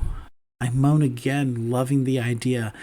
I don't know what that will be like, but I like the idea of him on top of me, his body taking mine. I'm not sure how much I can take, but I want it all. Michael chuckles against my skin. You like that? Yes, so much. You'll like this more, he says, dropping to his knees, pulling down my pants as he goes. Tell me if you want me to stop. Yeah, like that will happen. Michael takes my shaft in his hand, jerking me slowly. Glasses. Huh? Take your glasses off, he says with a dark chuckle, kissing along my cock. How the hell am I supposed to do anything when his soft lips are on me like this? With shaky hands and a loud moan, Michael licking the underside of my length, I snatch my glasses off and drop them to the floor. I have my contacts in case those break, but right now, fuck those glasses. Try to relax, Michael whispers, then takes my dick into his warm mouth. Oh, fuck, I shout, not expecting it to feel this good so fast. I throw my head back, trying to catch my breath and keep from blowing my load too soon. Looking down, I watch Michael as he bobs his head up and down, taking most of my dick into his mouth. His pink lips wrapped around my dick looks obscene, and I can't help thrusting into his mouth. His eyes bounce up to mine, and I get lost in them. In his hot mouth, in his energy. I feel like I'm going to explode. This is by far the best thing I've ever felt. When Michael reaches up and tugs on my balls, I moan low and long, threading my fingers in his hair, thrusting with abandon. I'm close, I moan, my knees growing weak and my heart hammering in my chest. That seems to spur him on. He sucks me hard and fast, a strong hand gripping my ass, pulling me in. Holy shit! Oh God! Michael, please! He sucks me and jerks me, making me feel so good I can't think straight. Baby, I'm gonna come, I announce, seconds before I'm exploding, my body shuddering with my release. Oh, God! Oh, fuck! While I'm trying to catch my breath and stop the quaking of my body, Michael licks my cock clean. You taste good. Can I... Do you want me to... Do you? No, baby. That was more than enough. You don't have to return any favors. That's not what this was about. I wanted to taste you, so I did. Michael pulls me down and I settle in his lap. I nuzzle into him. my pants around my ankles, but feeling content. Michael wraps his arms around me, kissing my hair and drifting down to my neck. Surprising myself, I ask, "Can I do it anyway?" "You don't have to." "I know I don't have to. I really, really want to." "Show me?" "Yes, baby, I'll show you." I move off his lap and watch him fiddle with his pants. "Can I be honest with you?" I nod. "I want to wait to let you undress me, but the thought of your mouth on me is driving me insane. Next time, yeah?" I nod again, eager to have him in my mouth. Saliva pools as I watch him pull his hard cock from his pants. Definitely next time. What should I do first? Moving between his legs, I replace his hands with mine and stroke him slowly. "Like this?" He groans, leaning back on his hands, watching me stroke him. "Yes, like that. Twist your hand when you get to the head of my dick." I do what he says, and he bites his lip, eyes hooded. Feeling emboldened, I lean forward, wrapping my lips around the head of his dick. "Yes, Damon. God, yes." Remembering what he did to me, I slide my mouth down his cock. When I get to where my hand is, I pull back. Then I do it again and again. Moving my hand, I take more of his cock into my mouth. Just like Michael did, I reach up to grab his balls, rubbing and rolling them in my palm. "Damon, your mouth. How do you... Oh, fuck yes. Fuck yes." Michael palms the back of my head and shoves up, making me gag. I pull off, coughing and wiping tears from my eyes. I'm sorry," Michael says. Shaking my head, I move back, taking his cock into my mouth. That was so fucking hot. I've never felt this turned on in my life, knowing he can't control himself because of my mouth. Patting around, I find his hand and put it back on my head, wanting him to do what he just did again. He does, and I moan, my cock twitching. I feel energized, so turned on I think I'll come again. "You want to swallow, baby? Or I can... Oh, fuck. God damn it. I can come on your face." I don't answer, just suck harder, opening wide to get more of him. My first time sucking cock, and I'm addicted. Or I may just be addicted to Michael's cock. I want to swallow. I want to taste him like he did me. "Damon, you're so good. How are you so good? Fuck, I'm coming." Closing my eyes, nervousness swirling in my belly, I suck hard, anticipating how he'll taste, and if I'll be able to take it all. His cock swells in my mouth, and then his hot cum pulses over my tongue and down my throat. I moan, swallowing as much as I can. I'm addicted to his taste. Some of his cum dribbles from the side of my mouth onto his shaft, and I lap it up quickly. Michael collapses back on the floor, an arm over his eyes while he breathes heavily. I sit on my butt to take off my pants that are still around my ankles. I toss them to the side and crawl over to Michael, moving his hand. His smile is breathtaking. He pulls me down for a kiss, thrusting his tongue into my mouth. "You all right?" he asks. "Was that too much?" "No," I answer with a shake of my head. "Did I do it right?" Barking a laugh, Michael pulls me on top of him. "Baby, that was amazing. You're a natural. Did I hurt you?" "Not at all. It was so good. I didn't think I would like you fucking my mouth." My cheeks catch fire as I say it. "But I loved it. Can we do it again?" Michael's laugh warms me. "Yeah, we can. Anything you want. Shower with me?" I nod. "Can you help me take my braids out after?" He leans back so he can look at me. "You gonna show me how to do them tonight?" "Mm-hmm." 20 minutes later, we're all cleaned up, my hair is out, and I'm showing Michael how to detangle it. "So, you have to wet it, then brush it?" he asks while he sprays water on my hair. "Yes, so I can get the knots out." "Okay, what else?" From there, I show him how I braid it and give him the chance to do the other side. Surprisingly, his first attempt isn't bad. A little loose and crooked, but not bad. He'll get better with practice. I hope he's around long enough to master it. Chapter 14. Michael. Damon sucks my dick like a pro. It's all I can think about over the next few days. It's like he can't get enough. We've exchanged blowjobs every day, and every day he gets better and better. His mouth is always soaking wet, and his tongue is eager to lap at me. Just as he can't get enough, neither can I. I love making him feel good, whether it's fucking his mouth or him fucking mine. How he tangles his fingers in my hair, using my mouth to get his pleasure, is nothing I've ever experienced. Damon was meant for me. A week has passed since we've been here, and we've gone out to dinner a few times, but mostly we sit around and talk. I take him to work every day, and I love how he leans over and gives me a long kiss before he gets out of the car. He also kept in a braid I did for him. The first time, he took it out and fixed it, telling me next time it'll be easier. This one, he left in. I know it's a little wonky, but he touches it and tells me he loves it often. It makes my heart swell, and I can't stop my eyes from drifting over to it, loving that I was able to help him. Damon and I spend a lot of time talking, and the more he tells me about his home life, the more I want to fly back and put his family in the fucking ground. He told me about his stepfather making him pay him back for his tuition, but won't let him take over his payments. It sounds a little fishy to me, so I have Quinn looking into it. It sounds like serious financial abuse, but I won't say anything until Quinn tells me if my assumptions are correct.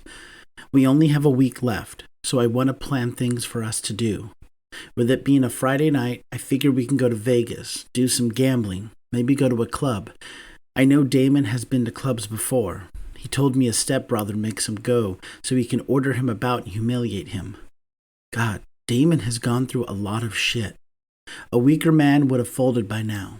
He's so strong. He didn't let what he's going through break him. He's still such a sweet man. After I left the group home, I floated around, getting into trouble and fights, almost landing myself in jail more than once. I got lucky the night I met Savage. Well, not lucky. I could have died. I was on a collision course with destruction, saying fuck the world and everyone in it. But that night, as Savage stepped out of his car to walk into a nightclub, I saw a man behind him reach into his jacket. I didn't think. I just acted. I tackled the man to the ground, pummeling him until Quinn and Savage's other bodyguard, Ted, pulled me off his would-be assassin. The gun that was in his coat pocket was stripped immediately, and the man was dragged away. I was thrown into the back of the limo Savage stepped out of, and thought I was going to die. It's scary to remember that I didn't care. Everyone knew who Joseph Benevelli III was, so I thought I did something wrong. But no, I didn't see it for months after that first night. But Savage smiled at me. This was before he was scarred, when the Russians were trying at every turn to kill him. He told me I did well and offered me money as a reward for saving his life. I didn't expect to open my mouth and ask for a job. I also didn't expect him to agree. His father's primary bodyguard had just been killed, so he told his father he found his replacement. The rest was history. Damon isn't like me. He doesn't have a big body and strength to fall back on. All he has is his inner strength, and that has kept him alive so I could find him. I'll protect him from now on. God, I am falling in love with him. Only a week, and I know this is the man I want to spend the rest of my life with. I've never met someone so different than me, but sharing a similar past. Because of that, I know I can protect him. I can be the man that saves him if he lets me. I can take him away from his fucked up life and give him more.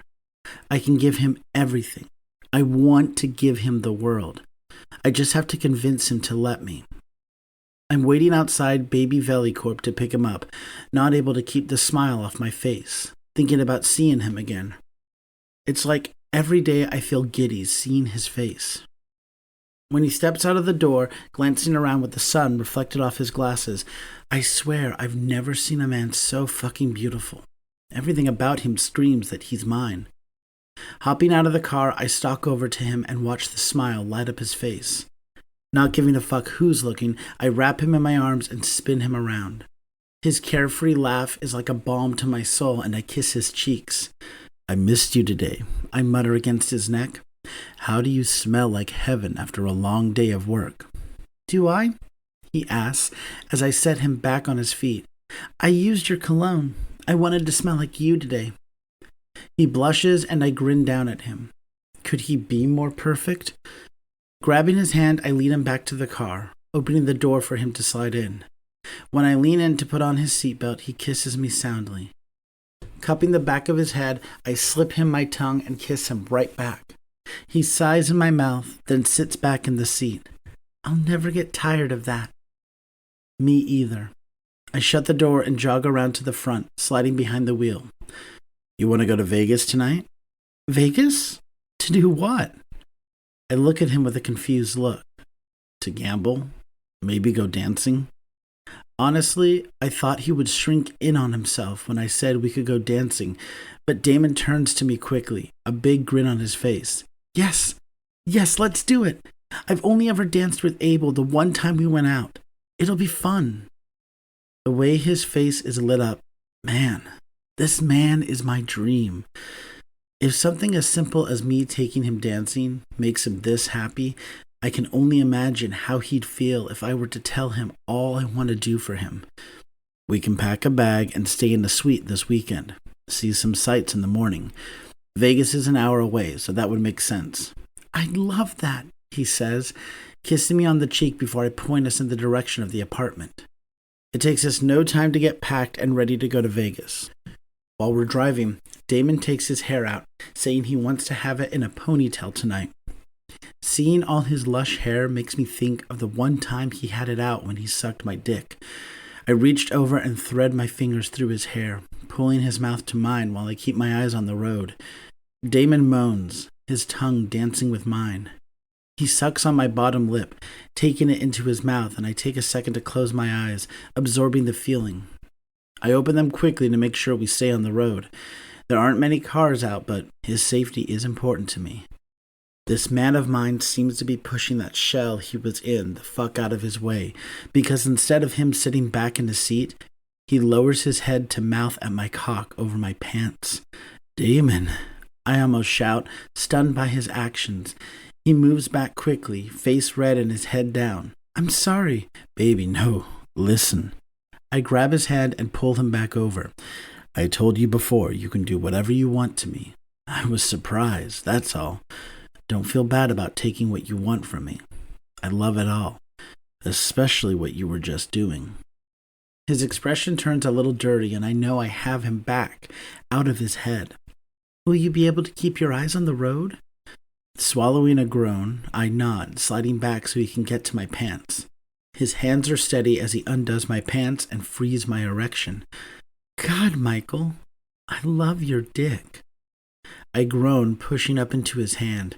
I keep my eyes peeled. The road is still fairly empty, so I'm not worried about hitting someone. I just have to keep the wheel straight so we can stay between the lines.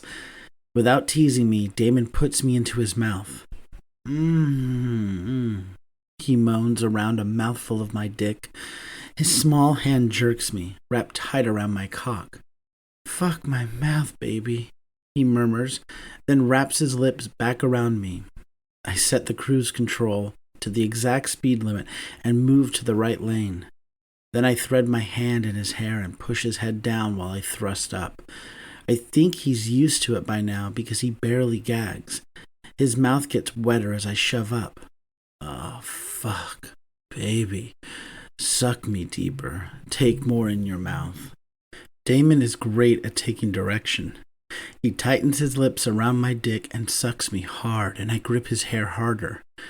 Damon swirls his tongue around the head of my cock, then slides his mouth down my straining length. I feel the head of my cock hit the back of his throat, and I groan, loving how it feels when his throat contracts around my dick. With strong thrusts, I fuck his mouth, going as deep as I can without gagging him. He bobs his head, slurping noisily and messily around me.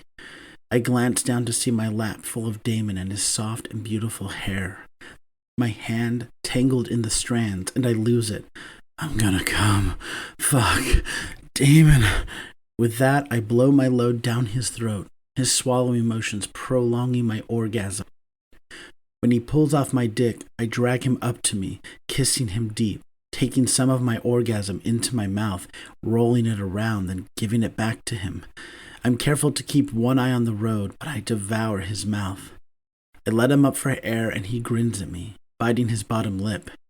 I didn't think I would do something like that. What are you doing to me, Michael Prince? Trying to rescue you if you let me. I don't mean to say it, but it slips out. He sits back in his seat and doesn't speak for a while. I almost wish I didn't say anything and ruin what we just had, but he needs to know my plans. Blowing out a breath, he mutters, I want you too. I'm scared, but I think I'm ready. Jerking the wheel, I pull over to the side of the road. When I'm parked, I turn to him and frame his face in my hands. Yeah? You want to come back with me? I think so. Yeah, I think I need to. It's only been a week, but you make me feel safe. You make me feel loved. You make me feel like I'm important. You're all of those things, baby. I will keep you safe. I know. That's why I think I'm ready. If my family tries anything, you'll be there, right? Of course. Always. Then, yeah, I want to go with you. I'm not sure what I'll do about my job or anything. Like, maybe I'll need a few months to figure it out. Months? Yes, months. Long enough for me to get my passport, try to save some money. Make sure this is what we want. Give us time to be sure. Are you sure? About us? I ask, moving my hands from his face to clasp his hands. He removes his glasses, looking me in the eye when he says, I'm surer about you than I have been about anything in my life. But I'm me. I'm not. Gripping his chin, I force him to maintain eye contact. Don't do that. I think you're amazing, Damon. You're handsome. You have a beautiful soul. You're smart. You're everything I've ever wanted. Don't ever doubt that. No matter what anyone told you in the past, you're not that. Do you understand? Tears spill over his lashes, but he nods. I know all that, but it's hard. Michael, I've been hearing those things since my mother died. I can't shake it off. But you're doing a great job in helping. That weird space inside me that stored all those insults, it's breaking down. You're making me whole again. His shiny eyes meet mine and he smiles. So yeah, I'm so sure about you, Michael. I'm sure.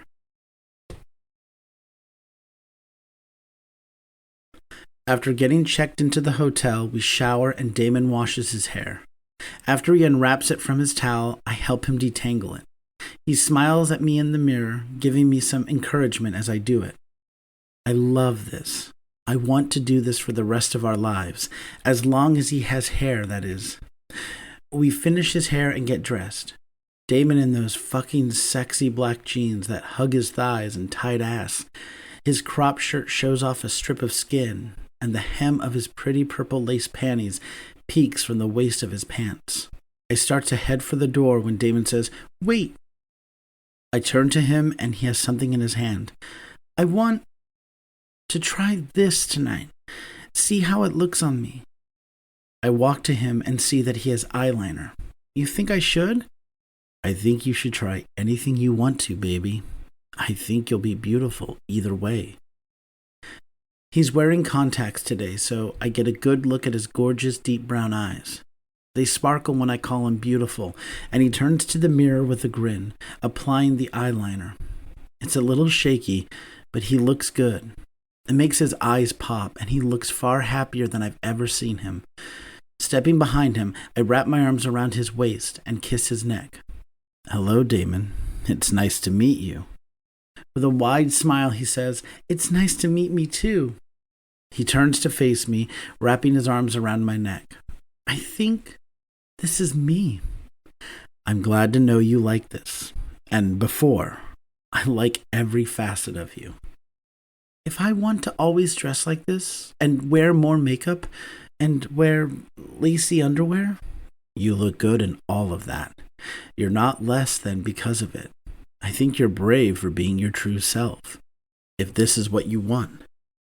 He looks down at himself, his face alit with happiness. It is. I'll go back to pretending when I get back home. But this is what I want when I finally leave with you. My heart rate picks up as I think about all this could mean. Damon, finally mine, letting me take care of him, being my person, my love, my everything. I nod, stealing my lips on his. Then we head out to have some fun. We hit the casino up for a few hours, gambling away more money than we should. We get lucky at the end. At the roulette table, I finally coax Damon to pick a number. He chooses 22, and I lay all of our chips on it. The wheel spins, and we actually win. Wrapping him in my arms, I kiss him thoroughly and ask, "Where did that number come from?" Smiling sadly, he says, "My mother's birthday is September 22nd. Maybe this is a sign from her, that I'm making the right decision about leaving? Or is that stupid? That's stupid, right? No, I think that's what it means. And just because it's your sign, the money is yours." Damon's eyes bug out. "What? No, that's too much." "It's enough to get your passport, buy a new car, get an apartment when you get to Canada." I rattle off. "Yeah, we bet with a lot of money, and the payout for winning in roulette when you land on a number is 35 to 1. He has enough to start a life." A sign from his mother. He pouts and turns to collect his chips, everyone at the table congratulating us. When he turns to me, his frown is still in place. "What is it, baby?" "You want me to get a new apartment in Canada?" "What? No, I want you with me." He throws his arms around my waist. "Then why did you mention a new apartment?" "You're starting over. I didn't know if you wanted to move in with me, Quinn, and Red. I live with them. They're my family. I didn't know if you wanted that as soon as you left your home." We walk to the money cages and cash out, Damon getting a special bag to hold his winnings. His mouth drops open when he sees it all. I chuckle, taking the bag from his hand so I can twine my fingers with his. Damon picks the conversation back up. "I don't want to live alone. I don't want to be anywhere but where you are. I don't mind living with your family. I'm sure they're miles better than mine." He smiles up at me and I grin back, kissing his nose. "They're amazing. They'll love you as... They'll love you." "As what?" he asks, catching my slip. "Nothing, baby." I twirl him around, making him laugh, carefree and happy. I love to hear it. Hell, I love him. Who falls in love in a week? Me and my sappy heart, that's who, but that's okay. I know Damon is it for me. He's my soulmate. After 3 years, I never stopped thinking about him. When I finally saw him again, all rationale went out the window. I was willing to risk my death, so to speak, so I could be with him. Now that he's talking about leaving his life behind and being with me, I've fallen more in love with him. In only a few hours, I fell even more helplessly in love with him. I don't care that he might not feel the same right now, or he thinks it might be too soon. I love him. After we stash the money in the hotel room safe, we decide to go to the club. Damon is practically vibrating in the passenger seat, looking at the lights of Vegas. I put a hand on his thigh and squeeze, keeping him in place so he doesn't fly out of the sunroof. The club has a line wrapped around the corner. I hand the valet the keys, grab Damon's hand, and pull him to the front of the line. I slide the doorman $1,000 and he moves the rope, letting us in with a smile. Damon looks around in stunned silence, taking in the scene. He pulls my arm and I bend down so my ear is level with his mouth. I've never been inside a club besides the one Conrad makes me go to. When I pull back, his grin is so wide, it looks like it might split his cheeks. Taking his hand, I pull him to the dance floor. He's frozen for a bit, looking around at everyone else. I slide my hand around him and pull him closer to me. Then I start to dance. The song is a reggae song, perfect for grinding and moving while we're pelvis to pelvis. After a moment, Damon gets with it and moves slowly, twisting his hips in an obscene way. He rolls against me, making me think of getting him naked. His hands land on top of mine, and he does this belly roll thing that makes me groan. I bend to kiss him hard and long. Breaking the kiss, and with a flirty smile, Damon turns around and moves against me. His ass right on my dick has me rock hard in less time than it takes me to wrap an arm around him. His high ponytail brushes my face as I duck down to kiss his neck. His flat belly flexes under my hand, and I love the fact I get to be with Damon while he's feeling free like this. The way he's been coming around and learning who he is, it lets me know that the only thing he needed was space and support. Time to learn and grow on his own. I'm enjoying the front row seat of his growth. The song changes to some kind of dance beat, and Damon spins around with a smile, hands thrown in the air, and I watch the beauty before me. This man is glorious in his delight. I stand back and allow him to let loose for probably the first time in his life. Grabbing his hand, I spin him, then pull him to my chest. "You look happy," I shout. "I am." We dance to a few more songs, then go to the bar for a drink. A man next to Damon taps him on the shoulder and says something in his ear that makes him blush.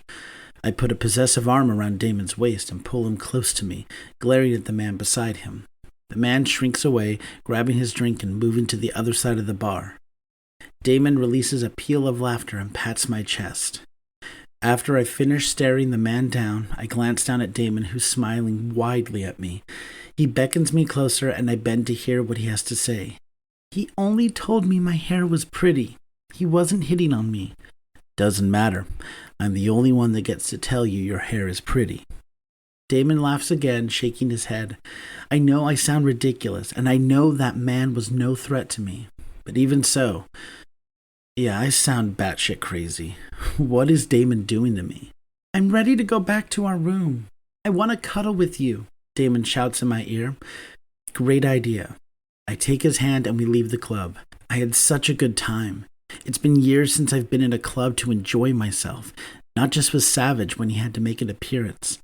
I had the best time with him, especially seeing him be so loose and uninhibited.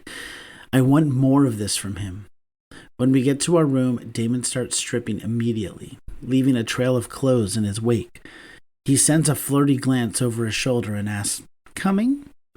I've never taken clothes off faster. I have his back against the wall of the shower and my mouth on his before he finishes laughing at my exuberance. Though I want to devour him, I take my time, enjoying the feel of his lips on mine. His much smaller body slots well with mine, and I will never get enough of him. He chuckles in my mouth and pushes me away. "I said shower, baby. Let's get you cleaned up. We got really sweaty dancing." Stepping back, I pull down our body wash and pump some into his washcloth. Turning him around to face the wall, I push his hands up so they're on the wall. Then I proceed to make sure he is nice and clean. No nook or cranny is left unwashed. I drop to my knees behind him, letting the washcloth flop beside me. "I want to taste you, baby. Is that okay?" "God, please." He groans, pushing back so his ass is closer to my face. Spreading his cheeks, I stare at his tight hole and groan. It looks so good. So tasty. I rub a thumb over him, watching his hole flutter and hearing Damon's soft exhale. Pulling my thumb from him, I lick it, taking his taste down my throat. "Fuck, baby," I mutter, moving closer and taking a long lick at him. Damon's moans reverberate off the wall, high and sweet. Leaning forward, I swipe my tongue over his hole, but only just. The tip of my tongue brushes against his opening, and I feel it contract. Moaning, I close my lips around his pucker and suck. Damon cries out, bucking back against my mouth. I hold his hips steady and dine on him as he writhes in pleasure. I take lazy laps at him, sliding my tongue from the top of his crease down to his taint, savoring his flavor. I collect the small noises he makes and commit them to memory. His tiny, tight entrance contracts, and I lick it lovingly, coaxing it open so I can fuck him with my tongue. "Michael, I want you. Fuck me, please."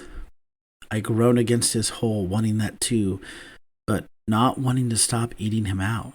He tastes so good, and the noises, God, the noises he's making have my dick so hard it hurts. "Now, Michael," Damon shouts uncharacteristically. I pull my tongue from his hole and stand up, crowding his body. Baby, that's a big step. Let's take it. I trust you. I know you'll take care of me. I'm ready. Shutting off the water, I dry him off quickly, but gently. Then I scoop him off his feet, taking him to bed, where I lay him out. Stepping back, I look down at him. His beautiful, slim body is absolutely perfect. Baby, I breathe out. I cross the room to my bag and get the lube and fish out a condom. I had no plans to be inside him, but I was hopeful.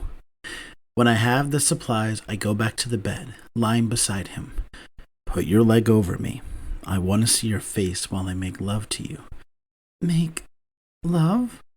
I put my hand on his face. Yes, baby. I've fallen in love with you. Not giving him time to answer, trip over his words, or lie, I kiss him hard, taking his lips in an almost bruising kiss. I pull his hair tie out and bury my hand in his hair, pulling him closer to me so I can taste his moans. After I stop kissing him, I reach for the lube, dripping some on my fingers. With them slicked, I traced around his hole as I slide closer to him, our dicks brushing against each other. You ready? I ask roughly. I need to make this good for him, so I fight to get myself under control. I'm ready, he answers softly. As gently as I can, I slide one finger inside him. His ass clamps down on that digit and my head drops to his shoulder. If he's this tight around my finger, I can only imagine how he'll feel around my dick. Damon squirms as I pump in and out of him slowly, nudging his prostate. He gasps loudly, mouth open in a silent cry. Another, he says on a breath, circling his hips. I add another finger. Damon throws his head back, his mouth forming words, but no sound coming out. Want me to stop? I ask, worried I may be hurting him. Please don't. I want it so bad, Michael. My dick twitches at his needy voice and how my name sounds leaving his lips. What do you want, baby? I kiss softly over his shoulder, his neck, his cheeks. My fingers continue to pump in and out of him slowly, curling them to give him a jolt of pleasure. After a sharp cry, he bows his back and whimpers. I want you. Please. I'm yours. I whisper against his neck before I pull back to peer at his face. He looks gorgeous, face relaxed, and his mouth open while he takes panting breaths. You have me. He opens his eyes and looks at me, unshed tears brimming. Damon reaches down and grips my waist, guiding my fingers in and out of his hole. Do you promise? He whispers back, and I want to gather him in my arms and hold him until he understands that I'm not going anywhere. I want him to know that I want him under me, on top of me, beside me, and with me is where I want him, always. I promise, baby, I would never lie to you. You're mine, Damon. I slam my mouth down on his, speeding up the thrusts of my fingers and fucking his mouth with my tongue. Damon moans over and over while I kiss and finger fuck him. Snatching his mouth away, he says, I need you, baby, inside me. I think I can take it. Let me prep you more. It's your first time. You need to be ready. I add another finger, stretching him out. I spread my fingers inside him to loosen his channel, wanting there to be as little pain as possible. When I think he's ready and my fingers glide in and out effortlessly, I remove them. Rolling over and resting between his spread legs, I lick into his mouth, gliding my tongue against his. I'll never tire of kissing Damon. Breaking the kiss, I reach to grab the condom, sitting back to roll it on. After I drizzle lube over my cock, I settle back between his legs. Let me know if it hurts, and I'll stop immediately, I tell him. Damon nods and wraps his legs around me. I know. I trust you. I lean down to kiss him, putting my dick to his hole. Ready? Yes, baby. Bear down when I push inside. It'll be less painful that way. He nods, sending me a shaky smile. Wasting no more time, I start to push inside him. Damon shouts, face screwed up in a mask of pain. I'm sorry, I'll stop. No, keep going, he says in a tight voice. I do what he wants, pushing past that tight ring of muscles. I inch inside, watching his face to make sure he's not in pain. When my hips are flush with his ass, Damon lets out a hard breath. You okay? Yes. He squirms a little, then gasps. That's... Oh, God. He squirms again and moans. Is that it? Is that how it's supposed to feel? Feels better if I move. I grit out, the tightness of his ass making me feel like I'm on the verge of coming. Yes, do that. Move. Show me what it's like. Pulling my hips back, I let my cock tug the edge of his hole before I push back in. Holy fuck. I groan. I've never been with a virgin, but if I had, I doubt they'd feel as good as Damon. Everything about this experience has me on a high. His moans are music to my ears. Since I was afraid I was going to hurt him, his first time should be perfect. I snap my hips into him, watching his hard cock bounce against his belly. I grip his waist, fucking him slow and easy. Reaching down, I palm his erection, jerking him in time with my thrusts. Oh, God, Michael, this feels so... Damon moves his hips against me, and I curse under my breath, knowing if he keeps that up, I'll come way too soon. I keep the pace slow, making love to him with deliberate strokes. One hand on his cock, the other on his waist. I give him my dick leisurely, glancing down to watch my cock enter his tight body. His hole clenches tight, hugging my dick like it wants me to live inside him forever. Michael, Damon gasps, reaching down to clasp the wrist of the hand that's beating him off. He moves it faster, controlling my movements. Faster! I think I need it faster. Giving him what he wants, but not being too rough, I thrust as fast as he's moving my hand. I watch Damon's face, seeing the pleasure he feels marked on his expression. His eyes are glazed and heavy-lidded, lips swollen from my kisses, and his mouth open, releasing the most beautiful noises I've ever heard. God, this is so good. Kiss me. Bowing him over so I can keep jerking his cock, I kiss him until I'm dizzy. My head floats as I fuck into him and stroke him, feeling his walls put my dick in a chokehold. Then Damon shouts in my mouth and I feel his warm cum on my hand. His release is long, his body shaking as he orgasms hard. It doesn't take me long to reach the point of no return.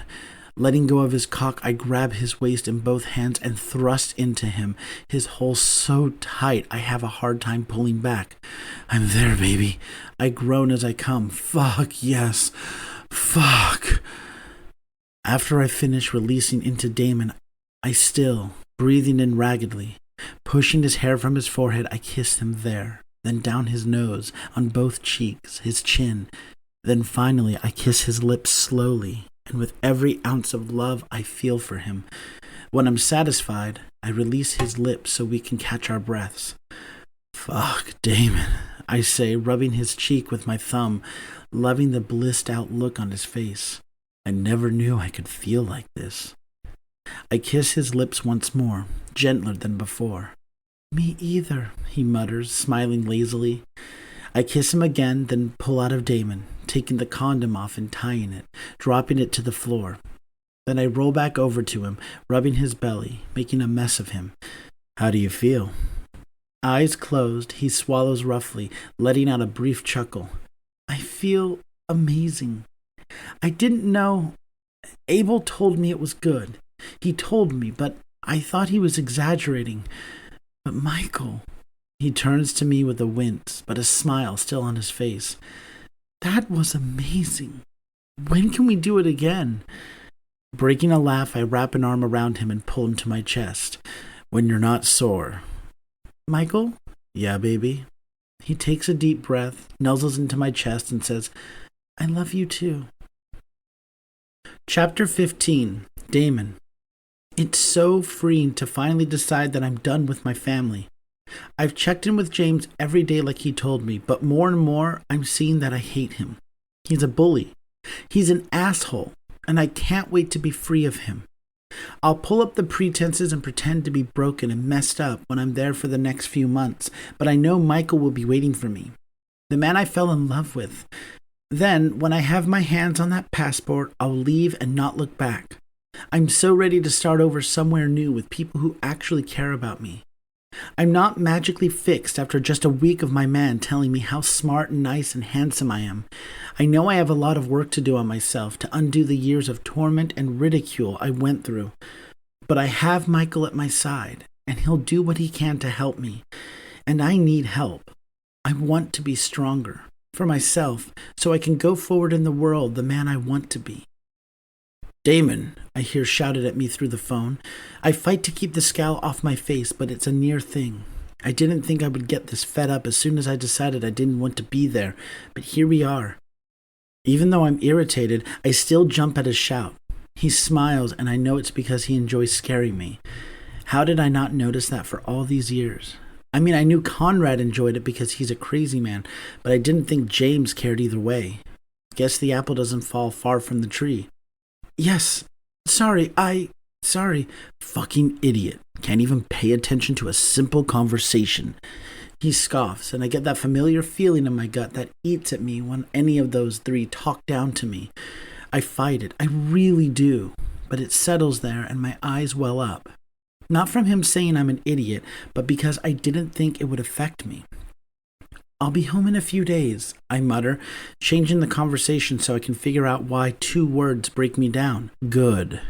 That cleaner you hired will come by every day this week since you left us high and dry. I told them to charge your card since you paid for it last week. My stomach plummets.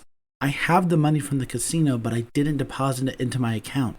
My car payment and insurance haven't cleared yet, so if they aren't already paid, they'll either be sent back or my account will be overdrawn. I haven't ever missed a car payment and don't want that ding on my credit. Why couldn't he just pay for it himself? I did my part. I got the service to come by and clean up after 3 grown-ass men, 2 of whom don't have jobs and should be able to clean up on their own. And all I could afford were those few days. My car payments take time to process with my bank, and I thought I gave myself that time. James and his lazy sons. Michael walks in from his own phone call and hears what James says. I shake my head imperceptibly when I see how his jaw clenches. We need to plan my escape. Michael is flying off the handle, and maybe cursing James out right now is not a good plan. At least I don't think so. Sighing, I pull a braid over my shoulder and play with the end. Okay. The lawyer will be by next week with the paperwork so you can sign over the deed. Your mother's will is ironclad and won't allow me rights to this house, even though I was her fucking husband. My head snaps back with how he's blaming my mother for trying to take care of me. I'm her only child. Why wouldn't she leave me the house I grew up in? The one she worked her ass off to buy, sometimes back-to-back flights so she could own her home. Why should he, the man that only spent 8 months as her husband, be entitled to what is rightfully mine and my mother's? Instead of answering, I just nod. My head is reeling with what he said. It reinforces that it's time for me to go. I'll have to get my own lawyer to stop this, or sell the house and take the money that is mine, or kick them out and live how my mother wanted me to. No, I can't kick them out and stay there. I want to be with Michael. I want to be where he is, where my best friend is, where there might be a family that actually loves me and wants me around. A family that won't talk down to me, beat me, or disrespect me. I don't want to be in California. I want to be in Canada. As soon as you sign the papers, we can find a realtor. If things go well, we can sell quickly. Or if my other plan works out, you'll just transfer the deed over to me. I'm already paying the bills. It's basically my house anyway. Again, I just nod. James says nothing more, just hangs up. I flop back on the couch and toss my phone on the coffee table. Michael sits beside me and grabs my hand, rubbing it gently. You okay? He asks gently, turning my chin to look at him. Instead of my usual nod, I shake my head no. He's so awful, is all I manage to say. There are so many more words I want to say, but no sentence is coming together to describe just how awful he is. I know you've just had a terrible conversation, but I need to tell you something. I just got off the phone with Quinn. Have I told you what he does? No, just that he does security with you. He nods and folds one leg under him so he can face me. He does cybersecurity. He's also the best hacker I've ever met. He can find anything digital and most things that aren't. And he found something about you and your mom. My heart rate picks up and I face him as well, placing both hands in his. What is it? What happened? He smiles sadly, tugging on one of my braids. Your mother had a provision in her will. Her lawyer got correspondence with any college you applied to, and funds would be released when you got accepted. Baby, your college tuition has been paid for since before you even had college dreams. The wind whooshes out of me. What? For years, I've been handing over more than half of my paycheck. For years, he's been telling me he's out thousands of dollars a month because he's had the burden of paying my college tuition. I always thought it was odd that my mother didn't have something lined up for me in her will. Even at my young age, she always told me she valued education, and I could be whatever I wanted to be. She had a degree in business administration, but she wanted to be a flight attendant. She loved to travel and the new experiences she had. What I'm kicking myself about is that I should have known there were no loans. I didn't even fill out the forms on my own. James told me he would take care of it, and all I had to do was get my degree. It was one time in my life that I thought he was on my side, that he really cared about me, but it just appears he wanted my money. Damn, he played the long game. He counted on me graduating since he knows how studious I am so he could keep me financially dependent on him. Why? Why would he want to keep me around? He hates me. Looking up at Michael with wet eyes, I ask, what do I do? You have a lot of options, baby. I can take care of him if you want. Take care? My eyes grow wide.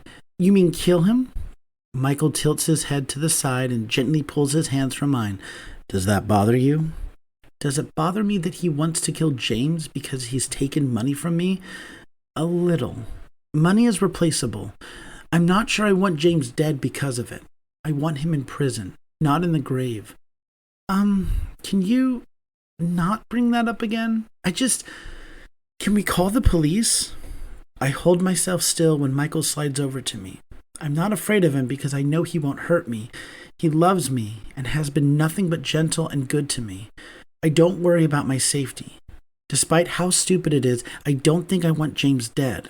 He deserves to know that I know, and he deserves to be in prison for stealing from me.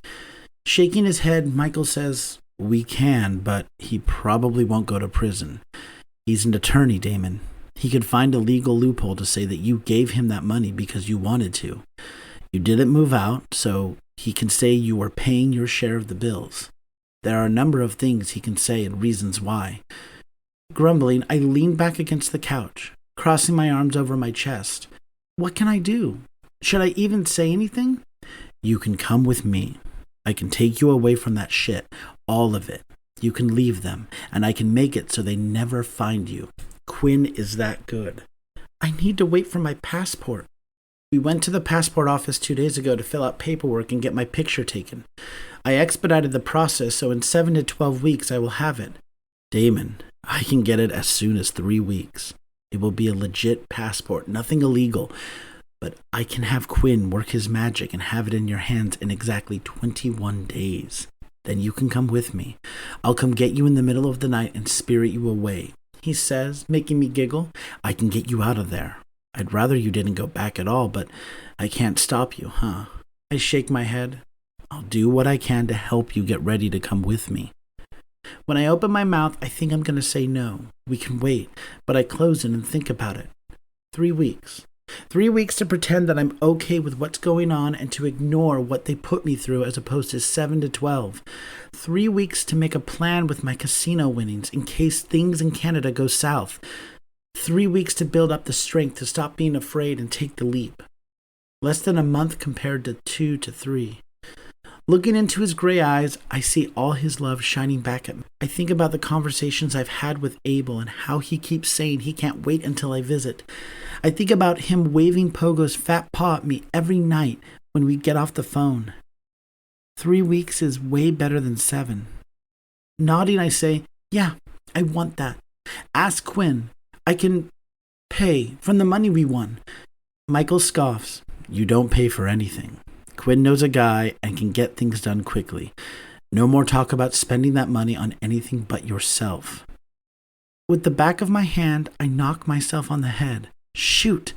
I need to deposit that money. James charged that cleaning service to my card and I might miss my car payment. I've never missed a car payment. Michael, this could ruin my credit.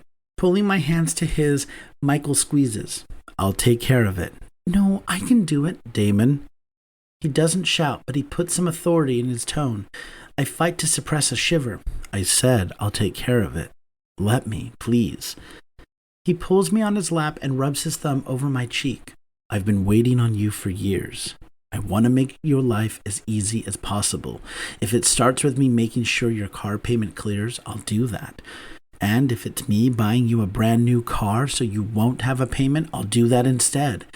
If I get you a driver so you don't have to drive anywhere, I'll do that. I have enough money for more lifetimes than I can count. I'll take care of you how I see fit. God, I love this man. Not because of what he can do for me, but because he cares enough to want to do it. Who knew I could fall for a man I was afraid of just a week ago? He's the only one that wanted to take care of me in a long time. I kiss him passionately, parting my lips so he can give me his tongue. I don't need all that, I say when we separate. All I need is you. But that car payment might help. Michael laughs, then rolls me onto my back. I can give you everything you want, Damon. Just say the word. With a shuddering breath, I murmur, the word. The kiss he gives me curls my toes, and almost immediately my cock grows hard. I wrap my legs around him and pull him down, feeling how hard he is for me. God, I want him again. We had sex for the first time 2 days ago, and I'm a little sore, but I need to feel him inside me again. I can push through the pain. To let him know what I want, I slide my hands into his pants, cupping his naked ass and raking my nails over it. Then I thrust up and rub my dick against his. Tell me what you want, he whispers. I want you to fuck me again. Please? You never have to beg for my dick, baby. Michael kisses down my neck, sucking hard. Then he runs his tongue up and down the spot on my neck that has me writhing. My legs saw under him, and I don't know if I want to get closer to his mouth to get more of the delicious feeling or move away because it's too intense. He moves down my body and thrusts my shirt up, licking around my nipple until it's a hard peak in his mouth. Then he switches to the other and makes it just as erect. I try as hard as I can, but I can't keep still. His mouth feels too good. The slow descent down my body is torture, but Michael's mouth is magic. It's warm and soft, his plump lips driving me crazy. As he goes lower, he drags my sweatpants down until my cock pops out, slapping against my belly. Michael moans, stroking my cock while I look at him wide-eyed. Your cock is weeping for me. He licks the drop of pre-cum that's running down my shaft, and I buck up to his mouth. Want me to taste you, baby? Yes. Please, yes. I told you. You don't have to beg. I'll always take care of you. With that, he swallows my cock down to the base. Fuck! I shout, thrusting into his mouth. He gags around me but doesn't release the vice grip he has on my dick. I push my fingers into his hair, holding on while he bobs up and down. Pulling back, Michael wraps his hand around my dick and strokes me. His gray eyes land on me, hot and hooded, before he slowly slides me back into his mouth, sucking me in unhurried pulls. Every time he moves, he strokes with his hand, twisting when he gets to my cockhead. His tongue drags up the underside of my dick, and I lose it. As soon as he puts me back in his mouth, I shove in. I watch his eyes water as he gags, and it's the biggest turn-on, something I didn't know would turn me on. Tangling my hands in his hair, I thrust into his mouth, moaning wildly, "Oh God, Michael, I'm gonna come." He pops off my dick, stroking me slowly, slowly enough that my orgasm recedes. Not until I'm inside you. You come when I'm fucking you. Hard? Do I want it hard? When he took me for the first time, it was gentle and sweet, exactly what I needed. Now, I want to see what the other way is like. Michael surges up to kiss me, then says, "As hard as you want it." Taking me in his arms, he lifts me from the couch and walks me to the master bedroom. We've been sharing this room since our first day here. He lays me out on the bed and moves quickly to get the condom and lube from his bag. The prep this time hurts far less than the first time. I guess because I know what to expect. So when he slides up to 3 lubed fingers inside me, I can feel the pleasure almost immediately. I don't feel the initial overwhelming pain I felt before. This time, I feel a pinch for a bit. Then it's euphoric. He scissors me open, making sure I can take his fat cock. Michael is definitely blessed in that department, stretching me to the limit. After I'm stretched and ready for him, Michael drizzles more lube to my hole, then slides the condom on, lubing himself as well. When he's ready, he rolls on his back, bringing me on top. If you want hard, I can fuck you hard like this. Set the pace, baby. I'll follow you. Nervously, I straddle him, rubbing against his cock. What if I don't do it right? Whatever you do is right, baby. I'll help if you want me to. Okay. Rising up on my knees, I stand Michael's dick up and put it against my hole. Like he told me the last time, I bear down while I lower myself. His fingers are far smaller than his dick, and the stretch is painful. My body protests the invasion, but I force myself to relax and take him. Inch by inch, I take him in and watch his face as I take shallow breaths. He's watching me just as intently, and that spurs me on. I drop down quickly, taking the last inch or two inside me. I hiss and Michael groans, hands clamp down on my thighs. The fullness is almost overwhelming, but I don't want to stop, so I don't. Tentatively, I roll my hips and feel pleasure over the pain of his large dick impaled inside me. Putting my hands on his chest, I use it as leverage while I move up and down on him slowly. Holy fuck. God, this is good. Michael's strong hands move around to my ass and he grips me as I ride him. Michael thrusts up gently, pushing inside as I drop down. He grunts every time my ass meets his thighs and the sounds he makes turns me on.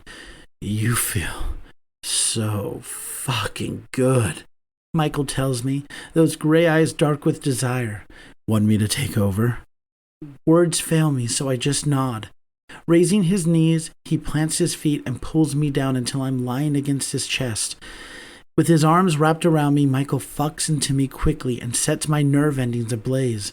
Fuck, yes, again, I groan when he slows down. Just hard, like that.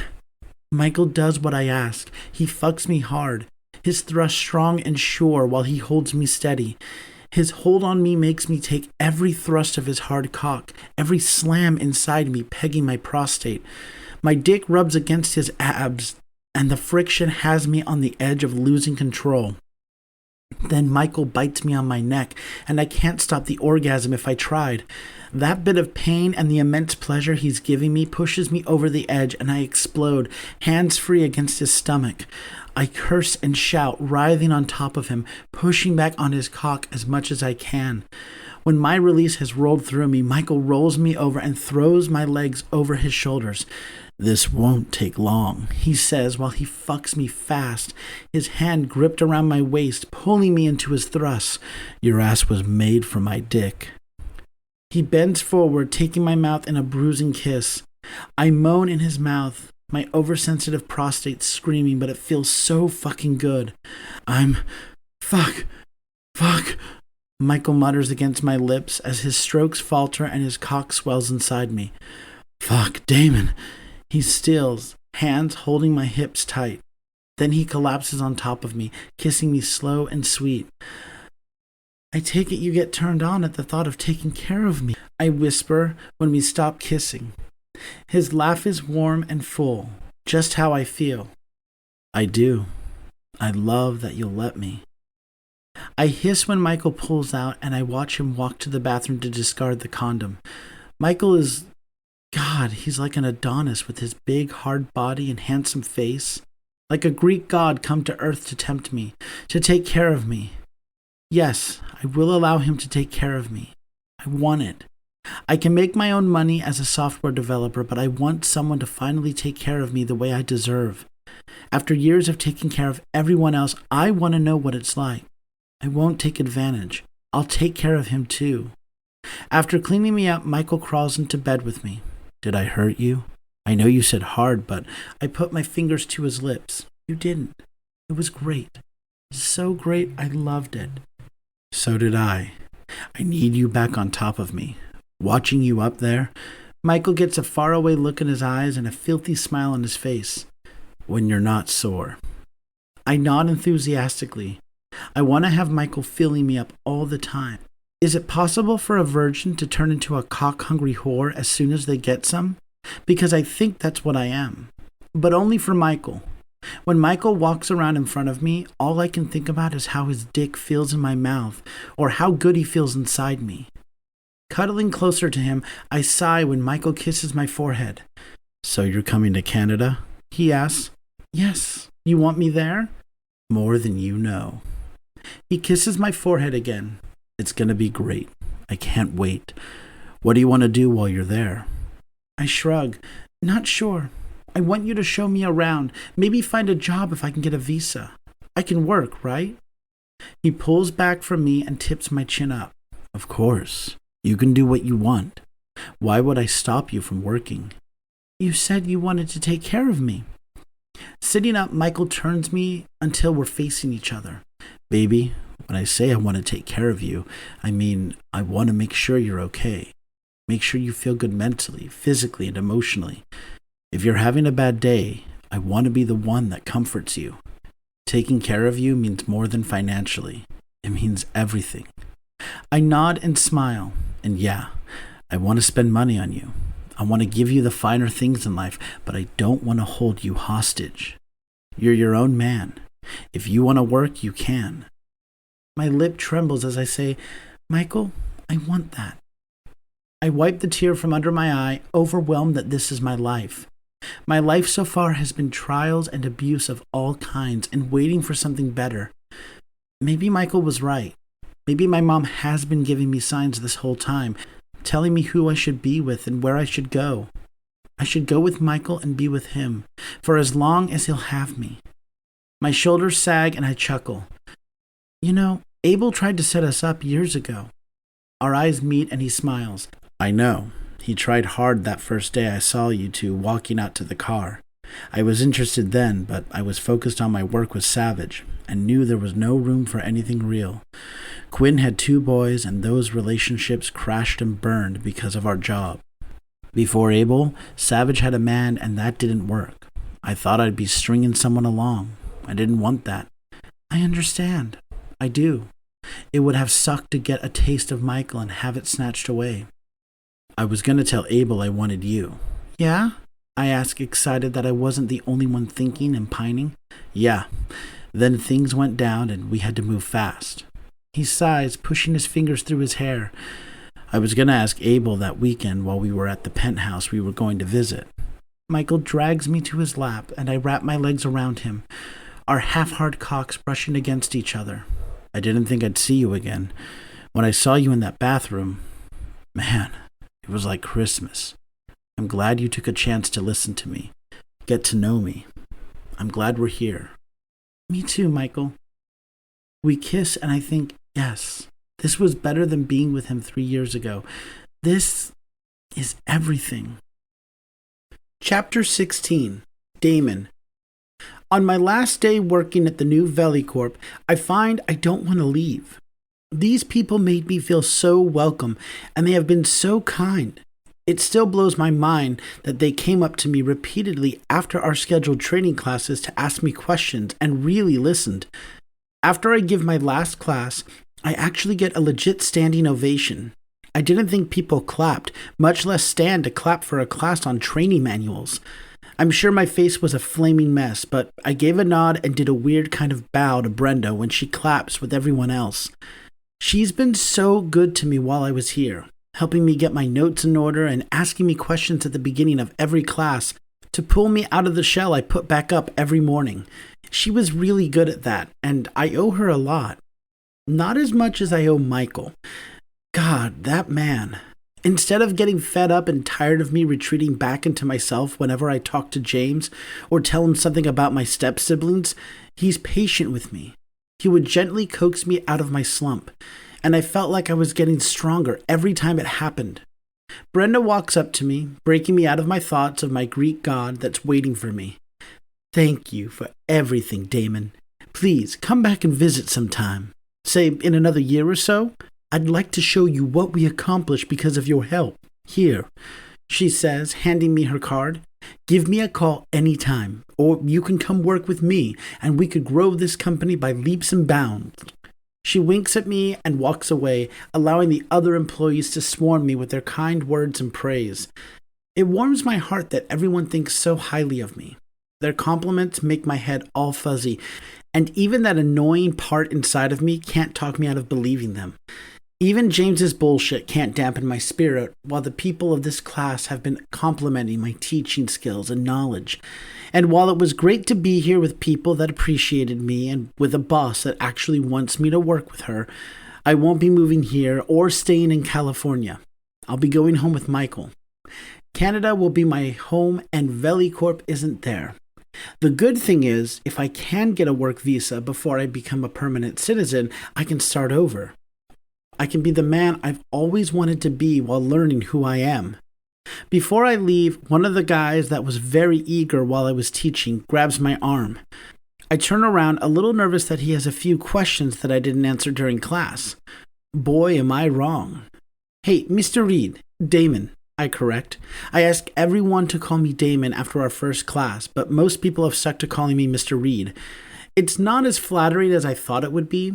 It makes me feel old, since most of the employees here were hired right out of college. They can't be more than 2 years younger than me. He nods, smiling widely at me. Right, Damon, I'm Luke. Are you leaving town tonight?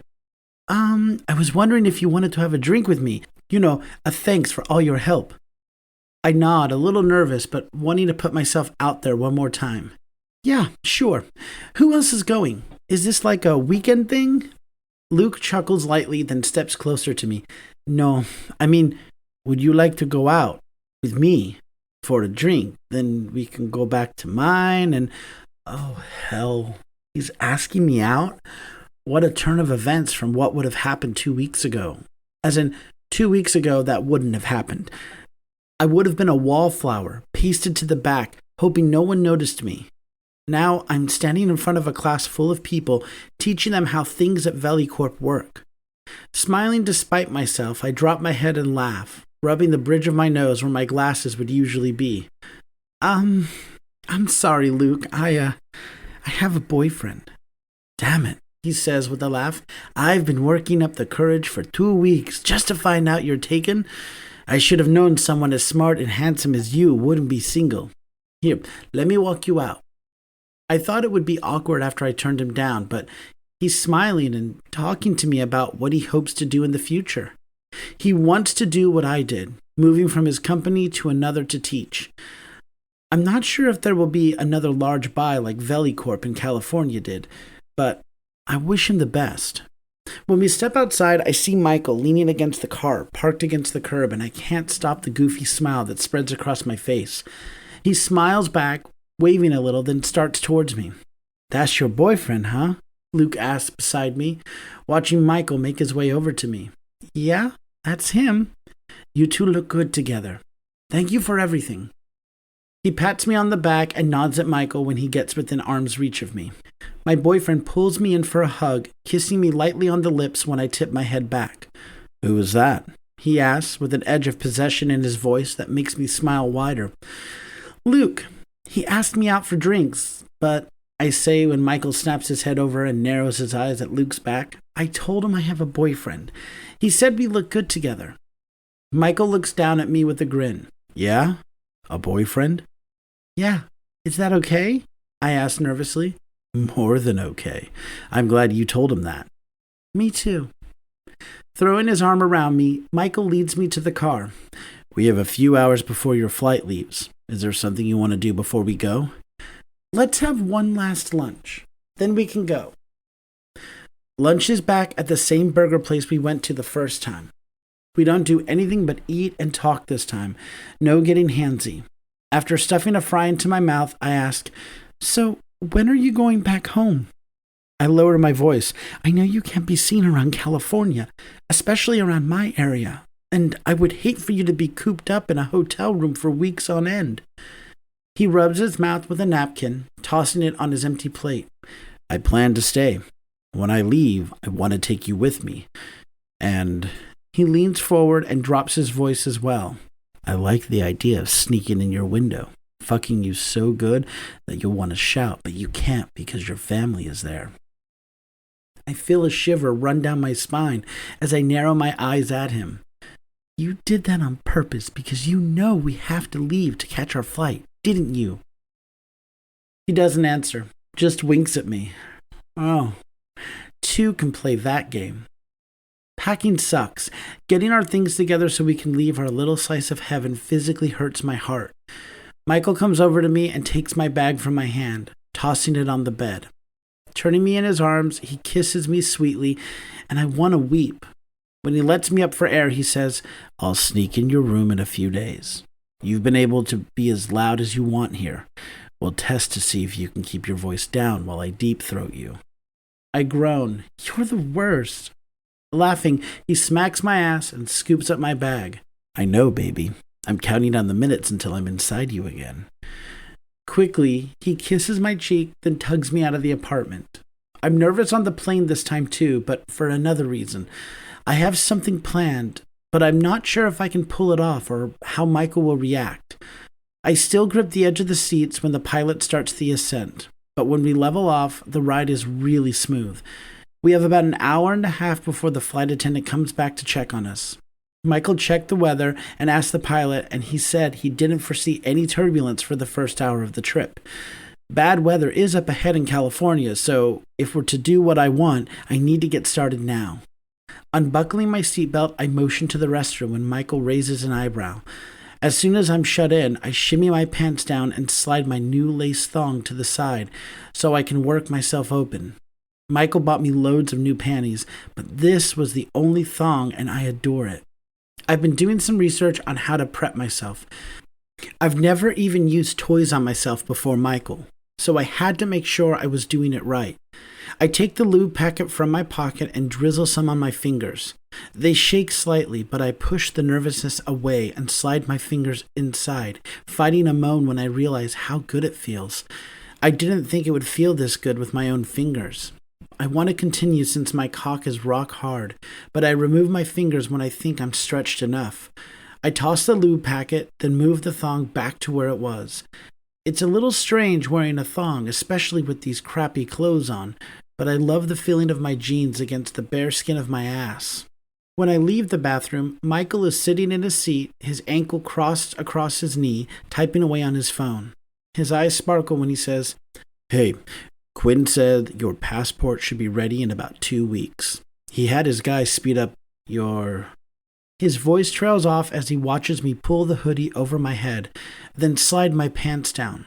When I have them off and kick to the side, I pull my shirt over my head, standing before him in my lacy thong. My cock strains against the fabric, pre-cum already spotting the lace. "Did you count down the minutes, or were you just saying that?" I ask breathily when I see how he's drinking me in. I would feel self-conscious if I didn't recognize the look of desire he gives me. "Come here, baby," he says in a gravelly voice. Shaking my head, I back over to where the bench seat is. I put my knees on the cushion and bend over, pushing my ass out to him. My thong glides along my wet hole and I shudder in anticipation. Looking over my shoulder, I watch Michael get to his feet, and my gaze drops to his dick tenting his pants. When he's behind me, he moves the string of my thong to the side, groaning when he thumbs my hole. "You got yourself ready for me?" Moaning, I nod while I push back against his thumb. "Yes, so I can practice keeping quiet. Don't want the flight attendant to come back here to see what all this screaming is about." Michael bends to kiss my ass cheeks, one at a time. His fingers slide into my hole without warning, and I shout before I can think better of it. He leans over me and says in my ear, "Shh, you don't want to give yourself away now, do you?" Quickly, I shake my head. I push back against his fingers, loving the feeling. It's so much better when he does it. I don't have more condoms. I'm gonna make you come like this, okay? I shake my head again. No, inside. I trust you. He wraps his arm around me, pulling me up so my back is against his front. Fingers still moving in and out of me. Thank you for trusting me, baby. I was tested 2 months ago and haven't been with anyone since. I nod quickly. Michael kisses my back softly. I'll take care of you. You always do, I mutter, rubbing my ass against him. Now, fuck me, please. Chuckling in my ear, Michael pushes me down until my chest is against the cushion of the seat. Removing his slick fingers, he plays with the string of my thong, then pulls them down to my thighs. I want to fuck you with these on, but I need to touch your dick. I can always edge you some other time. Groaning, I rotate my hips so he can hurry. He slaps my ass and I yelp and moan, my cock so hard it hurts. That felt good. Yeah? He asks, then spanks me again. When I bite my lip but don't let a sound escape, Michael gives me a hum of approval, then starts to undo his pants. This will be fast, baby. Hard? Yes, hard. Come in me. Fuck, Damon. I brace myself, and it's just as well, because as soon as his zipper is down and his pants are lowered, Michael enters me in one long stroke. My mouth cranks open in a silent cry, but I only let out a huff of air. He twists his hips and thrusts into me, and I hold in the moan I want to let free. I fist as much of the cushion as I can, biting my lip hard to keep quiet. Michael moans, fucking me with deliberate strokes. Your ass feels so good. I could fuck you all day. He whispers. Please, I beg, hoping he understands what I need. He does. Michael grabs my hips and thrusts into me hard. Fuck. We both whisper. Trying not to be vocal is difficult. Michael starts to hammer into me, hard and fast. I grind my ass back, meeting his strokes while I lose my mind. My dick bounces against my stomach, leaking pre-cum. Michael's cock bumps against my prostate, and I want to cry out so bad. It doesn't help when Michael pulls me up so he can whisper in my ear, How does it feel to join the Mile High Club? Good, since I'm with you. I reach up, twisting my fingers in his lush hair. His lips make a trail down my throat. The soft kisses he plants on my neck is in direct contrast to how hard he's fucking me. He reaches around to grasp my cock, pumping me off to the pace of his strokes.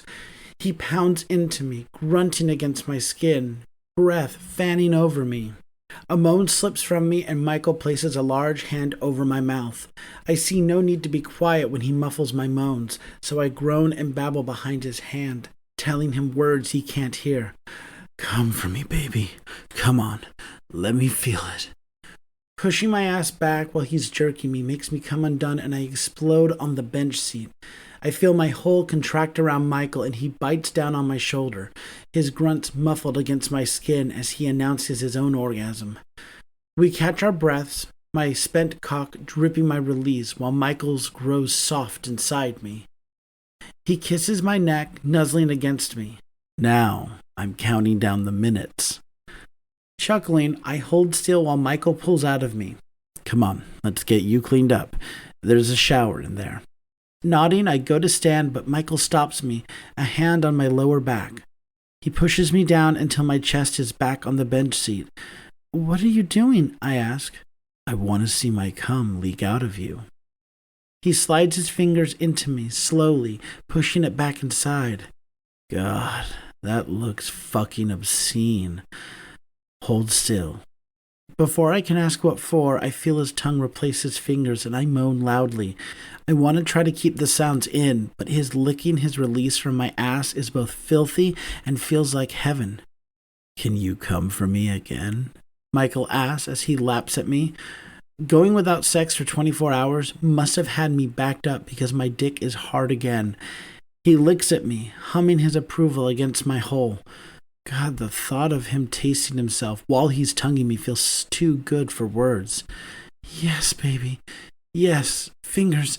Use your fingers and kiss me. No, you'll take my dick again. Again, Michael surges up and slides into me on one stroke. This time, I don't try to keep my cry in. I'm sore and sensitive, but damn, Michael feels exquisite. He's relentless as he hammers into me, pulling me to kiss him. I taste his cum on his mouth and almost lose it. Fuck, fuck, fuck, I chant against his lips, loving the feel of his fingers digging into my flesh. Baby, feels so good. We kiss again, our mouths messy against each other as we try to keep our lips connected while he fucks me thoroughly. When Michael moves his hand to my throat and squeezes, I come hard. I don't expect it just explodes out of me. Not as much as the first time, but enough to know we have to really clean the bench seat. I'm coming, Damon. God, baby. Michael stills behind me, pushing in as far as he can go. This time we topple forward, landing right in my release. Glad this jet has a shower. We breathe heavily, Michael's arms tighten around me. I'm sorry about that, he says, his breath coming out hard. It's okay. We gotta get showered. Gotta get changed. Michael pulls out of me and I turn to face him so he doesn't start eating me out again. I won't be able to leave him if he does me that good again. Brushing some of the stray hairs back from my face, he says, I'm going to miss you so much. Trying not to get down and cry after such a wonderful experience, I reach for his hand and kiss it. You're gonna sneak in my window so you won't miss me too much. I try to make light of what seems like a goodbye, and Michael actually smiles a genuine smile. I will. 2 days from now. I'll give you a day to rest since I just fucked you so hard. You need to rest my hole, he tells me sternly, rubbing against my rim. Barking a laugh, I kiss him quickly. Yeah, it's your hole. Now come on, let's shower before the flight attendant comes back here. Just a second. Michael reaches down and slides my thong off my legs. Then he brings them to his nose and sniffs audibly. My mouth drops open when he says, I'll need these for the next 2 days. While I'm still staring at him in disbelief at him sniffing my panties, he pulls me off the seat and marches me into the bathroom. After he starts the shower, he goes back into the cabin and drags over my suitcase. When he squeezes it into the bathroom, he slides his hands inside, pulls out my boring briefs, a pair of loose jeans, and an oversized shirt. I stare at them in disdain, not loving that after 2 weeks of being free, I have to go back to being the Damon that's been teased, repressed, and ridiculed. I don't want to be that guy anymore. So I wouldn't be tempted to wear the clothes we bought at the mall out of spite. Michael and I agreed to send them on to Canada, so they'll be there when I move in. He said he talked to Quinn and he would take the packages and put them in his room so I can unpack them when I arrive. I'm so excited about unboxing those. Michael sees my face and gives me a sad smile, then gets in the shower and holds me. 2 weeks, baby. 2 weeks, then we'll be together and you can be you again. Can you hold on for 2 weeks? I nod, sad that I have to, but I can do it. I'm gonna be honest, he says in a serious voice, looking me in the eye. It's torture letting you go back now that I know how they treat you. The only reason I don't walk in and slit their throats while they sleep is because I don't want you involved in any way. My breath catches and my heart rate speeds up. I need to remember Michael is a killer. I'm not afraid he'll harm me, but I don't want the deaths of James, Fallon, and Conrad on my conscience. I know, I murmur. Good. They better consider themselves lucky on that account. But make no mistake, if I find out they hurt you in any way over these 2 weeks, I will kill them. Michael's gray eyes bore into me, and I nod again, feeling my cock stir. Who knew Michael being protective would turn me on? Michael washes me, taking great care with my body. I can't wait until we can have this every day. We rinse off and towel dry, getting dressed in a hurry. We're out and in our seats about 10 minutes later. Just as Michael finishes cleaning the bench seat, the flight attendant comes back to tell us to buckle our seatbelts for the final descent. If I'm not mistaken, the flight attendant's cheeks are pink, making me believe he might have heard us, or maybe he smells the sex in the air. My cheeks heat thinking about it. Michael and I discussed it, and we agreed that I should sit in the back seat of the rental he has, just in case one of my family members are outside. They'd think it's strange if I sat in the front seat of a rideshare. But I don't move into the back seat until he pulls into the neighbor's driveway to make out for a few minutes. I won't see him for another 2 days, so I need to get my fill of him. Okay, I say, pushing against his chest after we make out like horny teenagers. My lips can't look swollen when I go inside. I kiss him once more, then hop into the back seat. Meeting my eyes in the rearview mirror, he says, 2 days, and not a day more, understand? Understood, baby. I reply with a smile. He makes the short drive to my house, and it's a fight not to lean over the seat to kiss him again. 2 days, Michael Prince. Do you really have to go? His eyes are pleading, and it's a fight not to fall into them. We can leave. Just drive away, and Quinn can find a way to get you a passport. Or we can skip customs altogether. Just come with me. Sighing, I rub a hand over his face. I have to finish this, Michael. I have to see it through so I can get all my mom left for me.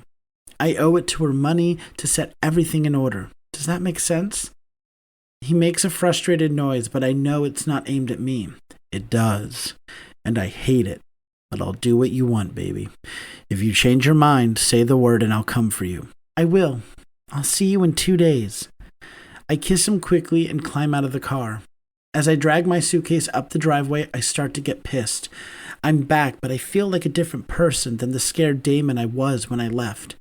The last 2 weeks changed me in ways I hadn't anticipated. I'm nervous about being back because I fear in these 2 weeks they'll pull me back to where I was mentally. If I put my foot down, that might cause Conrad and Fallon both to beat me. Then I know I'll go back to who I was before I left.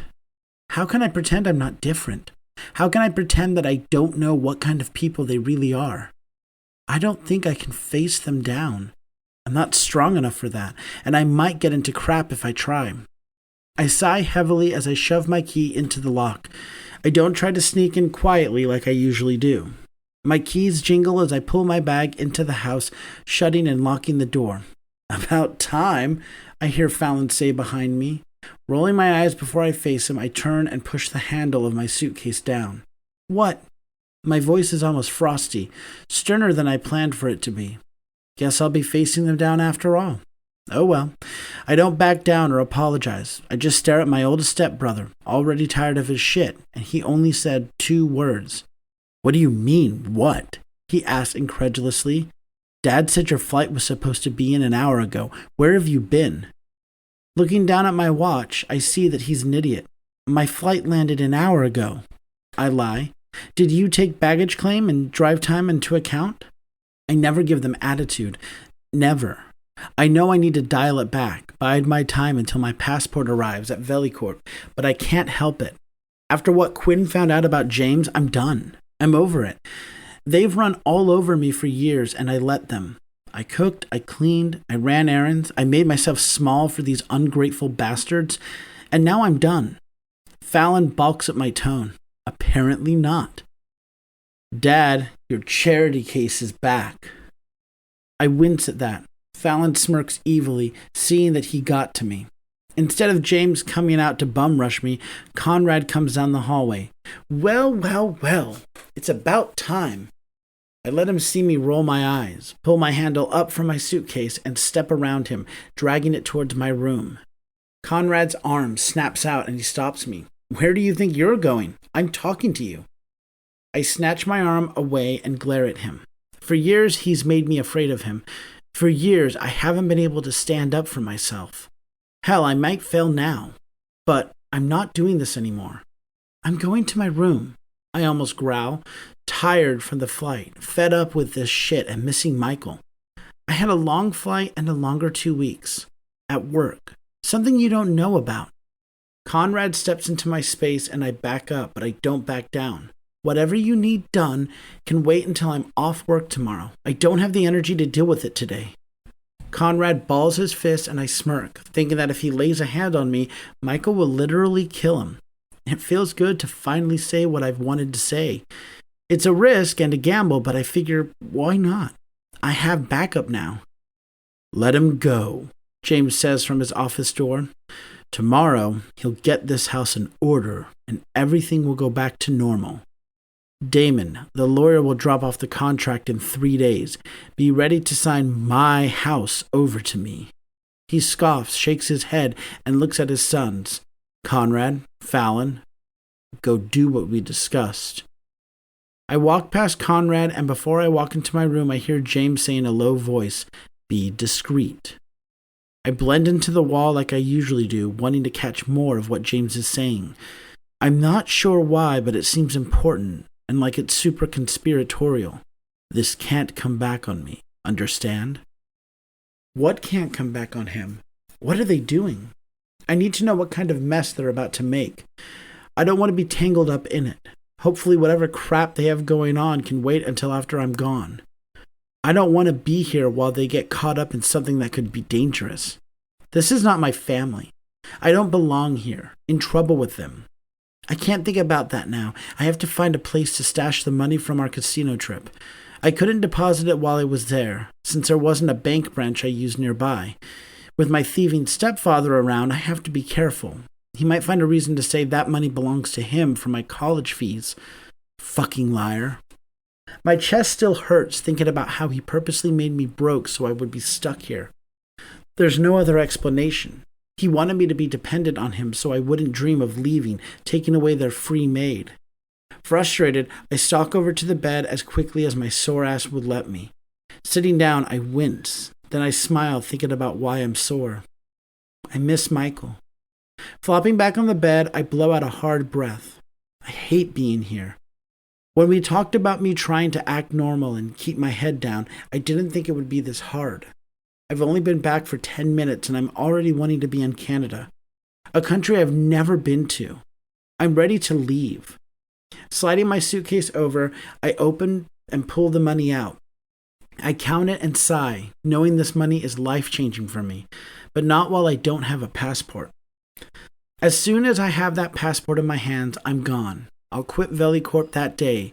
No 2 weeks, no letter of recommendation, no cleaning out my desk, just an email saying I'm out. 2 weeks. Only 2 weeks until I start my new life. 2 weeks.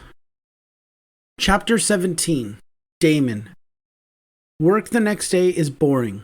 I never thought I would imagine my dream job as boring, but after spending 2 weeks teaching and working one-on-one with other people, I find no excitement here.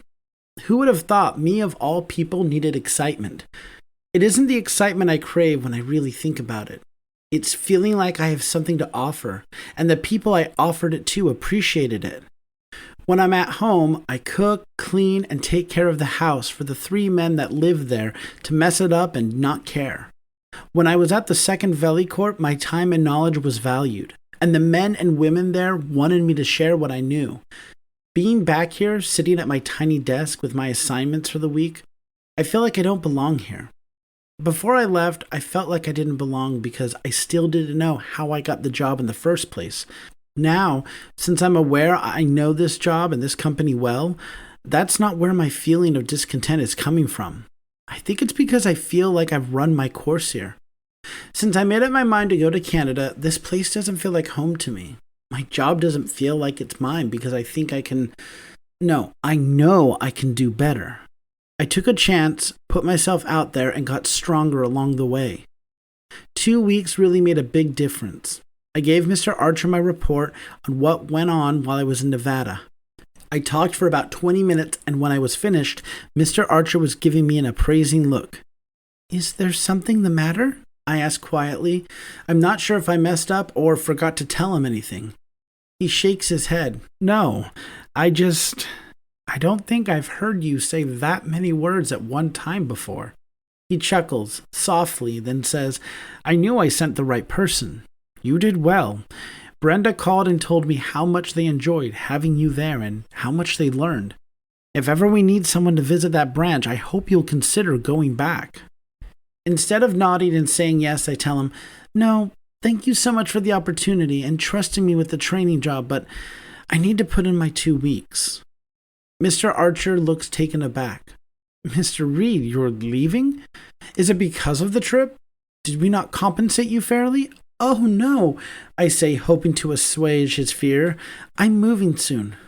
Well, okay. He looks around, seeming a little lost. I can't say I'm happy to hear that news. Are you going to a competitor? If you need more money, no. I raise my hands to stop him from thinking he can get me to stay. I actually don't have anything lined up. I plan to take a few months off to get my bearings. I'm going to move with my boyfriend out of state. Out of the country, more like, but Mr. Archer doesn't need to know all my business. Hell, saying Michael is my boyfriend is the first time I revealed my sexuality to anyone at work. He sits straight up, looking taken aback. Oh, I didn't know you were involved. Smiling, I ask almost shyly, why would you? Huffing a laugh, Mr. Archer says, yeah, you got me there. Well, that's great, Mr. Reed. I hope things work out for you in the future. You're a great employee, and I hate losing you. If you ever need a letter of recommendation, or if you ever want to come back, the job is yours. I don't plan to ever come back here, but I nod. Thank you. When is your last day? I give Mr. Archer a date 18 days from now. That should buy myself some time just in case my passport comes in 14 business days, not 14 calendar days. After that, Mr. Archer shakes my hand and I go back to my desk. I didn't plan to say anything about not working here anymore. I honestly planned to just leave when I got my passport. This is better, though. Unlike Michael and the others, I don't plan to fake my death and get a new identity. I plan to be Damon Reed forever. If something were to happen with me and Michael, I could have something to fall back on with VeliCorp. Or if I find some place I want to work in Canada, it couldn't hurt to have Mr. Archer email me a letter of recommendation. Looks like I'm more serious about Michael than I thought. I was serious when I told him I wanted to be with him.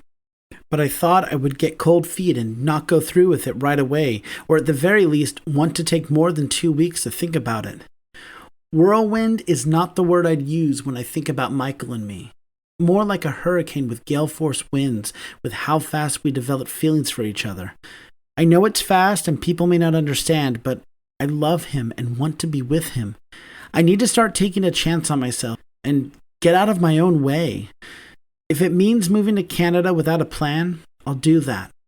Besides, if something were to go wrong, I have the large amount of money he gave me from the casino to fall back on. I'm depositing it today after work. Then I'll be set for at least a year if I'm smart about how I spend the money. Betting $5,000 on one number with 35-1 payout is definitely worth it. I start to work on my team's assignments for the week when I get a text. Pulling my phone from my pocket, I look down and feel butterflies dance in my stomach when I see Michael's name pop up. Meet me in conference room 10. Looking around, I see most of my team is working and Mr. Archer's door is closed. No matter, I'll be leaving here soon anyway. Without a word, I turn off my computer and make my way to the elevator to head to the 14th floor. When the elevator doors open, I make a beeline to the back conference room, remembering how I met Michael in that very same room just a few weeks ago. I was so frightened of him. It's a wonder I didn't pee my pants. I thought for sure he would kill me. Now look at me, head over heels in love with him. What a difference a conversation can make. When I open the door, I'm pulled in immediately. My back is pressed to the wall and Michael's mouth is on mine. I let out a startled yelp into his mouth, then relax into the kiss. God, I've missed him, and it's only been a night. Wrapping my arms around his neck, I stand on tiptoe, tangling my hands in his hair so I can pull him closer to me. We kiss like this, Michael devouring my mouth and touching me all over until his hands go down my pants. Then he pulls away sharply, mouth agape. He cups my ass, the lace rubbing against my skin, feeling delicious and foreign. Michael hums his appreciation, his eyes going hooded. You have on your panties. I didn't think you would until you left. Honestly, I didn't either, but when I showered this morning, I knew I couldn't go back to wearing briefs. I had to wear something that felt like the real me. No one at home sees my underwear, and I do my own laundry. I should have been wearing them for years. Me neither. I'm glad I did it today. He groans, hugging me close. If I had more than 10 minutes, I would fuck you on this table. He meets my eyes and shakes his head. Fuck, It's so fucking sexy knowing what you have under those clothes. I smile up at him. Yeah? I'm glad you approve. Sliding his fingers into my underwear, he grazes a finger over my hole. Michael bites his lip, then cups my chin with the other hand, holding me so he can kiss me hard. When I'm breathless, he pulls away. I can't wait until tomorrow. I need to be with you tonight. I'm nodding frantically before he can even finish his sentence. Yes, please. Good. I'll be there at midnight. Have my hole ready for me. I grin up at him and nod again. He plants another desperate kiss on my lips, then breezes out. I sag against the wall, anxious and ready for midnight. I deposit my casino winnings as soon as I get off work. The bank teller gives me an odd look since I came in with a bag full of cash. She gets the manager, and I have to show them the slip I had to fill out in Vegas and the receipt so they don't think I'm trying to deposit any illegal money. That's a hell of a win, the teller says with a grin. Tell me your secrets. I want to visit Vegas with my friends one day. With a soft smile, I tell her, my mom gave me a sign and I listened. Always listen to mama. The manager gives me a deposit receipt and tells me the funds will be available in 24 hours. With that done, I breathe a sigh of relief. James won't be able to access this money. I set up a direct deposit for him to get the money he says I owe him. I count my lucky stars that I told him I wouldn't give him access to my account. I got a long, stern talking to about that one, and I almost cracked, but I'm glad I stuck to my guns. Now he won't know I had this windfall and try to take that too. Walking through the door at home, I groan in frustration when I see the mess in the hallway. Boxes everywhere. I'm not sure where they came from, but I already know it's something James will have me clean up because of how I spoke to Fallon and Conrad yesterday. And I'm right. He, Fallon, and Conrad pulled things out of the attic, but abandoned the task and told me to put it all back. I'm sure they didn't plan on looking for anything, just wanted to give me work to do. Instead of arguing and sulking, I get started. I figure it'll keep me busy for a few hours, so I'm not losing my patience waiting for Michael. While I work, I let my mind wander. Only a few short weeks of this. I actually have a date when I'll be away from here. Michael promised me that my passport would be ready by that time. I would leave now, but I know James would come find me at work. If he tried that, Mr. Archer may let slip that I plan to leave, and that will mess everything up. I know I have to stay put. It'll be hard, but I want to find a way to keep my house. The hardest part isn't staying here, but being away from Michael. I got spoiled in those 2 weeks we were together. After I fell asleep in his arms that first day, I knew I was hooked. That's where I want to sleep every night. My pillows here feel nothing like the hard muscles of my boyfriend. The attic space is stuffy, and I'm almost sure I have cobwebs in my hair. If it weren't for the instability of the floorboards and James not wanting to spend money to fix the ceiling if I fell through, I'm sure he would have tried to stick me up here instead of letting me keep my old childhood bedroom. As it is, I have the smallest room. I'm thankful my mother had the forethought to have a house built with a bathroom in every room. I don't want guests having to roam out of their rooms to go to the bathroom, she told me once when I asked why we had more bathrooms than bedrooms. I'm thankful for that. It means I don't have to share my space with anyone. I still have to clean up their bathrooms, so I'm not too thankful. But having my own bathroom comes in handy when I want to beat off in the shower without worrying someone will barge in on me. By the time I finish putting things away, have dinner cooked, and the house clean, it's almost 10:45 at night. I growl in frustration when I enter my room since I have to wash my hair to get the cobwebs out. Since I have to wash my hair, that means detangling, moisturizing, and braiding it. I probably won't be done by the time Michael gets here. Knowing I have to get to it, I gather my things and start my process. I make sure to prep while I'm in the shower, making sure Michael's hole is ready for him. I probably should feel like I'm being used for sex and find it demeaning that Michael said it was his hole, but I like it. I like thinking that Michael sees me as his personal sex toy and will do with me what he wants. I know I mean more to him than that, but that thought gets me so hot I have to fight to keep my erection under control. I'm putting a rubber band at the end of my braid when I hear the familiar tapping on my window. Picking up my phone, I see it's exactly midnight. With a bright smile, I practically skip to the window.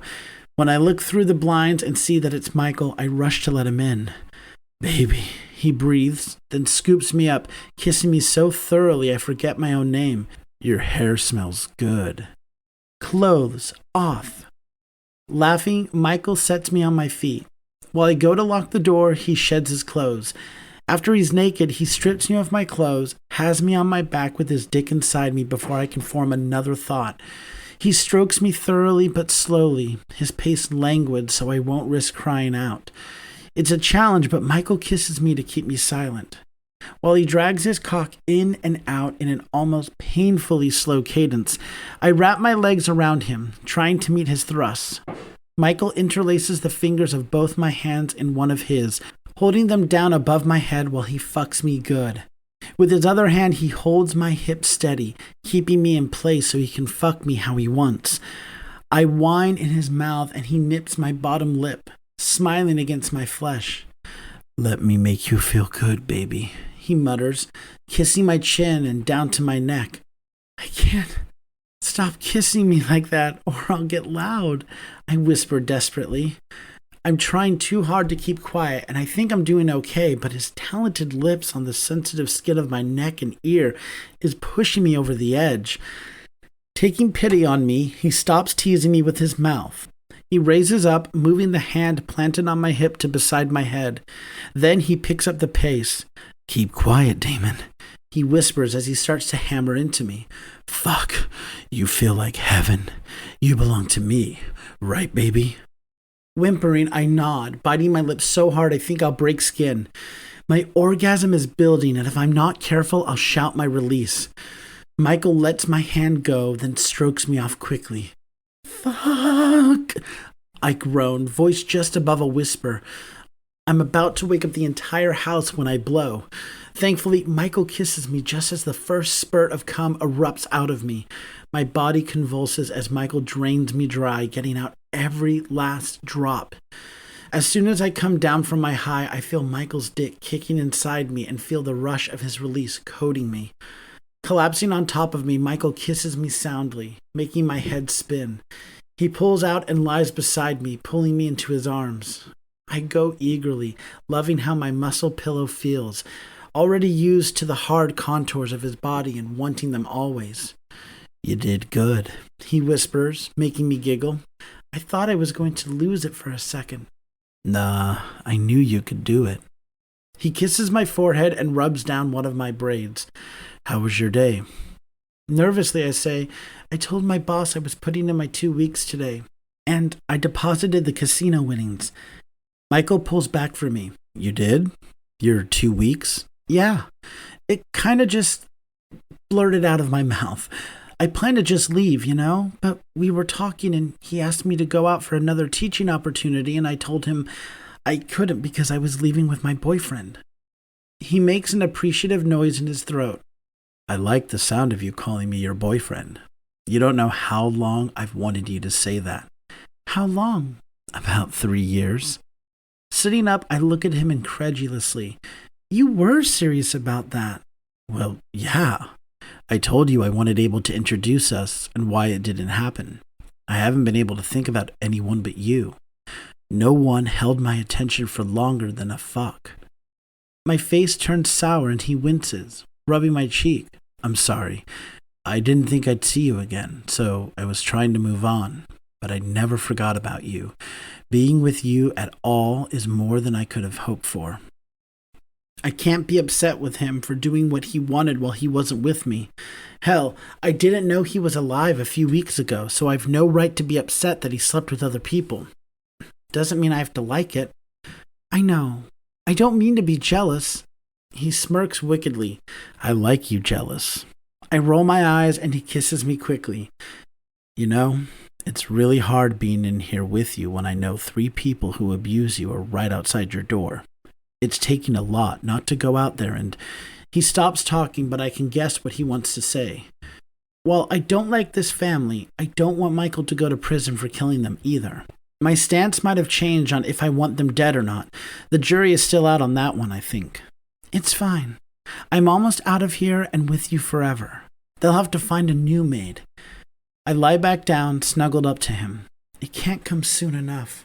I heard my stepfather tell my stepbrothers to go handle something last night, and he doesn't want it to blow back on him. I'm not sure what it is, but I don't want to be around if things hit the fan. Hopefully whatever it is can wait for 2 more weeks. Sounds suspicious. Are they dealing drugs? I think about it. While James is greedy, judging by his years of using me for money and how he has designs on my house and keeping all the money for himself, I don't think he'd risk his reputation and the possibility of getting elected to the Senate for a quick buck. He's the type to play the long game. Doubt it. If he was, I don't think he'd involve Fallon and Conrad. He actually loves them and wouldn't want them to be locked up if he could help it. Yeah, we need you out of here. I don't want them to try to blame you for whatever shit they get into. He has a lawyer coming in 2 days. How do I stall him so I don't have to sign those papers? I don't think I'm ready to stand up to him just yet. I feel tremors run through Michael as if he's physically holding himself back from charging into James's room. I place a hand on his chest, trying to bring him back to me. Looking down, he smiles slightly and kisses me. He can't coerce you, so just tell the attorney you want your attorney to look over the documents. He's legally required to have them sent to your legal representation. That should hold him for a few weeks. Chuckling, I whisper, I don't have an attorney. Doesn't matter. You can get one. I'll pay for it. Let me do some research. You don't have to do that. I know. He mutters, kissing my hair, but this comes with me taking care of you, since I can't take care of them. His voice is contemptuous, and I can see why people would have feared him while he was guarding Savage. Okay, baby. We lie there for a moment, and I'm afraid what we were talking about has put him in a sour mood. Scrambling around for something to talk about, I ask, what's your house like in Canada? I hear the smile in his voice. It's nice. 2 floors, 2 master suites. Our kitchen is huge. Quinn and Red cook. I eat. I giggle at that. We have a nice backyard. Quinn and I keep Pogo sometimes, and we wanted something large so we could run and play with him. We have cookouts back there, too. Sounds nice, I muse, trying to imagine his home. Want to know the best part? He murmurs, and I nod against his chest. We're 4 doors down from Abel. I laugh almost silently. That makes me happy. I can go see Abel whenever he's free, and he can walk over to see me when I get there. I like the sound of that. Being able to hang out with him will be nice. Yeah, I never hear what he's thinking. His phone starts to vibrate, and he lurches off the bed for it. If Quinn or Savage is calling, it's an emergency. I told them I'm with you and not to contact me if they didn't have to. His face is a mask of confusion as he answers and heads to the bathroom. I throw my legs off the bed and drag on my pajama pants, hoping it's not something bad about anyone back in Canada, about his family. Michael is in the bathroom for about 2 minutes. Then he comes storming out, almost stomping over to his clothes. I don't tell him to keep quiet since it's clearly an emergency. My door is locked, so if someone hears, I just won't open my door until he's gone. What happened? I asked, abandoning all pretense of whispering. Remember I told you I have a half-brother? I nod, helping him pick up his clothes from the floor so he can get dressed faster. He was attacked last night. Quinn just found out when his name popped up in hospital records. I need to go and figure out what happened. Yeah, go. I'm so sorry. He told me he and his brother have never met, but his well-being obviously means a lot to Michael. When he's fully dressed, he drags me to him, hugging me tightly. His body seems to be trembling. Hey, it's okay, I say, trying to soothe him. I thought I got the guy that tried to kill him. I thought I protected him. I can't fail him. Pulling back, I cup his face and rub a thumb over his cheek. You're not failing. You didn't fail Abel, and you won't fail your brother. You've protected him, and he didn't even know it. You're not a failure. His big body shudders, and he kisses me hungrily. Thank you, baby. He mutters against my mouth when we part. I needed to hear that. He kisses me once more, then hurries to the window. Lock this behind me, yeah? I nod and he slides through easily, puts the screen back in place, and darts off into the night. I watch him, my heart breaking for him. I hope he finds who did this. They need to pay for making him feel like he's inadequate. Chapter 18. Michael. The last thing I wanted to do was leave Damon's arms.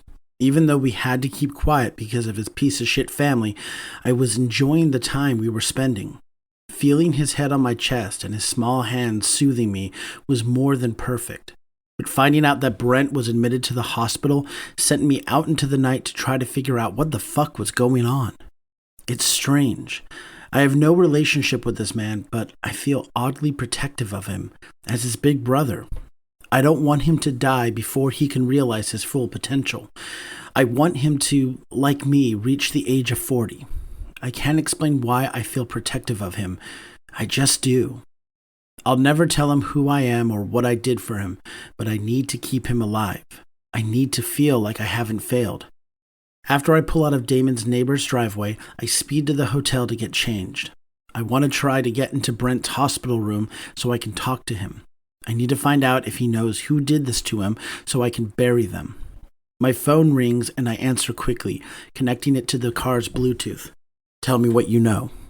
Quinn's booming voice fills the car and I start seeing red the more he speaks. I got his medical records. The people that got to him fucked him up. Orbital fracture, hairline fracture in his collarbone, 3 broken ribs, shattered elbow, and his CT scans show he had a ruptured spleen. He's just out of surgery. That's why I just got his name. Someone saw the attack when the assailants ran off, drove him to the hospital. Good thing he didn't have a spinal injury or moving him might have paralyzed him. Did the police talk to him yet? I asked through gritted teeth. Not yet. He's been out of surgery for about 30 minutes. Anesthesia is probably still wearing off. Good. I need to get in there and talk to him. Figure out what happened. Quinn sighs through the phone. Has to be the same person that tried to kill him before. I don't think one person has this much shitty luck. I nod, even though he can't see me. Call me if you find out anything else before I get to the hospital. Rushing into my hotel room, but still careful to avoid cameras, I get changed into a dress shirt and slacks, trying to look as much like a detective as I can. I bring my Canadian security credentials, hoping that will pass as a badge if I flash it quickly enough. I try to calm myself, try to get my head together, but I don't know how. Then I think of Damon and I smile. Knowing that just listening to him breathe will make me feel 1,000,000 times better. But I don't want to wake him if he's getting his rest. He has work in the morning, but when I park at the hospital, I can't help myself. I text him to see if he's awake. Are you asleep? He doesn't answer me by text. He calls. I answer immediately. Did I wake you? No, I've been waiting for you to call. You okay? He asks in a whisper.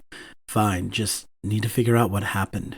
The funny thing is, I'm not sure why I even care so much. We're strangers. He wouldn't be able to pick me out on the street as his brother. It doesn't have to make sense to anyone but you, he says in a normal tone. There's a slight echo, so he must have stepped into his bathroom. I breathe out heavily. Can I come back to you after I leave the hospital? Just to sleep. Unless you think, yeah, come back. It's fine.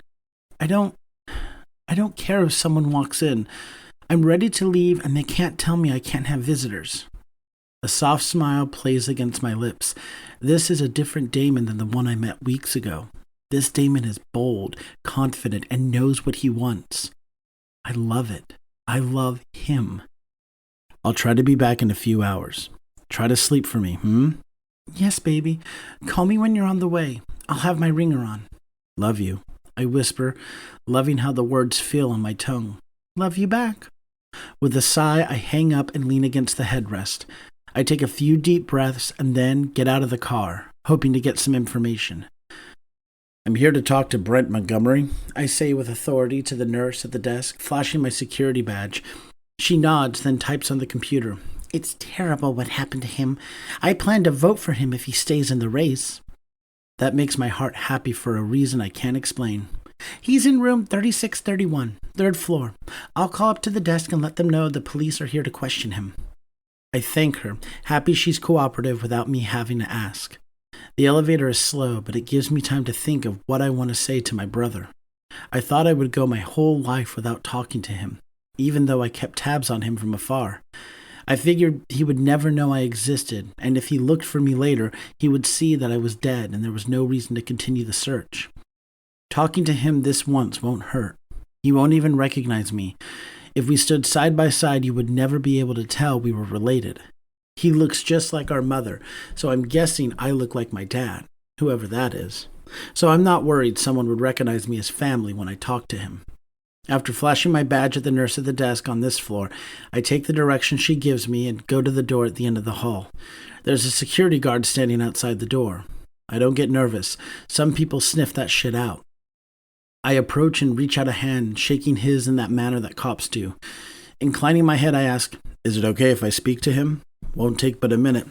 "Yeah, sure," he says, and I get a flash of irritation that he doesn't even try to ask for my credentials, even though I don't want him to. Anyone can come up here and finish Brent off with this guy at the door.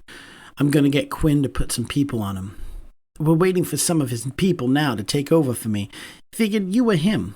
No, dumbass, but you should be more careful. I don't speak the words, just give him a look before I knock lightly on the door and squeeze inside when I hear a voice tell me to come in. Pulling in a deep breath, I step around the curtain and come face to face with my younger brother. It takes me a moment to collect myself. We just stare at each other. I'm sure he's wondering why I'm being weird and staring at him. I didn't think I'd ever be face to face with him like this. He looks terrible. One eye is swollen shut and his lips are swollen as well. He has a trail of stitches across his forehead and another on his cheek. His arm is in a sling and one leg is raised in the air, a cast encasing it. His one good eye bores into me and he looks on edge. Not that I can blame him. Officer? His voice is unsure. Detective. I correct smoothly with a lie. It would explain my street clothes. Harris. I give him Quinn's last name because I can't think of another. Detective Harris. I don't know much. Whoever it was attacked me from behind. I only saw their boots. Grabbing the stool in the corner, I roll it over and sit down. Walk me through it. Where were you when the attack occurred? I have to remember to thank Abel for making me watch all those true crime shows so I can at least sound like a cop, even though I detest them. Rich for someone that went into security, one step away from being in the Royal Canadian Mounted Police. Clearing his throat, he winces when he tries to sit up. I forgot he just got out of surgery. You can relax, I tell him. He ignores me and sits up until he's leaning back on the pillows. He takes a deep breath, then holds his ribs at the movement. After he's gotten himself under control, he tells me about his night. I had just gotten out of a campaign meeting. I usually go straight home since I have a daughter and like helping my wife at the end of the day. But before I could leave, I got a phone call from a possible donor. I was on the phone for about an hour and a half. So by the time I got off the call, it was after dark and I was the last one from my campaign team around. I packed up my things and exited the building. The parking lot was empty, except for my car. When I was halfway across the parking lot, I heard footsteps behind me. Before I could turn around to see what was going on, I was knocked down and then I was getting the shit kicked out of me. My hands clench as he talks. He's harmless. A harmless man wanting to do good for the people he represents and wanting to go home every night to his family. Tamping down my anger, I ask, how many were there? 2. That much I could tell. He cocks his head and his eyes rake over me. Aren't you going to write this down? Shit, I forgot about that. Thinking quickly, I shake my head. Nah, this interview is a formality. The lead detective assigned to your case will take notes. I'm here to check out your security detail. He gulps. Do I need that? Maybe, I answer him honestly. We don't know if whoever came after you wants to finish the job. How were you found? Brent tries to smile, but he winces instead, touching his fat lip. One of my volunteers saw my car in the parking lot while he and a few friends were on their way to dinner. He thought he'd check on me to see if I wanted to go plane. Had they not shown up, he trails off, shaking his head and running a trembling hand through his hair. Are you okay? I ask, no longer in character as a detective, but as myself, a concerned older brother. The laugh Brent huffs sounds like it hurts, both physically and mentally. I don't think I'll be okay for a while. If this is tied to my campaign, I might not run. Whoever did this could come after my family. I'll do anything to keep them safe, even giving up on my dream. He has nothing to worry about. Whoever did this to him will be buried. I will stop at nothing to make them pay. I got rid of an assassin with my bare hands, and a necktie thanks to Quinn's suggestion, so I can dispatch 2 people who can't even finish the job they started. My career with Savage trained me well. Cocking my head to the side, I ask, "Is that what you want?" He sighs again. "No, but I have to protect my family. If it was a random attack, I'll stay in the race and continue to campaign. But if it was because of the race for Senate, I'm out." Could this running for Senate have anything to do with his attack? From my perspective, it can. He doesn't know it, but a hitman, a skilled one based on what Quinn was able to dig up, was sent after him. Then he's attacked outside of his campaign headquarters. It has to be connected. Why do you think they're connected? I ask, wanting to see what he's thinking. For a while, I was getting these ominous letters saying that I need to give up my Senate aspirations, but they dried up about 3 months ago. It was only a few, and they didn't say anything threatening, but my campaign manager said I might have an enemy. That's news. He must not have reported those to the authorities. Nodding, I stand up and say, "That's a great start, Mr. Montgomery. Be sure to mention that to my colleagues when they interview you. They'll be able to follow up on that." Reaching out for his hand, I add, "It was a pleasure speaking to you, but I wish it were under different circumstances." He meets my hand in a firm shake. If I weren't such a coward, I would have met him years ago. Maybe I could have made sure this didn't happen. Shaking my brother's hand is a novel experience, but it's one that I will remember for the rest of my life. Touching my brother for the first and only time, and he doesn't even know who I am. When he drops my hand, I step back slowly, looking at him a moment more before I spin on my heels and exit the room. Before I head to the elevator, I stop by the security guard who's slouching against the wall. "This man was just beaten badly enough that he had to have surgery, and you're not doing your fucking job," I say through clenched teeth. He stands up straight, face turning red. "I'm sorry. I didn't." "Yeah, you're right. You didn't. You didn't check my credentials to see if I was really an officer or ask what my business was with him. You did nothing." My tone must frighten him because he flinches back from me. "Okay, I get it. I'll do better. I'm sorry, officer." Scoffing, I glare at him before I walk away. Pulling out my phone, I call Quinn. It's late where he is, but he'll answer. I'll have to apologize to Red for asking him to work when he's supposed to be asleep. He answers on the first ring. "How did it go?" I give him the rundown on everything Brent told me, keeping my voice low so I'm not overheard. When I finish, I say, "I need you to find some guys to put on Brent's room. The hospital security is shit." "Already done," Quinn says. "They should be there in 5 minutes." I sit in my car on the phone with Quinn until I see 3 men dressed in black suits walk inside. Quinn tells me to hold, and I hear him making another call. One of the men in black suits answers the phone, and I know they're the ones that are here for my brother. Feeling better about leaving him, I thank Quinn and drive away from the hospital. Then I call Damon. "Can I still come by?" I ask when he answers the phone. "Of course. I'll be waiting by the window." We hang up and I breathe easier. There are people there to protect Brent, and now I can go back to my man, so I can hold him in my arms. Chapter 19. Damon. Over the next week, Michael comes over every night at 11 and leaves every morning at around 6 a.m. While it's great because I can see him and hold him, I hate it because he has to leave. I want to wake up with him every morning, not have him sneaking off like a thief in the night.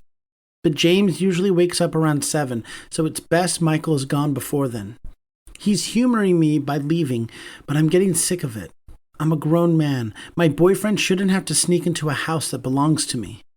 James was pissed when I told his lawyer that I needed to have my own attorney go over the contract for the deed transfer. I was extremely proud of myself because no matter how much he tried to bully me, I said no. I needed to have my own people look over it. "How the hell are you going to pay an attorney for their time when you can't even pay me back for your college tuition?" He sneered at me, face red and a vein throbbing in his forehead. It took everything not to tell him that I know he hasn't been paying for anything but the regular household bills. I wanted to blurt out that I knew he was lying, but I needed to keep up this charade for another week. Just one more week.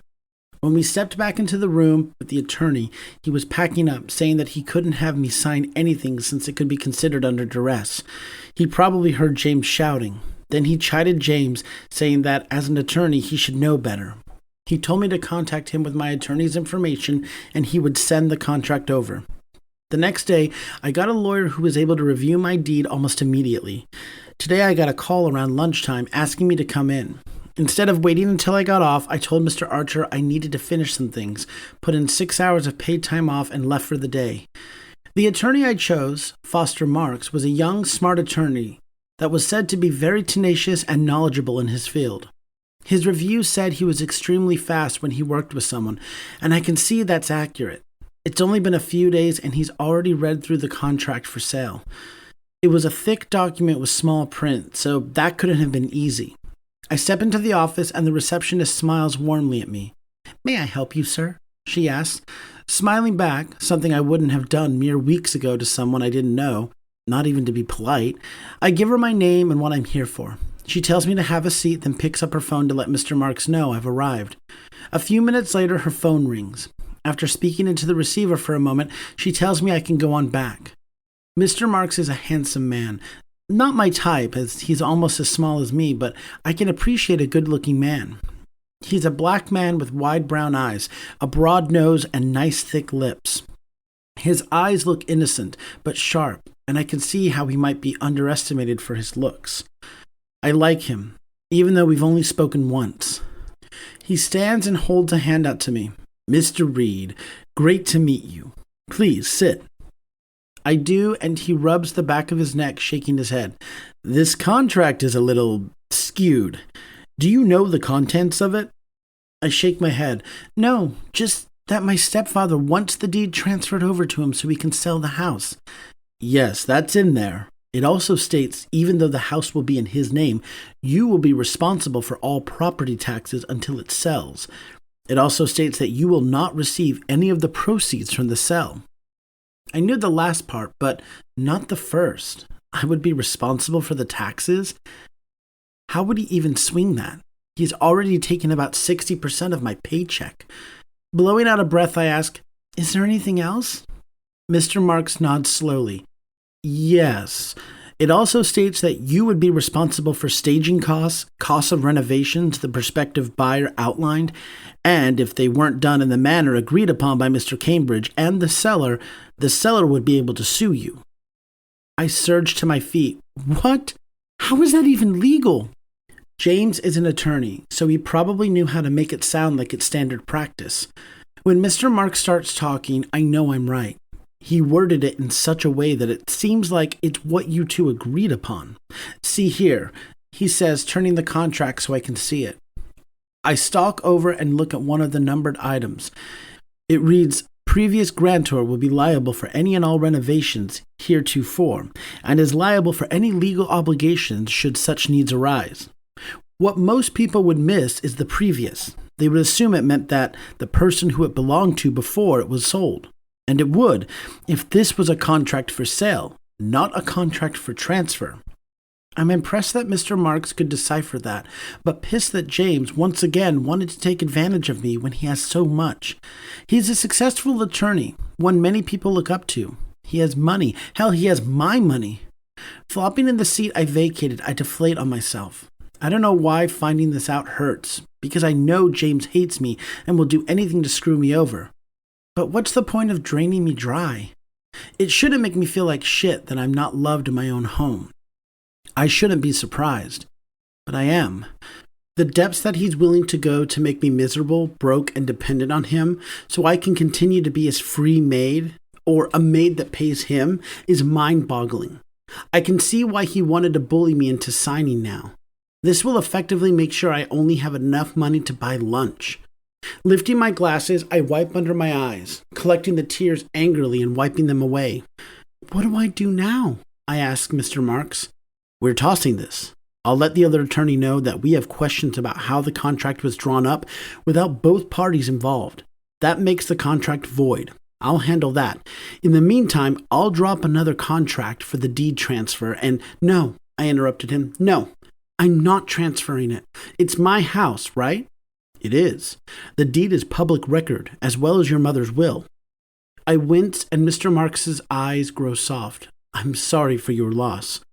He pauses for a beat, then says, her will is watertight. There's no room for misinterpretation.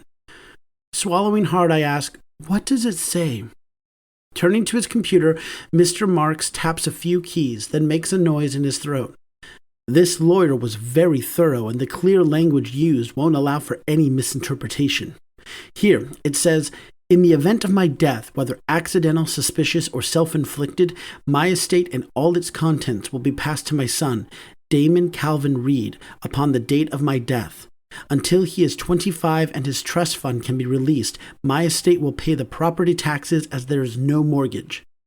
My head is spinning. What trust fund? I don't have a trust fund. Mr. Marks looks at me curiously. Sure you do. It's an LLC, the same one that paid out your college tuition. When I'm silent and just stare at him, he sighs. Wow, okay. Give me a day or two and I'll have all the information for you. The attorney is supposed to contact you when you turn 25 and give you all this information. I'll find out who the contact attorney is. I'll also find out if your mother has anything else from her estate that belongs to you. I drive home in a daze. What just happened? All I wanted to do was stop James from trying to take my house. Not only do I find out that I was almost screwed over so bad that I would be poor in perpetuity, but I also find out my mother left me a trust fund that releases in a few short weeks, when I turn 25. What? How? The only reason I can think of for James not telling me is because he never found a way to steal it from me. He must have known that if I got my hands on any amount of money, I would leave. Even if I were as beat down and scared as I was just weeks ago, I would have tried to escape.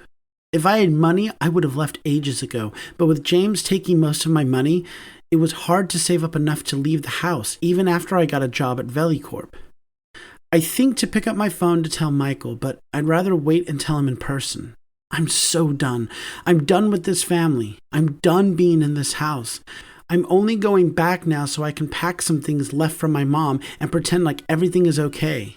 I know if I storm out, James will find a way to locate me, or he'll send Conrad and Fallon. If I leave in the middle of the night, at least I'll have a head start. My passport hasn't come in yet, but I can go anywhere in the country with Michael until it does. The money from the casino, which I haven't touched, will be enough for us to live off if we have to hang around to wait for another passport. If I leave before it arrives at VeliCorp, I'll need to get a new one elsewhere. As is my habit, I slide in the house silently, something I've tried to do for years so I'm not attacked when I come in. Sometimes I get lucky, like today. I close the door quietly, flip the lock, and walk on silent feet in the direction of my room. I hear loud laughter and jeering from James's office. Rolling my eyes, I keep going until I hear the name Brent. Tiptoeing to the office, I find the door cracked. Pasting myself against the wall, I listen to what they're saying, and I'm horrified. Fallon's voice booms out. He went down hard. Conrad used the billy club you told us about. They start laughing again, and it covers my gasp. Fallon and Conrad did that? This happened a week ago. Why are they talking about it now? The only thing I can think of is they think it's all blown over and they're not suspected of anything. They're all idiots. Thinking fast, I pull out my phone and start to record this interaction. I want to have proof for Michael of what was done to his brother. I know if I do this, he'll make good on what he said about taking care of them. Good, James says. Give me details. I want to savor it. I double-check that my phone is recording. Even if the house was empty, it's foolish to ask for details on a crime, especially one that's so high profile. That's all the news has been talking about. The security guard that was supposed to be guarding his hospital room leaked to the press that he overheard Brent say he would drop out of the race yesterday. That's probably why James feels like he's won. As an attorney, I'm not sure why he's asking about information on a crime. He should know better. Shaking my head, I move a little closer to the door, hoping the phone's microphone picks all this up clearly. Conrad speaks up this time, laughter in his voice. Of course, the psychopath thinks this is all a joke. He fell as soon as I hit him. Bitch didn't even try to fight back, just curled in a ball. Shit was funny, because I was kicking his back while Fallon was kicking him in the chest and stomach. He had no way to escape. They all erupt into laughter again. I wish we could have finished the job, Fallon says with a bit of regret in his tone. Fucking nosy people not minding their fucking business. James makes a noise like psh and says to Fallon, no, this was enough. Assault and murder are two different charges. You won't be caught, but in any event, it's harder to plead down for murder than it is for assault. Besides, I only wanted to send him a message. He should have heeded my letters. Conrad speaks with pride in his tone. Yeah, well, we beat his ass good enough that he won't want to testify if anything goes to trial. He'll be too scared we'll send someone to finish him off. Man, James says when they quiet, I wish I could have seen that. Gotcha, Pop, Fallon says. I recorded it. And don't worry, he rushes to say, I didn't upload it to my cloud, and you can't tell who it is. He had his hands over his head for the part I recorded. I want to give you a gift of the night you secured your seat in the Senate. Thanks, son, James says gruffly, like Fallon just gave him the key to the city. I almost scoff aloud. Conrad speaks up. I think the ass-whooping we laid on him will have him afraid to run for office ever again. You're in the clear, Dad. Congratulations. Thank you, boys, James replies. I record a bit more, though they aren't saying much of anything. I hear commotion and muffled thumps, shouts and screams, and assume they're all watching the video. Disgusted, I sneak away, slipping into my room. Hand shaking, I stop the recording, turn my phone volume down, then play it back. I hear everything. It's not super loud, but it's clear. I walk to my bathroom and lock myself inside. Pulling up Michael's contact, I press call and sit on the edge of my tub. Pick up, pick up, pick up, I chant, willing him to answer. After 3 rings, I hear his deep, comforting voice. Hey, baby, how... Michael, listen to me, I rush to say. I don't know why I feel a sense of urgency, but he needs to know, and he needs to know now. It was them, my stepbrothers. They attacked Brent. It was them. There's a beat of silence, and I hear rustling. What do you mean? They were talking in James's office. I heard them. I pull the phone from my ear and quickly send him the recording. There's your proof. It was them. Remember what I told you the other night about what James said? The night I came back? That's what he meant. That was what he didn't want blowing back on him. They did it. Michael, I'm so sorry. My voice breaks. Michael said he and Brent are strangers, but he was so torn up when he heard he was in the hospital. I know this can't be easy to hear. Damon, he says in a deadly calm voice. It sends prickles down my back. I need you to leave the house. Don't come back until I call you. As soon as you get back, call the police. Do not go looking for your family. Do you understand? I swallow thickly. I know what he's coming to do. Am I comfortable enough to be complicit in murder? Maybe a triple murder? Fuck, I don't know. I don't know what I should do. I start to say, but don't know what I'll say after that. Damon, he says my name so patiently. I'll tell you what I was doing there when I was at the ball after I take care of this, okay? You'll know everything. I nod, though he can't see me. I need to take care of this. Leave. Go someplace where you can be seen and don't come back until I call you. I nod. I love you. Even though he's basically telling me he's coming to commit murder, my heart melts when he says that. Love you too, I whisper, then hang up the phone. Blowing out a deep breath to calm my racing heart, I stand up, shake my limbs out to get rid of the nerves, and try to figure out where to go. The mall. I can walk around the mall for hours, as it has 3 levels with at least 30 stores per floor. That will take a lot of time, and I have the money from the casino to buy anything I want. Having made up my mind, I pull the door open and walk face first into a broad chest. I look up to see Fallon, a murderous look on his face. Oh shit. Chapter 20. Damon. Fallon drags me to James's office by my ponytail, the pain searing my scalp as he pulls me along.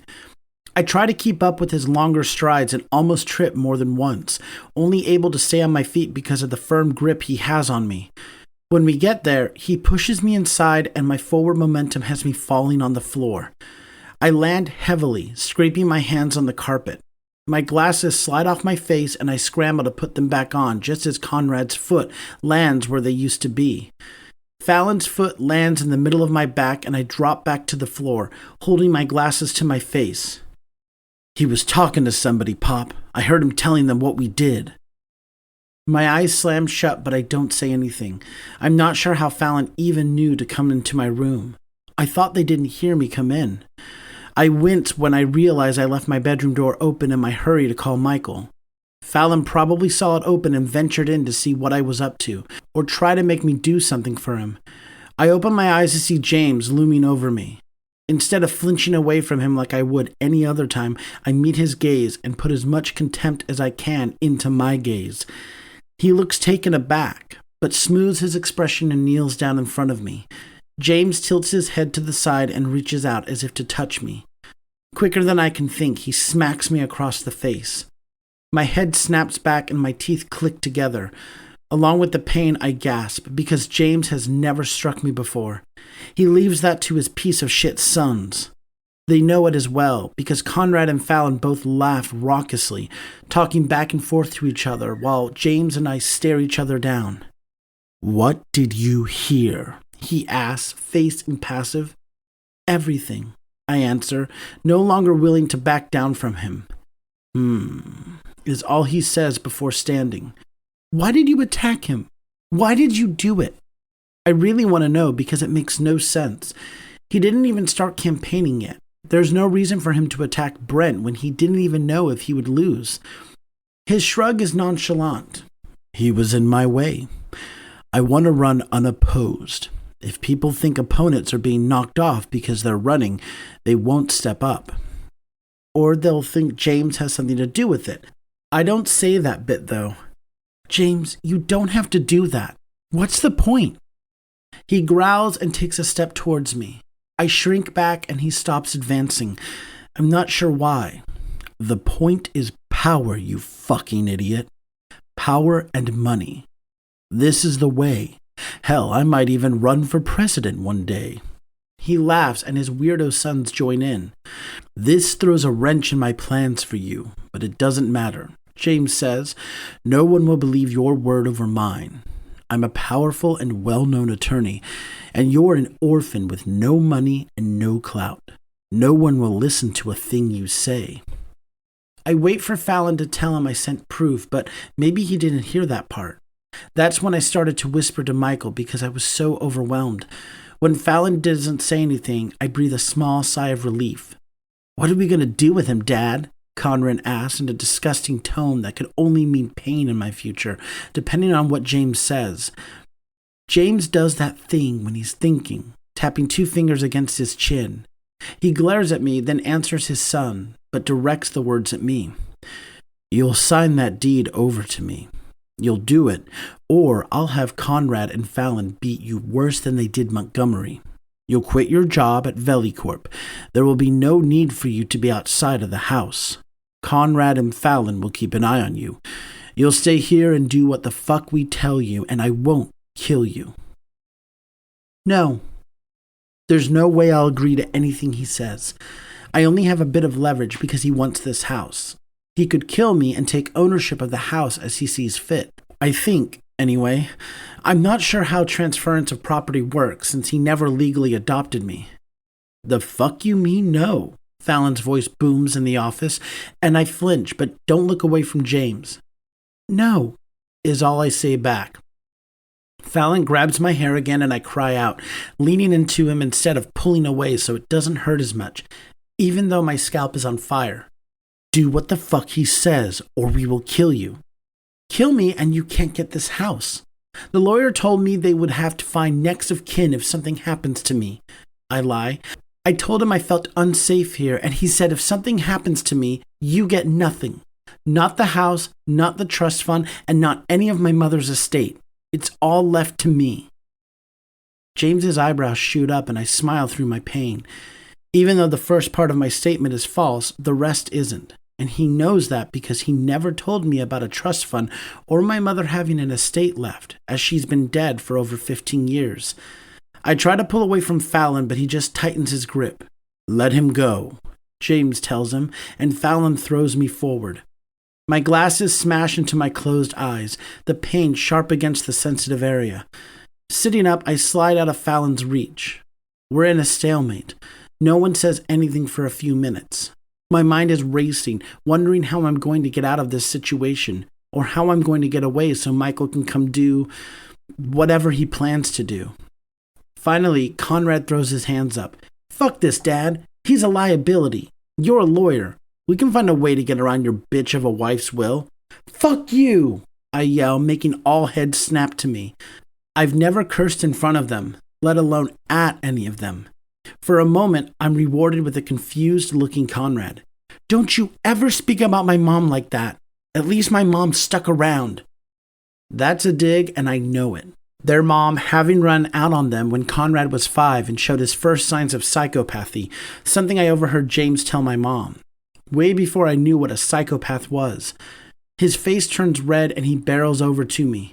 I slide back as much as I can, but he grabs me the same way Fallon did, by my hair and the back of my shirt, and literally tosses me across the room. I land on the coffee table and roll over to the opposite wall. The wind is knocked out of me, and it takes a moment for my lungs to reinflate. Before I can take more than 2 deep breaths, Conrad has a handful of my shirt. He pulls me to my feet, then wraps both hands around my throat. He lifts me off my feet, putting pressure on my windpipe. I thrash around, scratching at his arms and hands, trying to get him to let me go. I think I'm more afraid of how unaffected he looks while he's strangling me. If he looked angry or pissed off, I could understand, but his face is blank. No emotion. I can feel myself slowing down, getting weaker. My heart beating double time because I know I'm running out of air. Even though I fight with everything I have, I know I'm going to die. "Drop him," I hear James say from far away, and Conrad immediately releases me. I fall in a heap at his feet and try to drag in much-needed oxygen. My lungs spasm and I cough uncontrollably. My eyes water and my throat feels like it's on fire. No matter how much I try to pull air in my lungs, the coughing pushes it out until I vomit. Shaking, I roll to the side, finally able to inhale without a coughing fit. When my hearing returns to me, I realize they're all laughing at me. Tears leak from my eyes. I know I'll never win against them. No matter how much I fight, I'll lose. I'll get tortured until I do what they say, and if I don't do what they say, I'm dead. What a shitty way to go out. Rising on my hands and knees, I feel around for my glasses, giving up when I can't immediately locate them. No matter, I can see well enough. Bringing them into focus isn't easy, but I do it. I see Conrad resting on his father's desk, looking at me like he didn't just almost choke me to death. Fallon is leaning against the door, probably making sure I don't escape. James is looking at me with humor in his eyes, and I want to vomit again. He's enjoying this. "Fallon," James says, still staring at me, "I need you to go see the lawyer we had here a few days ago. He's not returning my calls, and I don't like that. Give him a message, will you?" With a gleeful look, Fallon nods, then leaves quickly. Like a child, Conrad whines. "Why can't I go too?" "Because I need you to take care of him," he says, inclining his head to me. Take care of me how? Standing up shakily, I hold my hands up, but not to protect myself. I hold them up as if to fight. I've never been in a fight before, but I'll defend myself. I'll get my ass beat for sure, but I will try. Both men break out in loud guffaws, Conrad even slapping his leg. "Bitch, please." He dismisses me with a wave. "You want to fight me? Come on, I'll give you a free shot." He walks over to me and pats his cheek as if to say, "Hit me here." Taking him up on his offer, I cock my hand back and punch him in the face. Much to my surprise, Conrad stumbles back, holding his cheek. With his light brown skin, it takes no time for the spot to turn red. Conrad's eyes turn flinty, and he growls as he walks over to me. I thought I could evade him since I'm smaller, but Conrad's muscles don't slow him down. He grabs me and yanks me forward as he pulls his fist back.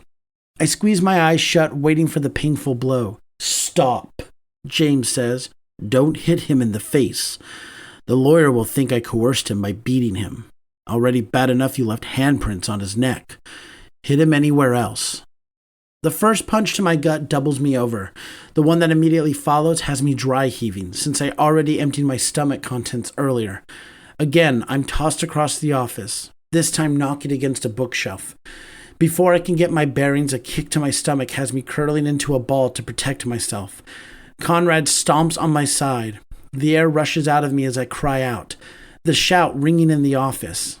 As I realize that's the first cry of pain I let out since Fallon grabbed my hair earlier. There you go. Tell me how bad it hurts, little brother, Conrad says in a manic tone, and I hold my middle as I try to pull in some oxygen. I blink through my blurry vision, then look up at him. I'm not your brother, you crazy son of a bitch, I grit out, spitting at his feet. Conrad's eyes blaze and he lifts his foot again. I roll just enough so it doesn't land on my ribs again, but he still gets my arm, which hurts like a bitch. He lands a swift kick to my ribs before James calls him off. Conrad is breathing heavily and I see a smile cross his lips before I turn away, holding my ribs. Fuck. Today is the day I die. I'm not ready. I'm not ready to die at the hands of my crazy stepbrother. I'm not ready to give up the love I just found. I'm not ready to abandon my escape plan, finally going somewhere I'm happy and loved. I'm not ready. Conrad, head to the hardware store. Pick up some zip ties, rope, a deadbolt, and something for his window, James says thoughtfully. They sell those security bars, Conrad supplies helpfully. The two of them go back and forth on what could go over my window without raising questions with the neighbors. They're planning to lock me in my room until I'm finally willing to sign the papers and allow James to sell the house. A few minutes later, Conrad leaves, giving me one more kick to the gut on his way out, and I'm left alone with James. We sit in silence for a few minutes, me trying to get my bearings and James just watching me. I sit up and wince, holding my middle and rubbing my throat. It feels hot under my hands and I know there will be bruises. Frowning, I look up at James. Why? That question is loaded. I'm asking everything I've wanted to know all these years. Why does he hate me? Why does he mistreat me? Why does he allow his sons to treat me so terribly? Why did he bother to keep me? So many whys, and I'm sure he has answers to all of them. He tilts his head to the side, assessing me. You look like her. I startle, not expecting him to say anything about my mother. Then he continues to speak, and that vulnerable part inside me hurts. But you're nothing like her. Your mother was strong, a spitfire, bold. You're a coward, weak, soft. That's why I treat you the way I do, because you let me. My face burns with the shame and anger I feel. What a shitty answer to give someone you've abused for years. James continues, I knew about your mother's will. I've spent years trying to figure out a way to get what I want.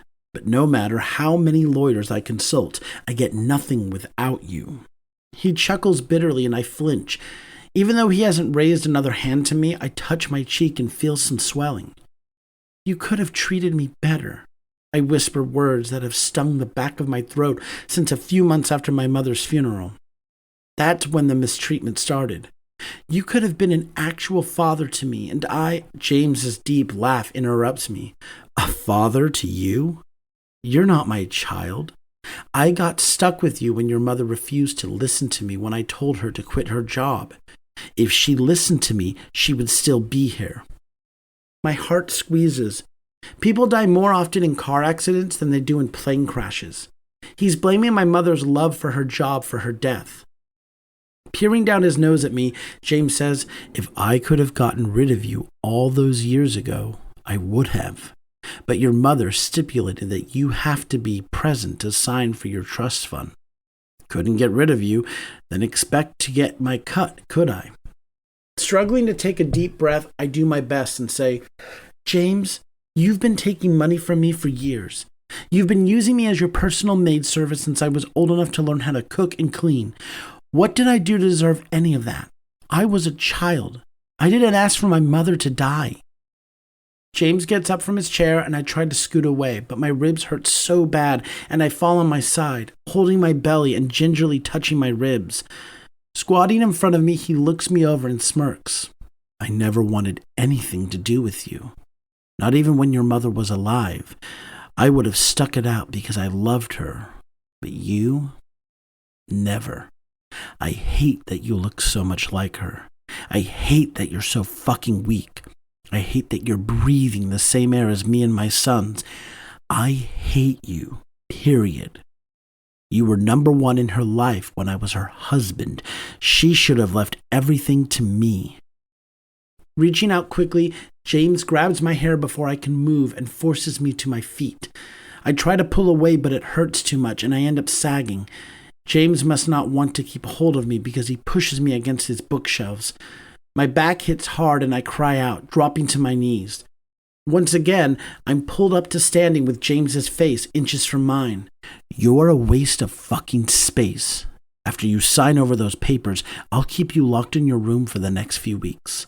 As soon as you turn 25 and your trust fund is released, that will be mine too. We'll find a way to get rid of you. Might have you beaten like we did that other motherfucker that got in my way. We'll make it look like an accident. Then I'll win the sympathy vote. He laughed maliciously and I want to vomit. I can see the headlines now. Lawyer wins by a landslide following the unsolved murder of his stepson.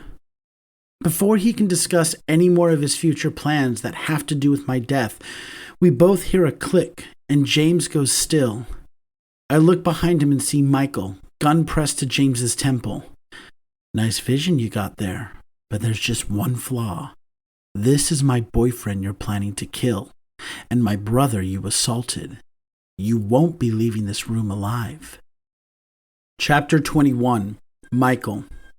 My blood boils when I see how broken Damon looks and the angry bruise on his cheek. It takes everything in me not to just shoot this motherfucker right now, but I don't want Damon to see me like that. I want him as far away from this violence as he can get. I saw how it affected Abel, and Abel is a tough little fucker.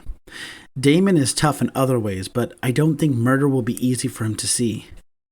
Damon, baby, I say in a normal voice, not wanting to startle him anymore. Step behind me. When his stepfather doesn't let him go, I smack him on the side of the face with my gun. His stepfather lets him go. Come on, baby. Doing what I say, Damon skirts around his stepfather and moves to my back. I'm sorry I didn't leave, he murmurs. I push Damon's stepfather, causing him to stumble forward. He whips around, a look of anger on his face, but my gun raised at eye level causes the expression to bleed away and his eyes dart to Damon. Who is this? Smiling, I do a bit of a bow, taunting him. Michael Prince. And you are?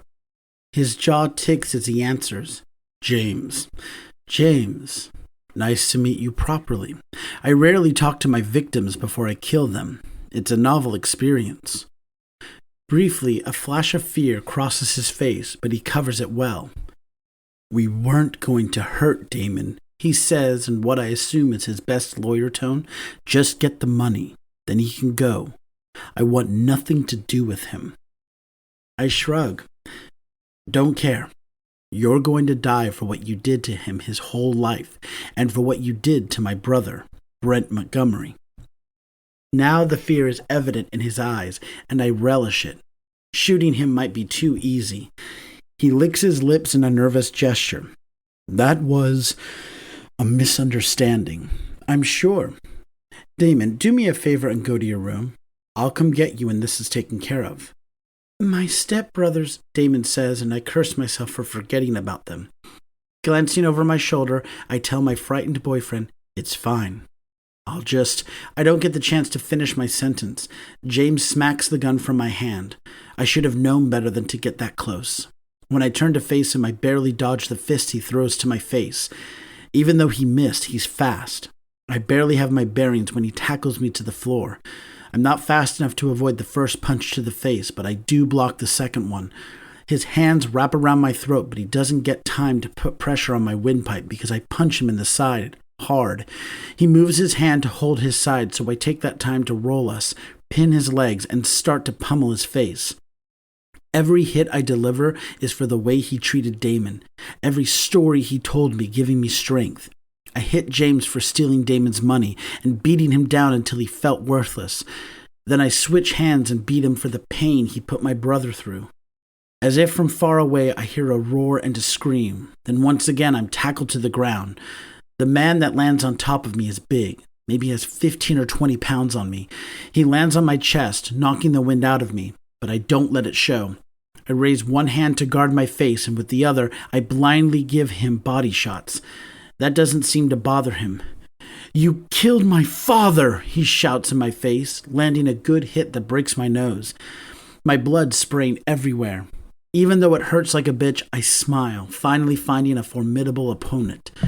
Bucking him off me catches him off guard. When he's off balance, I roll him over. He scrambles to his feet, and I do the same, not wanting him on top of me again. "Michael!" I hear Damon shout, voice full of fear. "Go to your room, baby," I say, not making the mistake of taking my eyes off Conrad, I presume. "Fallon, you bitch. You're a dead man," he says before he rushes at me, throwing punches wildly. I dodge them, backing up until my back is against the bookcase James had Damon against. When he throws another punch, I duck, and his hand hits the wood. I hear him snarl, and I stand back up to throw a jab at his face, cracking his nose. "Fuck!" he bellows, then reaches out as if to choke me. I duck under his arm and push him into the bookcase, smiling at his frustration. Fallon spins around, face red with blood and anger, then he stalks over to me again. But before he reaches me, I hear 3 shots and see blood bloom across his front. He looks down in confusion, stumbling back as he touches his chest. He coughs, blood spraying. He drops to his knees before falling forward. I spin around and see Damon with a gun in his shaky hands, but a look of determination on his face. Slowly, I walk over to him, hands out in front of me. He looks at me with a look of confusion, and I think he doesn't recognize me.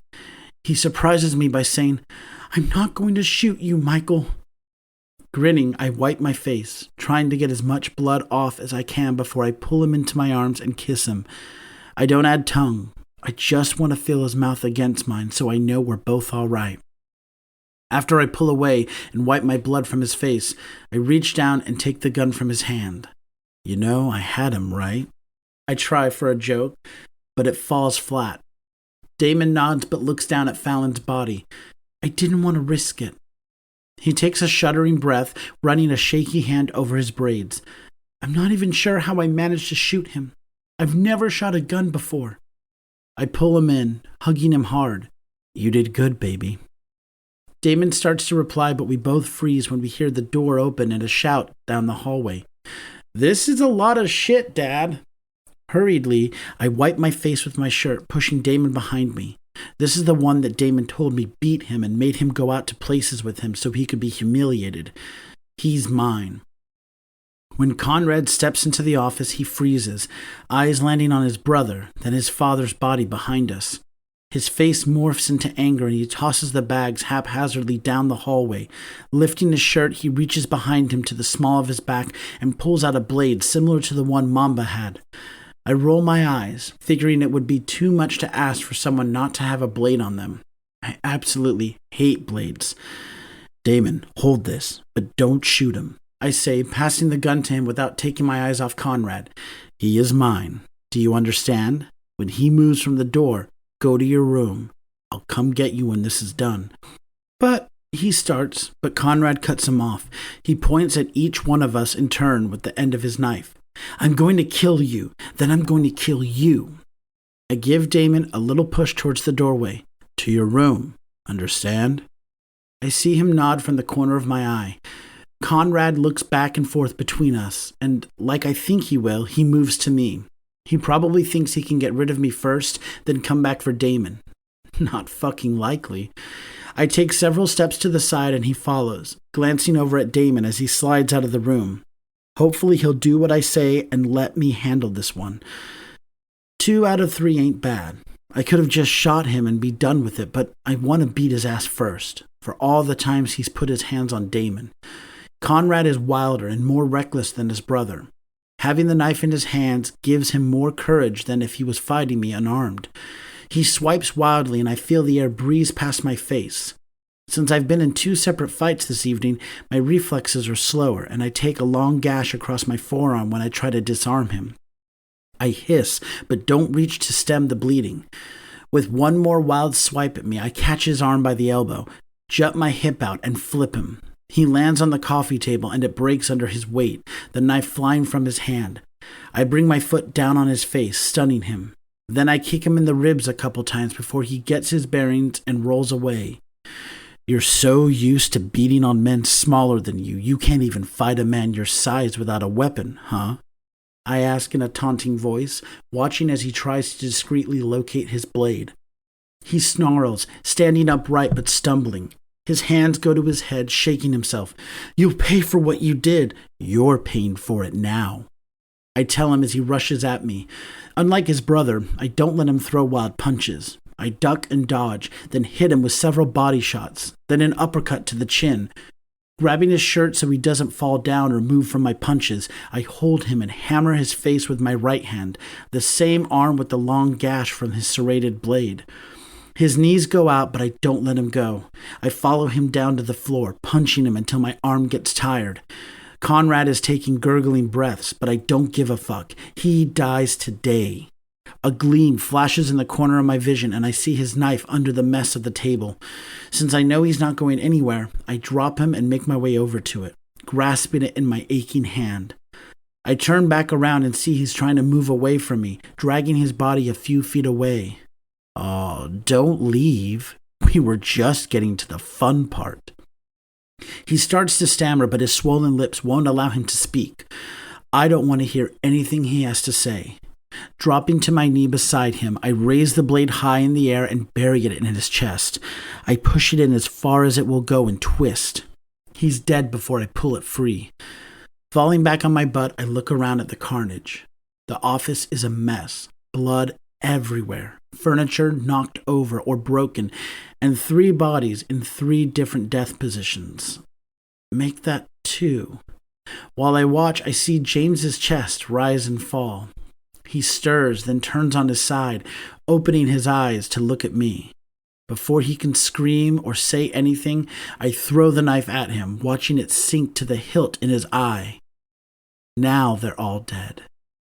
Just to be sure, I go around and check their pulses. Yep, dead. Blowing out a deep breath, I try to clean myself up as best I can before I make my way to Damon's room. My nose has stopped bleeding, but my arm is leaving trails down the hallway. I'll make sure to clean that up. Damon, it's me, I say after I knock on the door. It opens quickly and Damon throws his arms around me. I hiss when I lift my arm to wrap around him, but I don't regret holding him in my arms. He's trembling slightly, and I hold him tighter. I'm here, baby. Talk to me. Damon shivers. They're dead. He lets out a shaky breath. I thought I would feel worse if they died. I mean, I envisioned it, but I thought I was a bad person and told myself I would feel like shit if they really died. But I don't. He peers up at me, and I see tears brimming in his eyes. I'm free, he whispers, then buries his head in my chest, sobbing. I hold him, rocking him slowly. You're free, baby, I murmur. You're free. I'm not sure how long we stand there, and it doesn't matter. I hold Damon until his cries subside. Tilting his head up, I wipe his tears with my clean hand. I have to get someone here to clean this up. You want to stay with me or stay in your room? I'll always want to be where you are, Damon whispers earnestly. Nodding, I tuck him to my side and we walk to the living room. We sit on the couch and I pull my phone from my pocket to call Quinn. It's done, I tell him when he answers. Clean up? He asks. Yep. Done. My contact will be there in 20. Don't leave. They might need help. And don't worry, they're discreet. We click off and I pull Damon on my lap. You're bleeding, Damon says, pulling my arm towards him. Here, we have a first aid kit.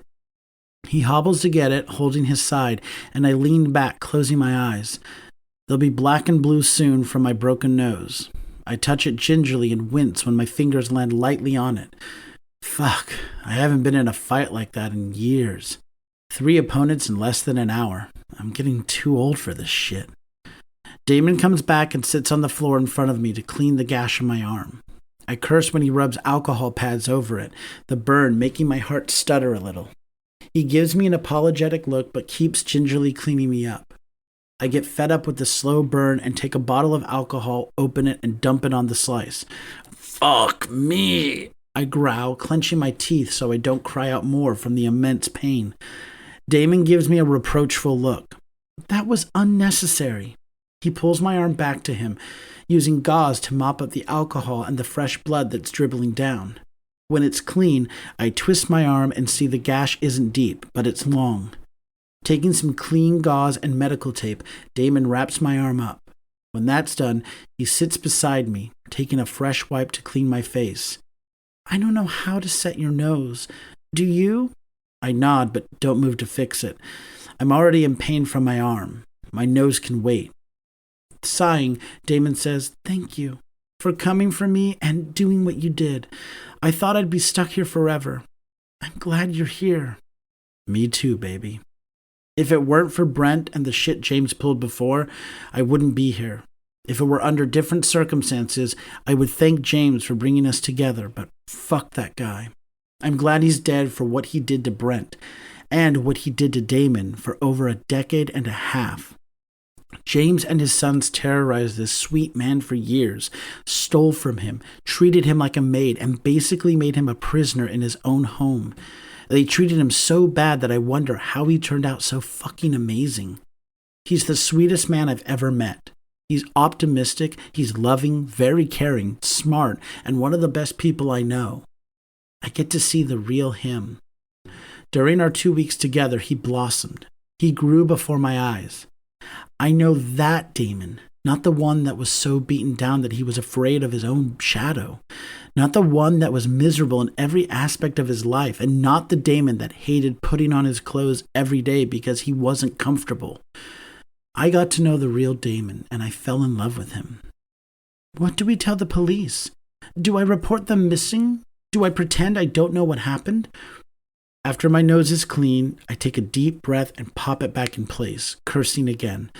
I wipe under my nose again, collecting the small trickle of blood that leaked out. When I've gotten my bearings, I grab Damon's hands. I think the best thing to do is wait 24 hours, then report them missing. I'll ask the cleaners what they want to do, and we can come up with a plan. Who are the cleaners? Damon asks, just as a knock sounds at the door. Who is that? Cleaners.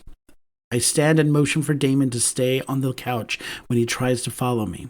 I grab the gun he put on the table and tiptoe to the door.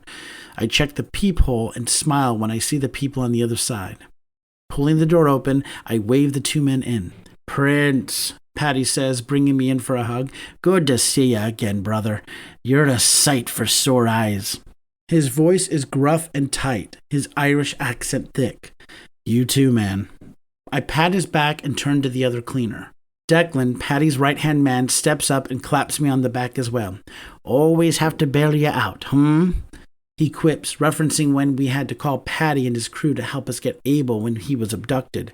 His accent isn't as thick as Patty's, but there's no mistaking he's an Irishman, through and through. "What have we got?" Patty asks as I wave him back to James's office. Damon looks at me with solemn eyes. I hold my hand up so he stays in place, and I escort my 2 old friends to a crime scene. Patty whistles when he sees the state of the office and the 3 bodies littering the floor. "What the fuck did you get yourself into, lad?" Quickly, I go through what happened with Brent, and Patty nods. "So yeah, he definitely needed to go." "Glad you handled that. Mamba was a pain in my ass." Patty looks around some more, then checks out the bodies.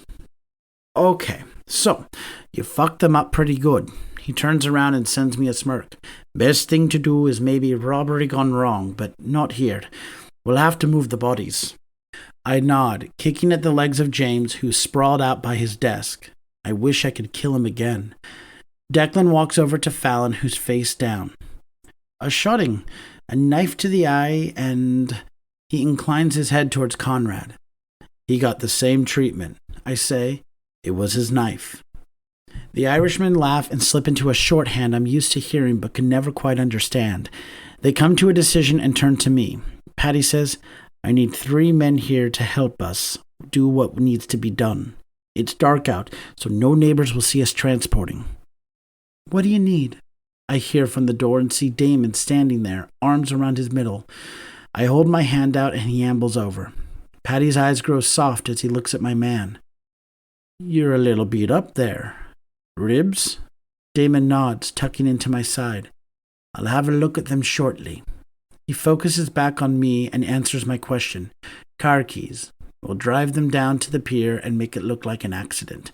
I'll also have some men come clean things up here. He inclines his head and we all leave the office. Taking a seat on the couch, Patty waves Damon over and lifts his shirt. He prods a few ribs and Damon flinches, biting his lip so he doesn't cry out. Does your father... He's not my dad. Damon growls in a tone I've never heard before. My apologies, lad, Patty says, dropping his shirt. Damon nods. Does that piece of shite have a job he reports to? He's a lawyer. High profile. Patty shrugs. That doesn't matter. We can handle that. Will it be suspicious if he doesn't show up to work tomorrow? Yes, probably. Patty swears under his breath. Okay, we need to get started now. Declan, he calls to his right-hand man, who hurries to his side. Grab me something to bind these ribs, and call 3 men to move bodies and 2 men to clean. No mess, nothing left behind. Declan gets on the phone and barks out orders, coming over with a shirt and a pair of scissors. Patty binds Damon's ribs and I feel myself getting antsy, hating seeing Damon in pain. Once that's done, Patty stands and I do the same, pulling him in for another hug. Thanks for helping, Patty. I won't forget this. Anything for you, lad. Tell Savage I asked about him, and I miss our chats. I'll be calling soon. With that, Patty and Declan head to the office. Grabbing Damon's hand, I pull him to his room. Pack a bag. You're staying the night with me. We can figure out how to cover this bruise on your face so you can work tomorrow. Everything has to look normal in case the cops come see you. Understand? He nods. What will happen? What do you mean? Will the cops come or suspect anything? He burrows into my chest. Michael, I'm scared. Don't be. Everything will be fine. Patty is good and his guys are excellent cleaners. Not the first time they've had to get rid of someone. Damon shudders. I'm sorry, baby. I haven't exactly been living on the right side of the law. We know what we're doing. Exhaling, Damon nods. I trust you. So if you trust them, I trust them too. Kissing his head, I let Damon go so he can pack a bag. For the rest of the night, I plan to hold him and take care of him. I need to make sure my man is all right. Chapter 22. Damon. Michael has us walk stealthily into the hotel. He has avoiding cameras down to a science, and we make it to his room without any fuss. I gingerly hold my ribs as we walk inside. After dropping my bag, Michael gently pulls me to the bed, being mindful of my ribs, and sits me on his lap. Tell me what you're thinking, baby. Sighing, I lay my head on his shoulder.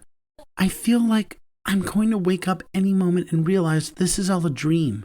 I'll wake up back in my bed, listening to Conrad tell me to get up and do God knows what. I think James will waltz out of his office and tell me to go pick up his dry cleaning. I think Fallon will tell me to get some dinner on the stove before he kicks my ass. That won't happen, Michael says earnestly. Are you sure?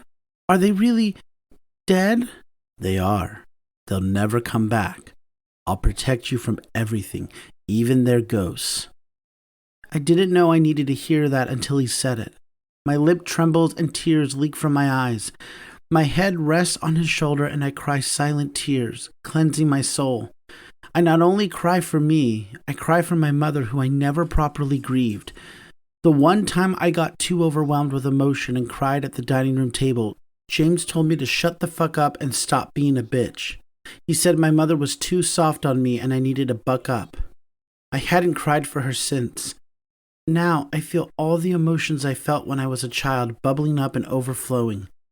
A sob bursts from my throat and I crumple, holding on tight to Michael as I cry ugly tears. He rubs my hair and murmurs to me, telling me things will be okay and I'm safe now, and things will get better. When I'm all cried out, I lift my head and kiss Michael deeply, seeking comfort from his lips. He frames my face, pressing his lips to mine and caressing my tongue. Thank you, I tell him when we separate. I feel okay, I think. Damon, baby, you shot Fallon. I did. I search myself to figure out how I feel about it. I think I'm okay. I mean, he deserved far worse. He could have killed you. I had to protect you. His eyes go soft and he kisses my forehead. I appreciate that, baby. We'll get you into therapy when you get to Canada. You don't have to tell them what happened, but you do need to talk to someone. I agree.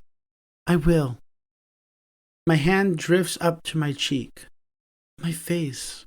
What will happen at work tomorrow? Will the cops suspect? He tilts my face back and forth. You have makeup, right? I nod, smiling while I think about how I snuck away during lunch last week to get color matched at the mall. I wanted everything I could get my hands on for when I got to Canada. While I don't foresee me wearing makeup every day, I want to some days and didn't want to struggle to find a color that blends with my skin. Okay, he says. We can practice tonight so we don't have issues in the morning. After a shower to get the blood and violence off, we go through applying makeup a few times, and by the time we're both exhausted, we have it down. I feel confident that I can hide the redness. Michael snuck off to get me ice, and by the time we're ready for bed, the swelling has gone down. Snuggling close to his chest, I hold Michael tightly, hanging on for dear life. You're incredible. You rescued me today, you know that. Most men would prefer flowers over a bloodbath. The deep rumble of Michael's laugh washes over me and I smile. I'm glad you came into my life, Michael. He kisses me and pulls me on top of him. Before I fall asleep, I ask him the question that's been on my mind since we got to the room. Michael, you said you'd tell me what you were doing here. I feel his sigh and he holds me tighter. I did. It's not pretty, baby. That's okay. I want to know. After a few moments, Michael tells me about an assassin that was hired to kill his brother. How he got there just as the man was ready to kill Brent. I listen with a sense of shock. Michael really did save his brother. That's why you didn't have a tie on, I say offhandedly. He chuckles. Yes, it was Quinn's idea. You're amazing, you know that? Michael kisses the top of my head. Does what I did scare you? I shake my head. No, I know you wouldn't hurt me. I'm not afraid of you, Michael. I'm afraid for anyone that messes with you, though. Laughing, Michael rolls me until we're on our sides. Get some sleep, baby. I'll hold you all night. Feeling safe, I tuck my hands around him, and we fall asleep. The next day, I go back home after work so it doesn't look suspicious. I'm bruised and sore all over, so it was hard not wincing every time I made a sudden move or stood up. I was also worried someone would see the bruises on my neck and face under my makeup, but no one stared or whispered. It's a little eerie walking into an empty house, but I don't hate it. I'm a little sad that all that violence took place in my mother's house, but that couldn't be helped. Looking around, I realize that I don't consider this place home. I have more bad memories here than good. My mother worked her ass off to buy this house, but all I feel is misery having to be here. As Michael and I discussed, I wait 24 hours before I contact the police. I tell them I haven't seen my family in over a day and all my calls had gone to voicemail. I was careful to call all three at least twice the evening prior, just in case the police got suspicious and checked phone records. They took my statement and said they would be in touch with me as soon as they knew something. With James being who he was, it's still strange to think of James, Fallon, and Conrad in the past tense. They get started immediately trying to find them. Michael told me his friends would make things look like an accident, but I'm not sure how 3 gunshot wounds and 2 stab wounds would be made to look like an accident. I don't ask questions. I don't want details. I've overheard James talk about plausible deniability more than once. The following day, Mr. Archer gives me the day off, saying I should be home, waiting to hear about my family. It made the news that a well-known high-profile attorney, one that wanted to run for the Senate, and his sons are missing. I don't argue since I'm supposed to be leaving in a few days anyway. Before I leave, a courier walks in and asks for me. After I sign for the package, I open it and see that it's my passport.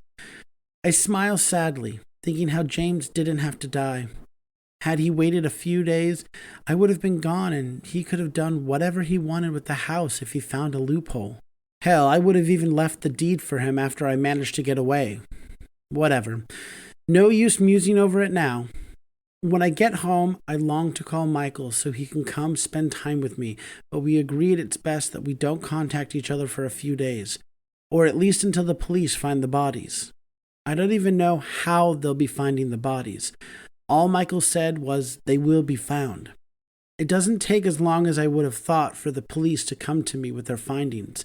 They knocked on the door at 2 a.m, 3 days after we killed my family. When I throw the door open, the officer removes his hat and I sag against the door, the full weight of what happened really hitting me. I'm not upset because they're dead, far from it.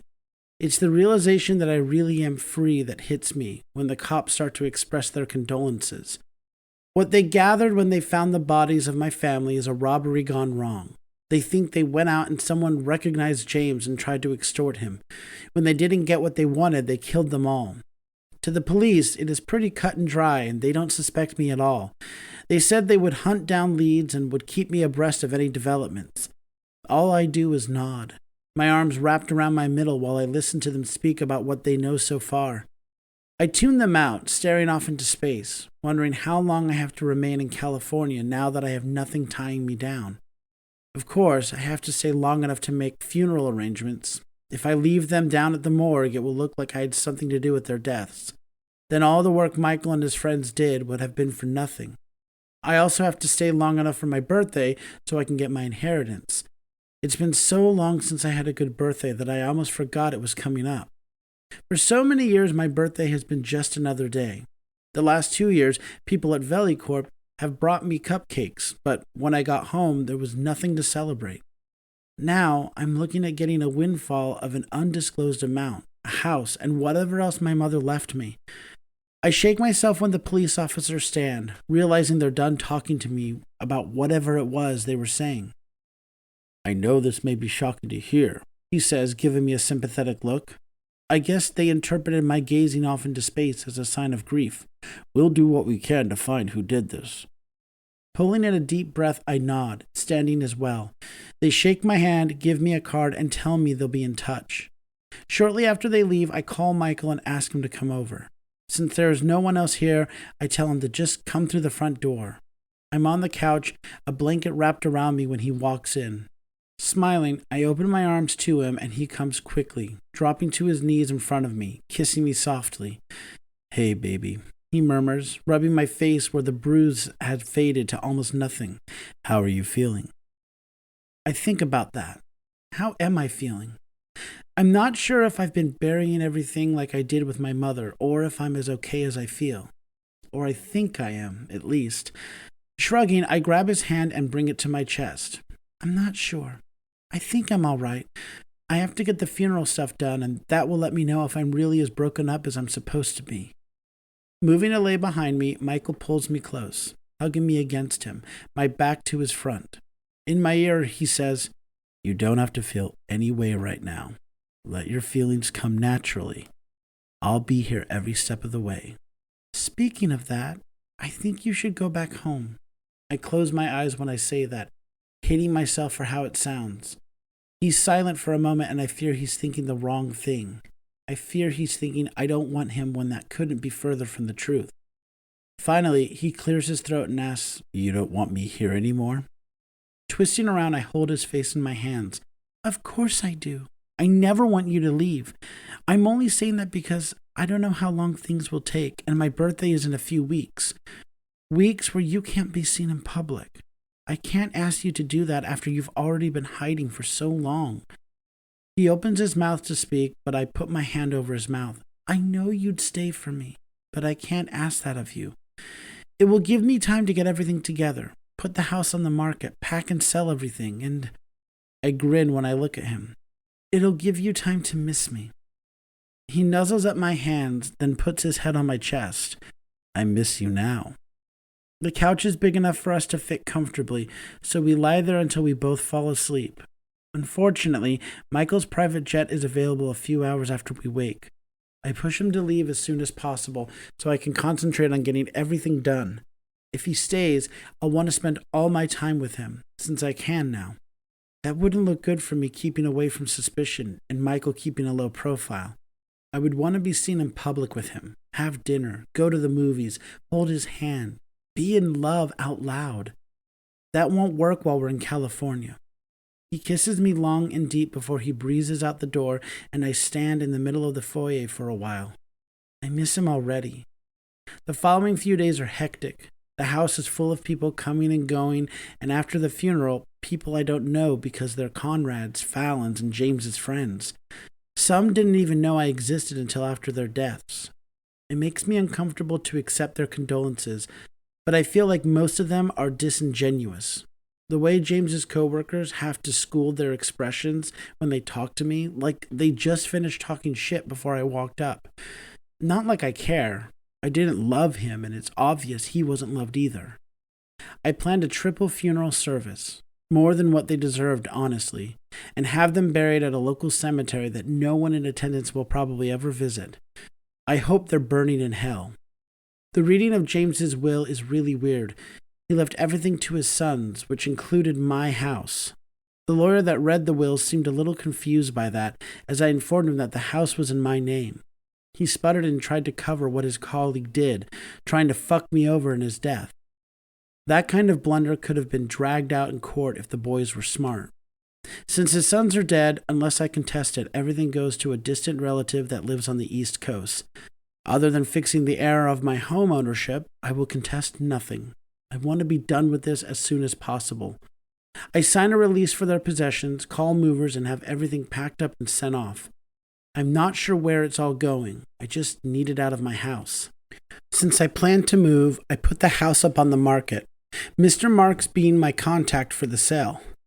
With the housing market the way it is, I'm not sure when it will sell, but I don't need to stick around for it. Walking from room to room, I cringe at all the bad memories that overshadow the good.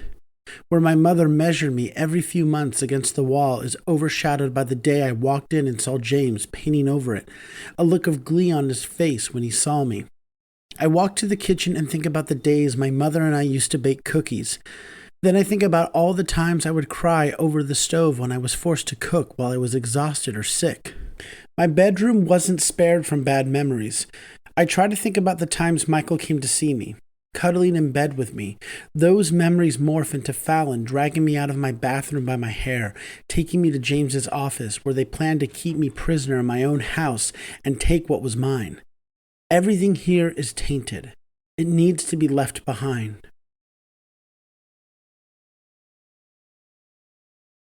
On the morning of my birthday, I wake up to a knock at the door. Groggy and exhausted from packing the last of my things last night, I drag my feet to the door. I'm met with a large bouquet of flowers and a package that a delivery person has a hard time keeping a hold of. He holds on to the signature pad and I sign, excited to find out who sent me something. I haven't gotten a birthday gift in over 15 years. Feeling more giddy than I have in years, I take the box to the kitchen counter. There's no return address, so I don't know who could have sent it. I'll take a stab and guess it's from Michael. Smiling from ear to ear, I pull the card from the flowers and read it, tears welling. Even though I can't be there for your special day, I want you to know I'm thinking of you. I love and miss you. Michael, XX. I hold the card to my chest, blinking back tears. God, I miss him so much. I didn't think I could love someone so much so quickly.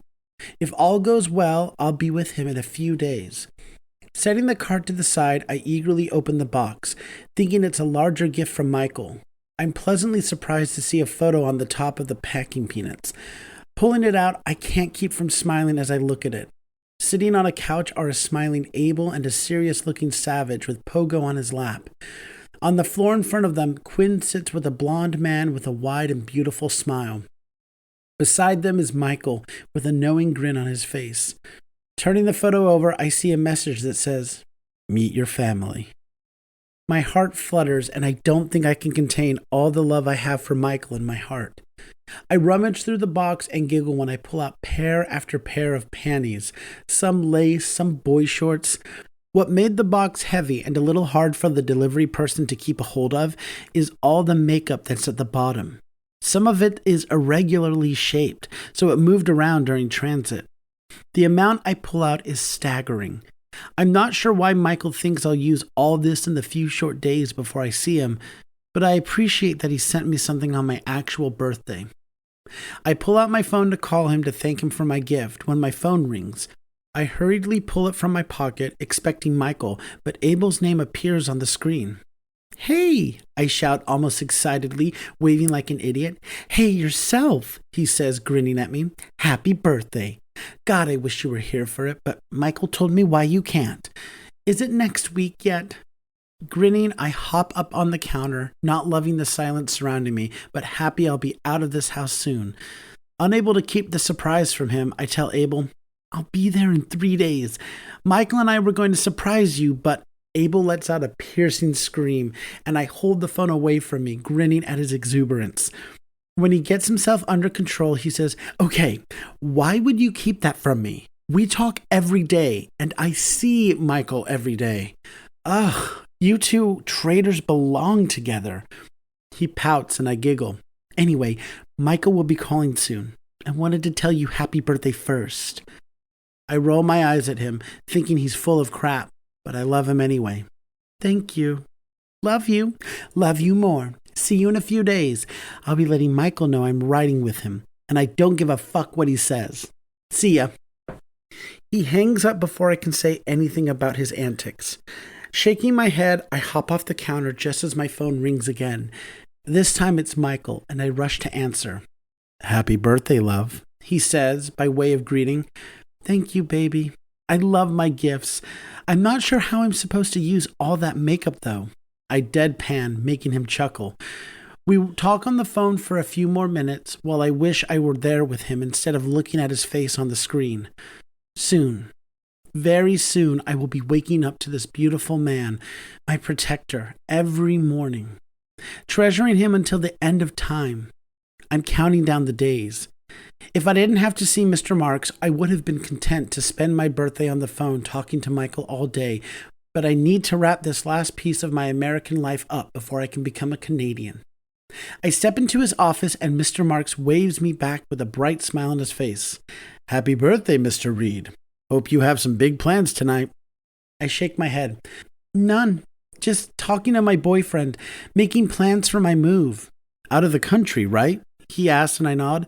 "That's a bold move. Brave, though. Good luck with that." I nod my thanks. "So what do I have to do?" I'm ready to get everything sorted. Most of all, I want to see what my mother left me. Shuffling some paperwork, he clears his throat and says, "Well, you know you have the house. It's valued at $4.6 million. My eyebrows shoot to my forehead, making Mr. Marks chuckle. "Yeah, the location and the bit of land surrounding your house really adds value. It's close to the city, but out of the hustle and bustle. The sale of the house will give you a really nice nest egg." "Oh," is all I can think to say. "Now, for what your mother left in her will for you. Looks like she had her own little nest egg, to the tune of about $6 million. My mouth drops open. $6 million? "How?" I blurt. "What? How?" "Your mother had some stocks that did really well. A few weeks before her untimely death, she cashed some out, and that got her a good chunk. It's been growing ever since. As far as her estate, she has about $3 million in stocks and bonds, and has a property in Pasadena." I know I look like a fish out of water, the way my mouth is opening and closing. I shake my head, a braid flopping over my shoulder. I have almost $11 million. Just yesterday, I was worried about how long I could stretch my casino winnings, so I wasn't living off Michael until I found a job. Now I can live comfortably without having to get a job or depend on him. My heart hurts because I'm only seeing this money because my mother is dead. We could have done so much together with this kind of money. She could have stopped flying if she wanted to, and we could have traveled, done anything and gone anywhere. My mother is gone, but I'll do everything for the both of us. I think she would have wanted that. It takes me a moment, but I get my bearings and nod. What do I do now? Mr. Marks slides some papers over to me, and I scoot closer to the desk. Sign here, and I'll have your funds sent to your account. For the stocks, if you'd like, I can actually recommend a good accountant, and I can handle things, even with you out of the country. I nod and sign where he indicated. Yeah, I would like that. I like working with you. I wouldn't know how to go about getting one on my own. Feeling overwhelmed with everything that just happened, I don't immediately drive home. I sit in my car and stare off into space, wondering how I'm supposed to feel being free from my shitty life and finding out I'm a millionaire. Unbidden, a smile stretches across my face. Good. It feels really fucking good. Chapter 23. Michael. Agreeing to leave Damon was one of the hardest things I've had to do, but I think it was the right call.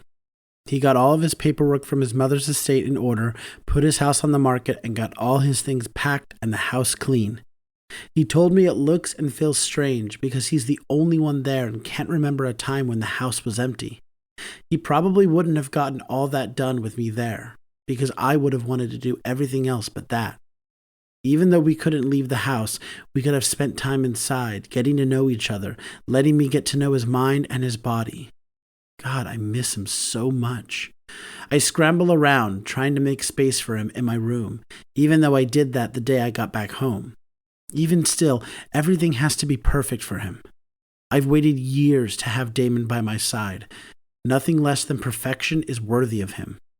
Hey, Red says as I go about straightening the coasters and magazines on the coffee table. Where's the fire? Damon flies in today. I answer without looking at him. There's nothing wrong with the things on the coffee table. I just need something to do with my hands. Red takes the stack of magazines from me and places them back where I picked them up. He pats my hand and motions for me to have a seat. Dramatically, I do what he says, flopping down and throwing an arm over my eyes. Why are you stressing? He asks in a soft voice. Do you think Damon is going to turn around and leave if the magazines aren't in alphabetical order? I look over at him and he gives me a small grin. Sighing, I sit up, hands dangling between my legs. No, I just want him to love it here, you know? He's used to living in California. What if he hates Canada? What if he wants to move back? I don't think that will happen. I think he wants to be here with you and Abel. I've talked to him a few times while Abel and I were together, and he sounded really excited to get away from that area. Don't stress. You're a catch. You're just saying that because we live together. He barks a laugh, standing to get his jacket. No, I mean it. Don't sell yourself short. Damon will love it here because he loves you and Abel. He'll be happy to be with you both. Knowing he's right, I stand to grab my jacket as well, then give him a confused look when he follows me out the door. Where are you going? Where are we going, you mean? I hear behind me and spin to see Abel and Savage standing by my car. We're going to get Damon. Chuckling, I unlock the car door. We can't all fit in my car, you know. Quinn steps outside, walking up to me. Me and Red are taking my car. You too? I ask my best friend, wondering when they all decided this. Yep, we all like Damon. Why not welcome him to his new home? Everyone wanting to come with me to get the love of my life means so much. If I cried, this would be a moment that I shed a tear. Clearing my throat, I nod, then get behind the wheel of my car. Let's do it then. The drive is quiet, save the radio playing softly in the background. I'm trying not to let my nervousness show. I know Damon loves me, and I'm not worried about whether he wants to be with me or not. I'm worried that he'll get here and not want to stay. I worry he'll be restless and unhappy, only staying because my family is here and it's where I want to be. Canada is nice, and I've fallen in love with the country, but if Damon doesn't like it, I'm willing to go wherever he wants. He's my family now, and I would rather be where he is. With all my thinking, the drive is quick, the hour and a half flying by. I hear Savage chuckle in the back and put his hand on Abel's bouncing knee. You know, I say, meeting his eyes briefly, It's been years since I've driven you around like this. Can't say I miss it. Savage's deep chuckle fills the car, and I still marvel at how much Abel has changed him. I don't think I've heard him laugh in all the years I worked for him. Smile once or twice. Smirk evilly, more than I can count on both hands. But I've never heard him laugh and be this carefree. The things a good man can do for you. Yeah, well, Abel makes me drive now, Savage says, gazing down at Abel with a soft look on his face. Pulling into a parking spot, I draw in a deep breath and step out of the car, breathing in the cool, crisp air to clear my head. Butterflies dance in my stomach at the thought of seeing Damon again. Me and my chosen family crowd around the baggage claim area, staring in the direction of the gates. I bite my bottom lip and look at my phone. Damon texted me earlier, telling me his flight would arrive at 3:15. It's 3:21 now. I start to get antsy, then realize that he has to go through customs. Calming down, I stuff my hands in my pockets, preparing to wait at least 20 minutes for the customs line to dwindle down. 10 minutes later, I see him. Damon looks amazing. Even though he has on a jacket, I can tell he's dressed how he always wanted to. His jeans hug his thighs in a sexy way. I can't stop staring at him. When he looks up, his eyes meet mine and he breaks out into a wide grin. Getting myself in gear, I break away from our little group and meet Damon halfway, scooping him up in my arms and spinning him around as I hug him tightly. I feel wetness on my face and pull back to see tears leaking from Damon's eyes. I also see that he has his contacts in and makeup on. Smiling, I wipe his tears, then smack a kiss on his lips. I missed you, I murmur against his lips. Missed you too. I set him on his feet and kiss his forehead, not wanting to let him go, but he hasn't seen his best friend in 3 years. I can share him just this once. Stepping out of my arms, Damon rushes forward, pulling Abel in for a long hug, crying and whispering to each other. We all stand back, allowing the two best friends to get reacquainted with each other. When they finally separate, Abel takes Damon's hand and walks over to Red. Allow me to introduce you to Red in person. He's amazing. Damon reaches out tentatively to shake his hand, but Red gives him a quick hug. I hug. It's my thing. Damon chuckles and wraps his arms around him. Savage and Quinn speak to Damon as well. Then he walks over to me, tucking himself to my side. Bending to his ear, I whisper, "Welcome home, baby." The smile he gives me stops my heart, then has it galloping in my chest. After we collect Damon's bags, we leave, Abel and Damon sitting in the back to talk and reconnect, laughing loudly about God knows what. Whatever it is, I'm just happy to hear the delight in Damon's voice. I was worried about him while he was in California by himself. Even though he told me he was okay after shooting Fallon, I didn't like leaving him by himself. He promised me he was okay, even though he said he had flashbacks once or twice. I got the number to the therapist Abel sees. As soon as we get him settled, I'll set him up with an appointment. He doesn't have to feel bad about what he did, but I want to make sure he's mentally sound. Now that he's here, there's so much I want to do. So much I want to show him. I want us to build our lives together. And that may mean moving into our own place. I love rooming with Quinn and Red. I love the thought of all of us being under the same roof. But Damon just left a home full of people. He might want us to live alone, and that's fine. There's a new house being built a few doors down from ours, so we would still be in the same area if we wanted to move out. When we get home, I shake away my nerves and grab Damon's bags from the back. I walk him inside and pull him upstairs, putting his bags in my room. My room is the same size as Quinn's, with its own full bathroom off to the left. The only difference between Quinn's room and mine is that I had a balcony added to the floor plan. I like to wake up and stand outside for a few minutes, enjoying the sunrise. Maybe Damon will enjoy it with me. I move over to my walk-in closet, placing Damon's bags there. I put his suitcases on what I made his side of the closet, beside the boxes of clothes we shipped from Nevada. When I step out, I see Damon standing at the door, looking around. Trying to see my room through Damon's eyes, I glance around too. My king-size bed is made neatly, my deep red blanket stretched tight over its surface. The black dresser is on the other side of the room next to the balcony. I cleaned out some drawers there too, just in case he needed them. The black armoire where I keep my TV is right across from the bed, adding a more sophisticated touch to the room. Lastly, the faux fur rug between the bed and the armoire was Abel's idea, one that I've grown to really like. It feels good under my feet. Damon steps in slowly, looking around as he makes his way over to me. I love it, but my stomach plummets. But what? Do you want to move? Want to have our own place? Are things too cluttered? Do you? He chuckles and covers my mouth so I stop with my rambling questions. No, I was saying I love it, but do you think we can switch out the blanket? Conrad had the same exact set.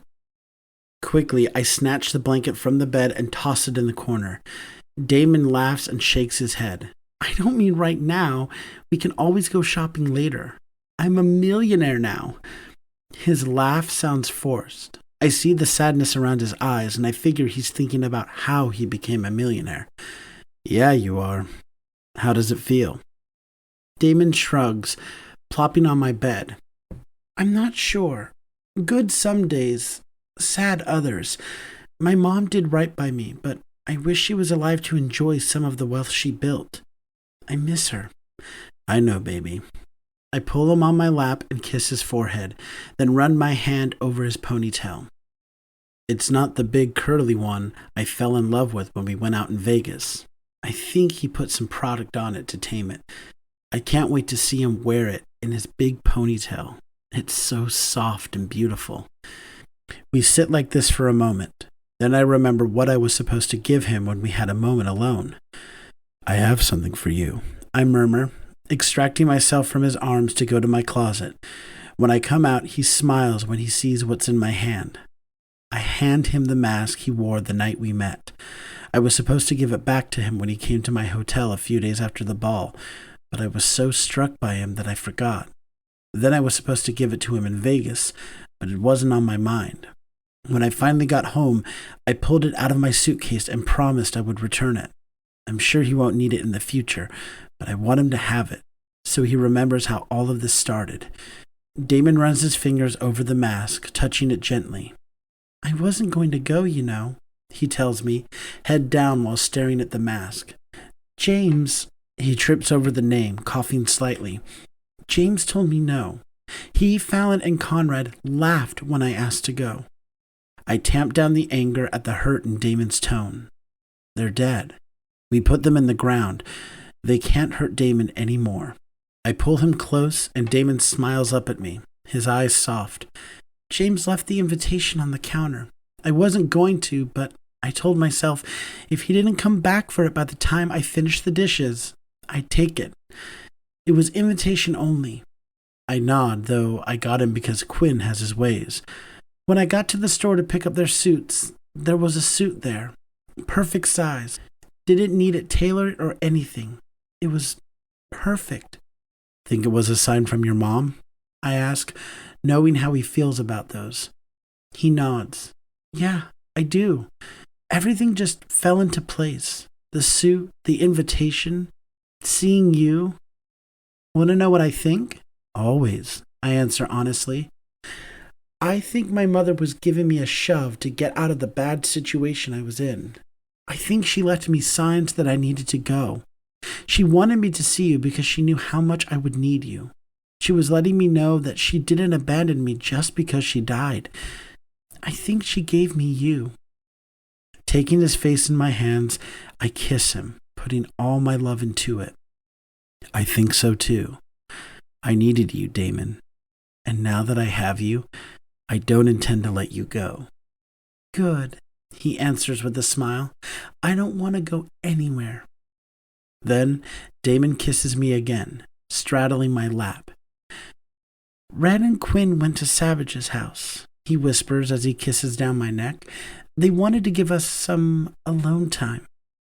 Flipping him onto his back, I gather his hands in mine and put them over his head. Then let's not waste time. I make love to Damon slowly, taking my time and getting to know his body. I savor him, even though I know I have days and months and years to do that. I have forever. Epilogue. Damon, 1 year later. Please, I beg, moaning into the pillow in front of me. My ass is propped in the air and Michael is behind me, fucking me slow. Please what, baby? Michael asks, his hand on my waist, tight and unyielding, his hips plowing into me. Oh, fuck. This what you're begging for? His strokes speed up and I nod, holding onto the sheets for dear life. Tell me. I lift my head, moaning as I try to get my thoughts together. Fuck me harder. Michael growls and picks up the pace, his hips swinging, pounding me hard. I reach down and stroke my dick, my hand moving fast. That's right, baby. Michael grunts, pushing inside me and hitting my prostate.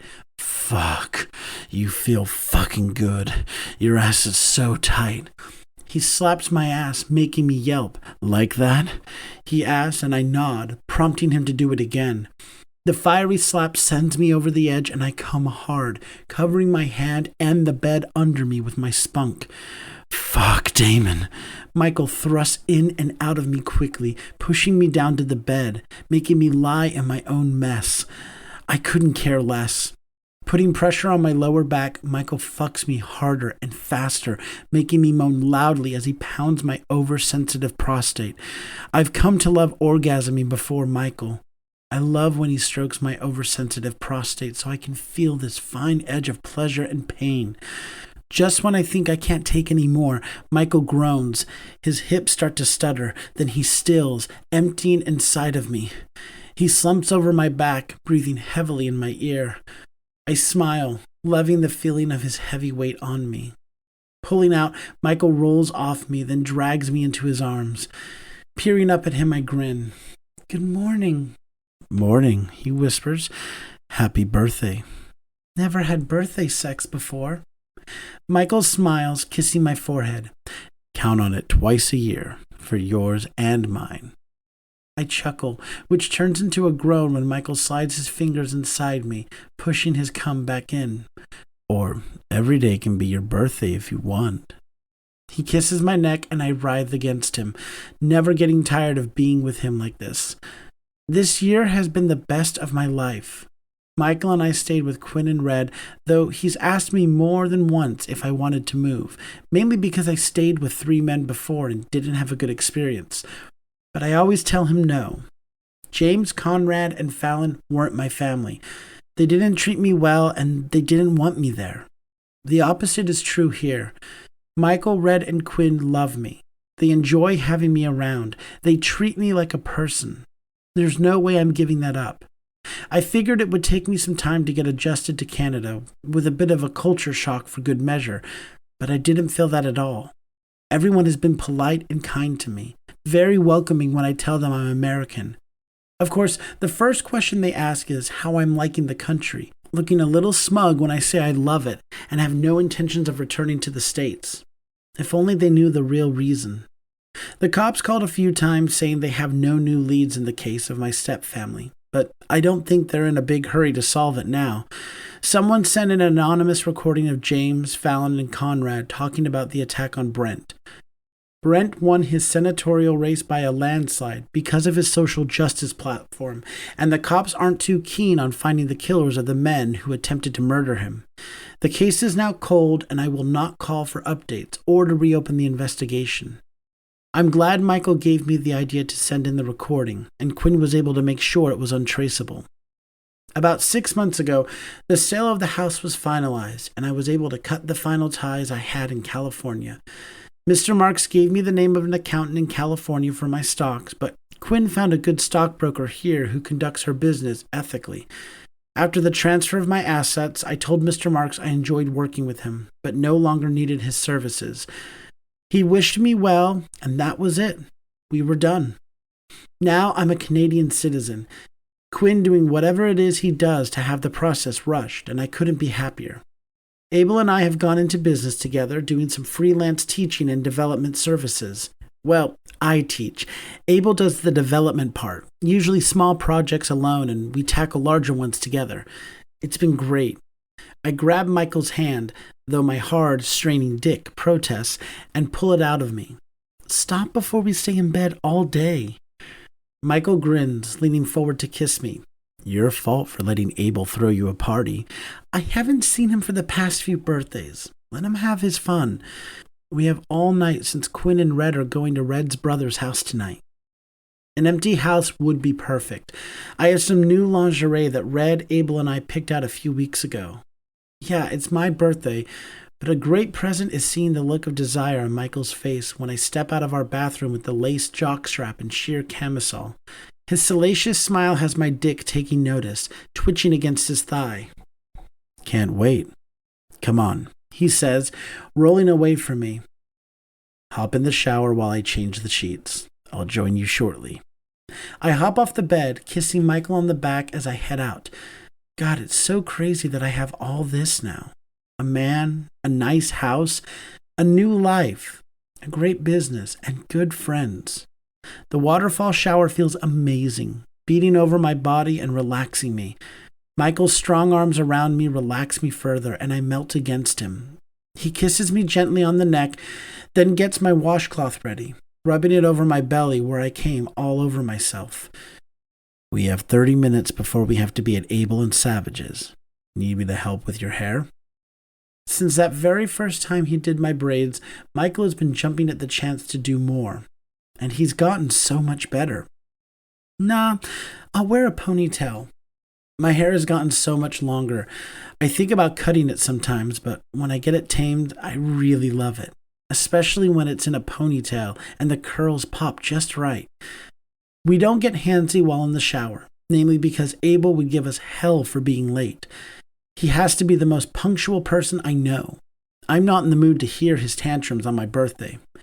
Abel and I have gotten closer since I've been here, and Red is included in that. I never thought I'd find it easy to make a friend as quickly as I did with Abel, but that's what happened with Red.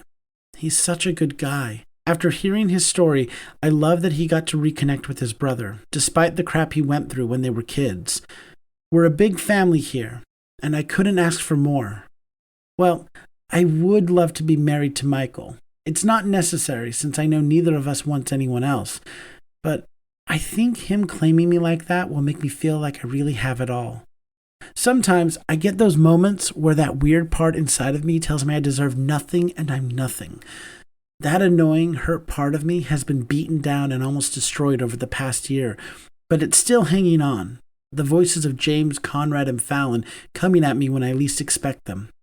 I've been seeing the therapist that Michael set me up with, and it's been really helpful. I'm able to push the voices away sometimes and not believe them, but some days are worse than others. For the most part, I believe when Michael, Abel, or the rest of the family say I'm wonderful and that they love me. After we get out of the shower and I do my hair and makeup, we get dressed to head to Abel's house. I told him I want to share my first birthday with my new family alone and not worry about the hustle and bustle of a restaurant or nightclub or something. Though Abel, Red, and I do plan to visit a nightclub soon. And of course, our overprotective men will be in tow. Since Michael has a key to Savage and Abel's house, he only knocks twice before he slides it in the lock and lets us in.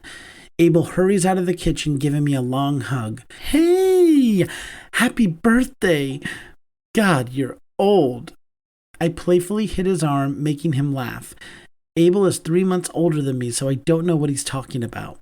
From the couch, Red says, I didn't think you two were going to show up. I heard no signs of slowing down when we left. My cheeks heat. I don't try to be loud, but Michael makes it impossible for me to keep quiet. I don't want to move out, but avoiding Quinn and Red hearing us having sex is the only reason I would. Don't tease him, Michael says to Red, throwing one of Pogo's chew toys at him. Red dodges it, then makes a face when he realizes it's probably covered with Pogo slobber. Let me go wash my hands, he says, kissing me on the cheek before he walks away. I sit on the couch beside Red and put my head on his shoulder. Were we really that loud? Nah, I'm just messing with you. I'm pretty sure Quinn and I are louder.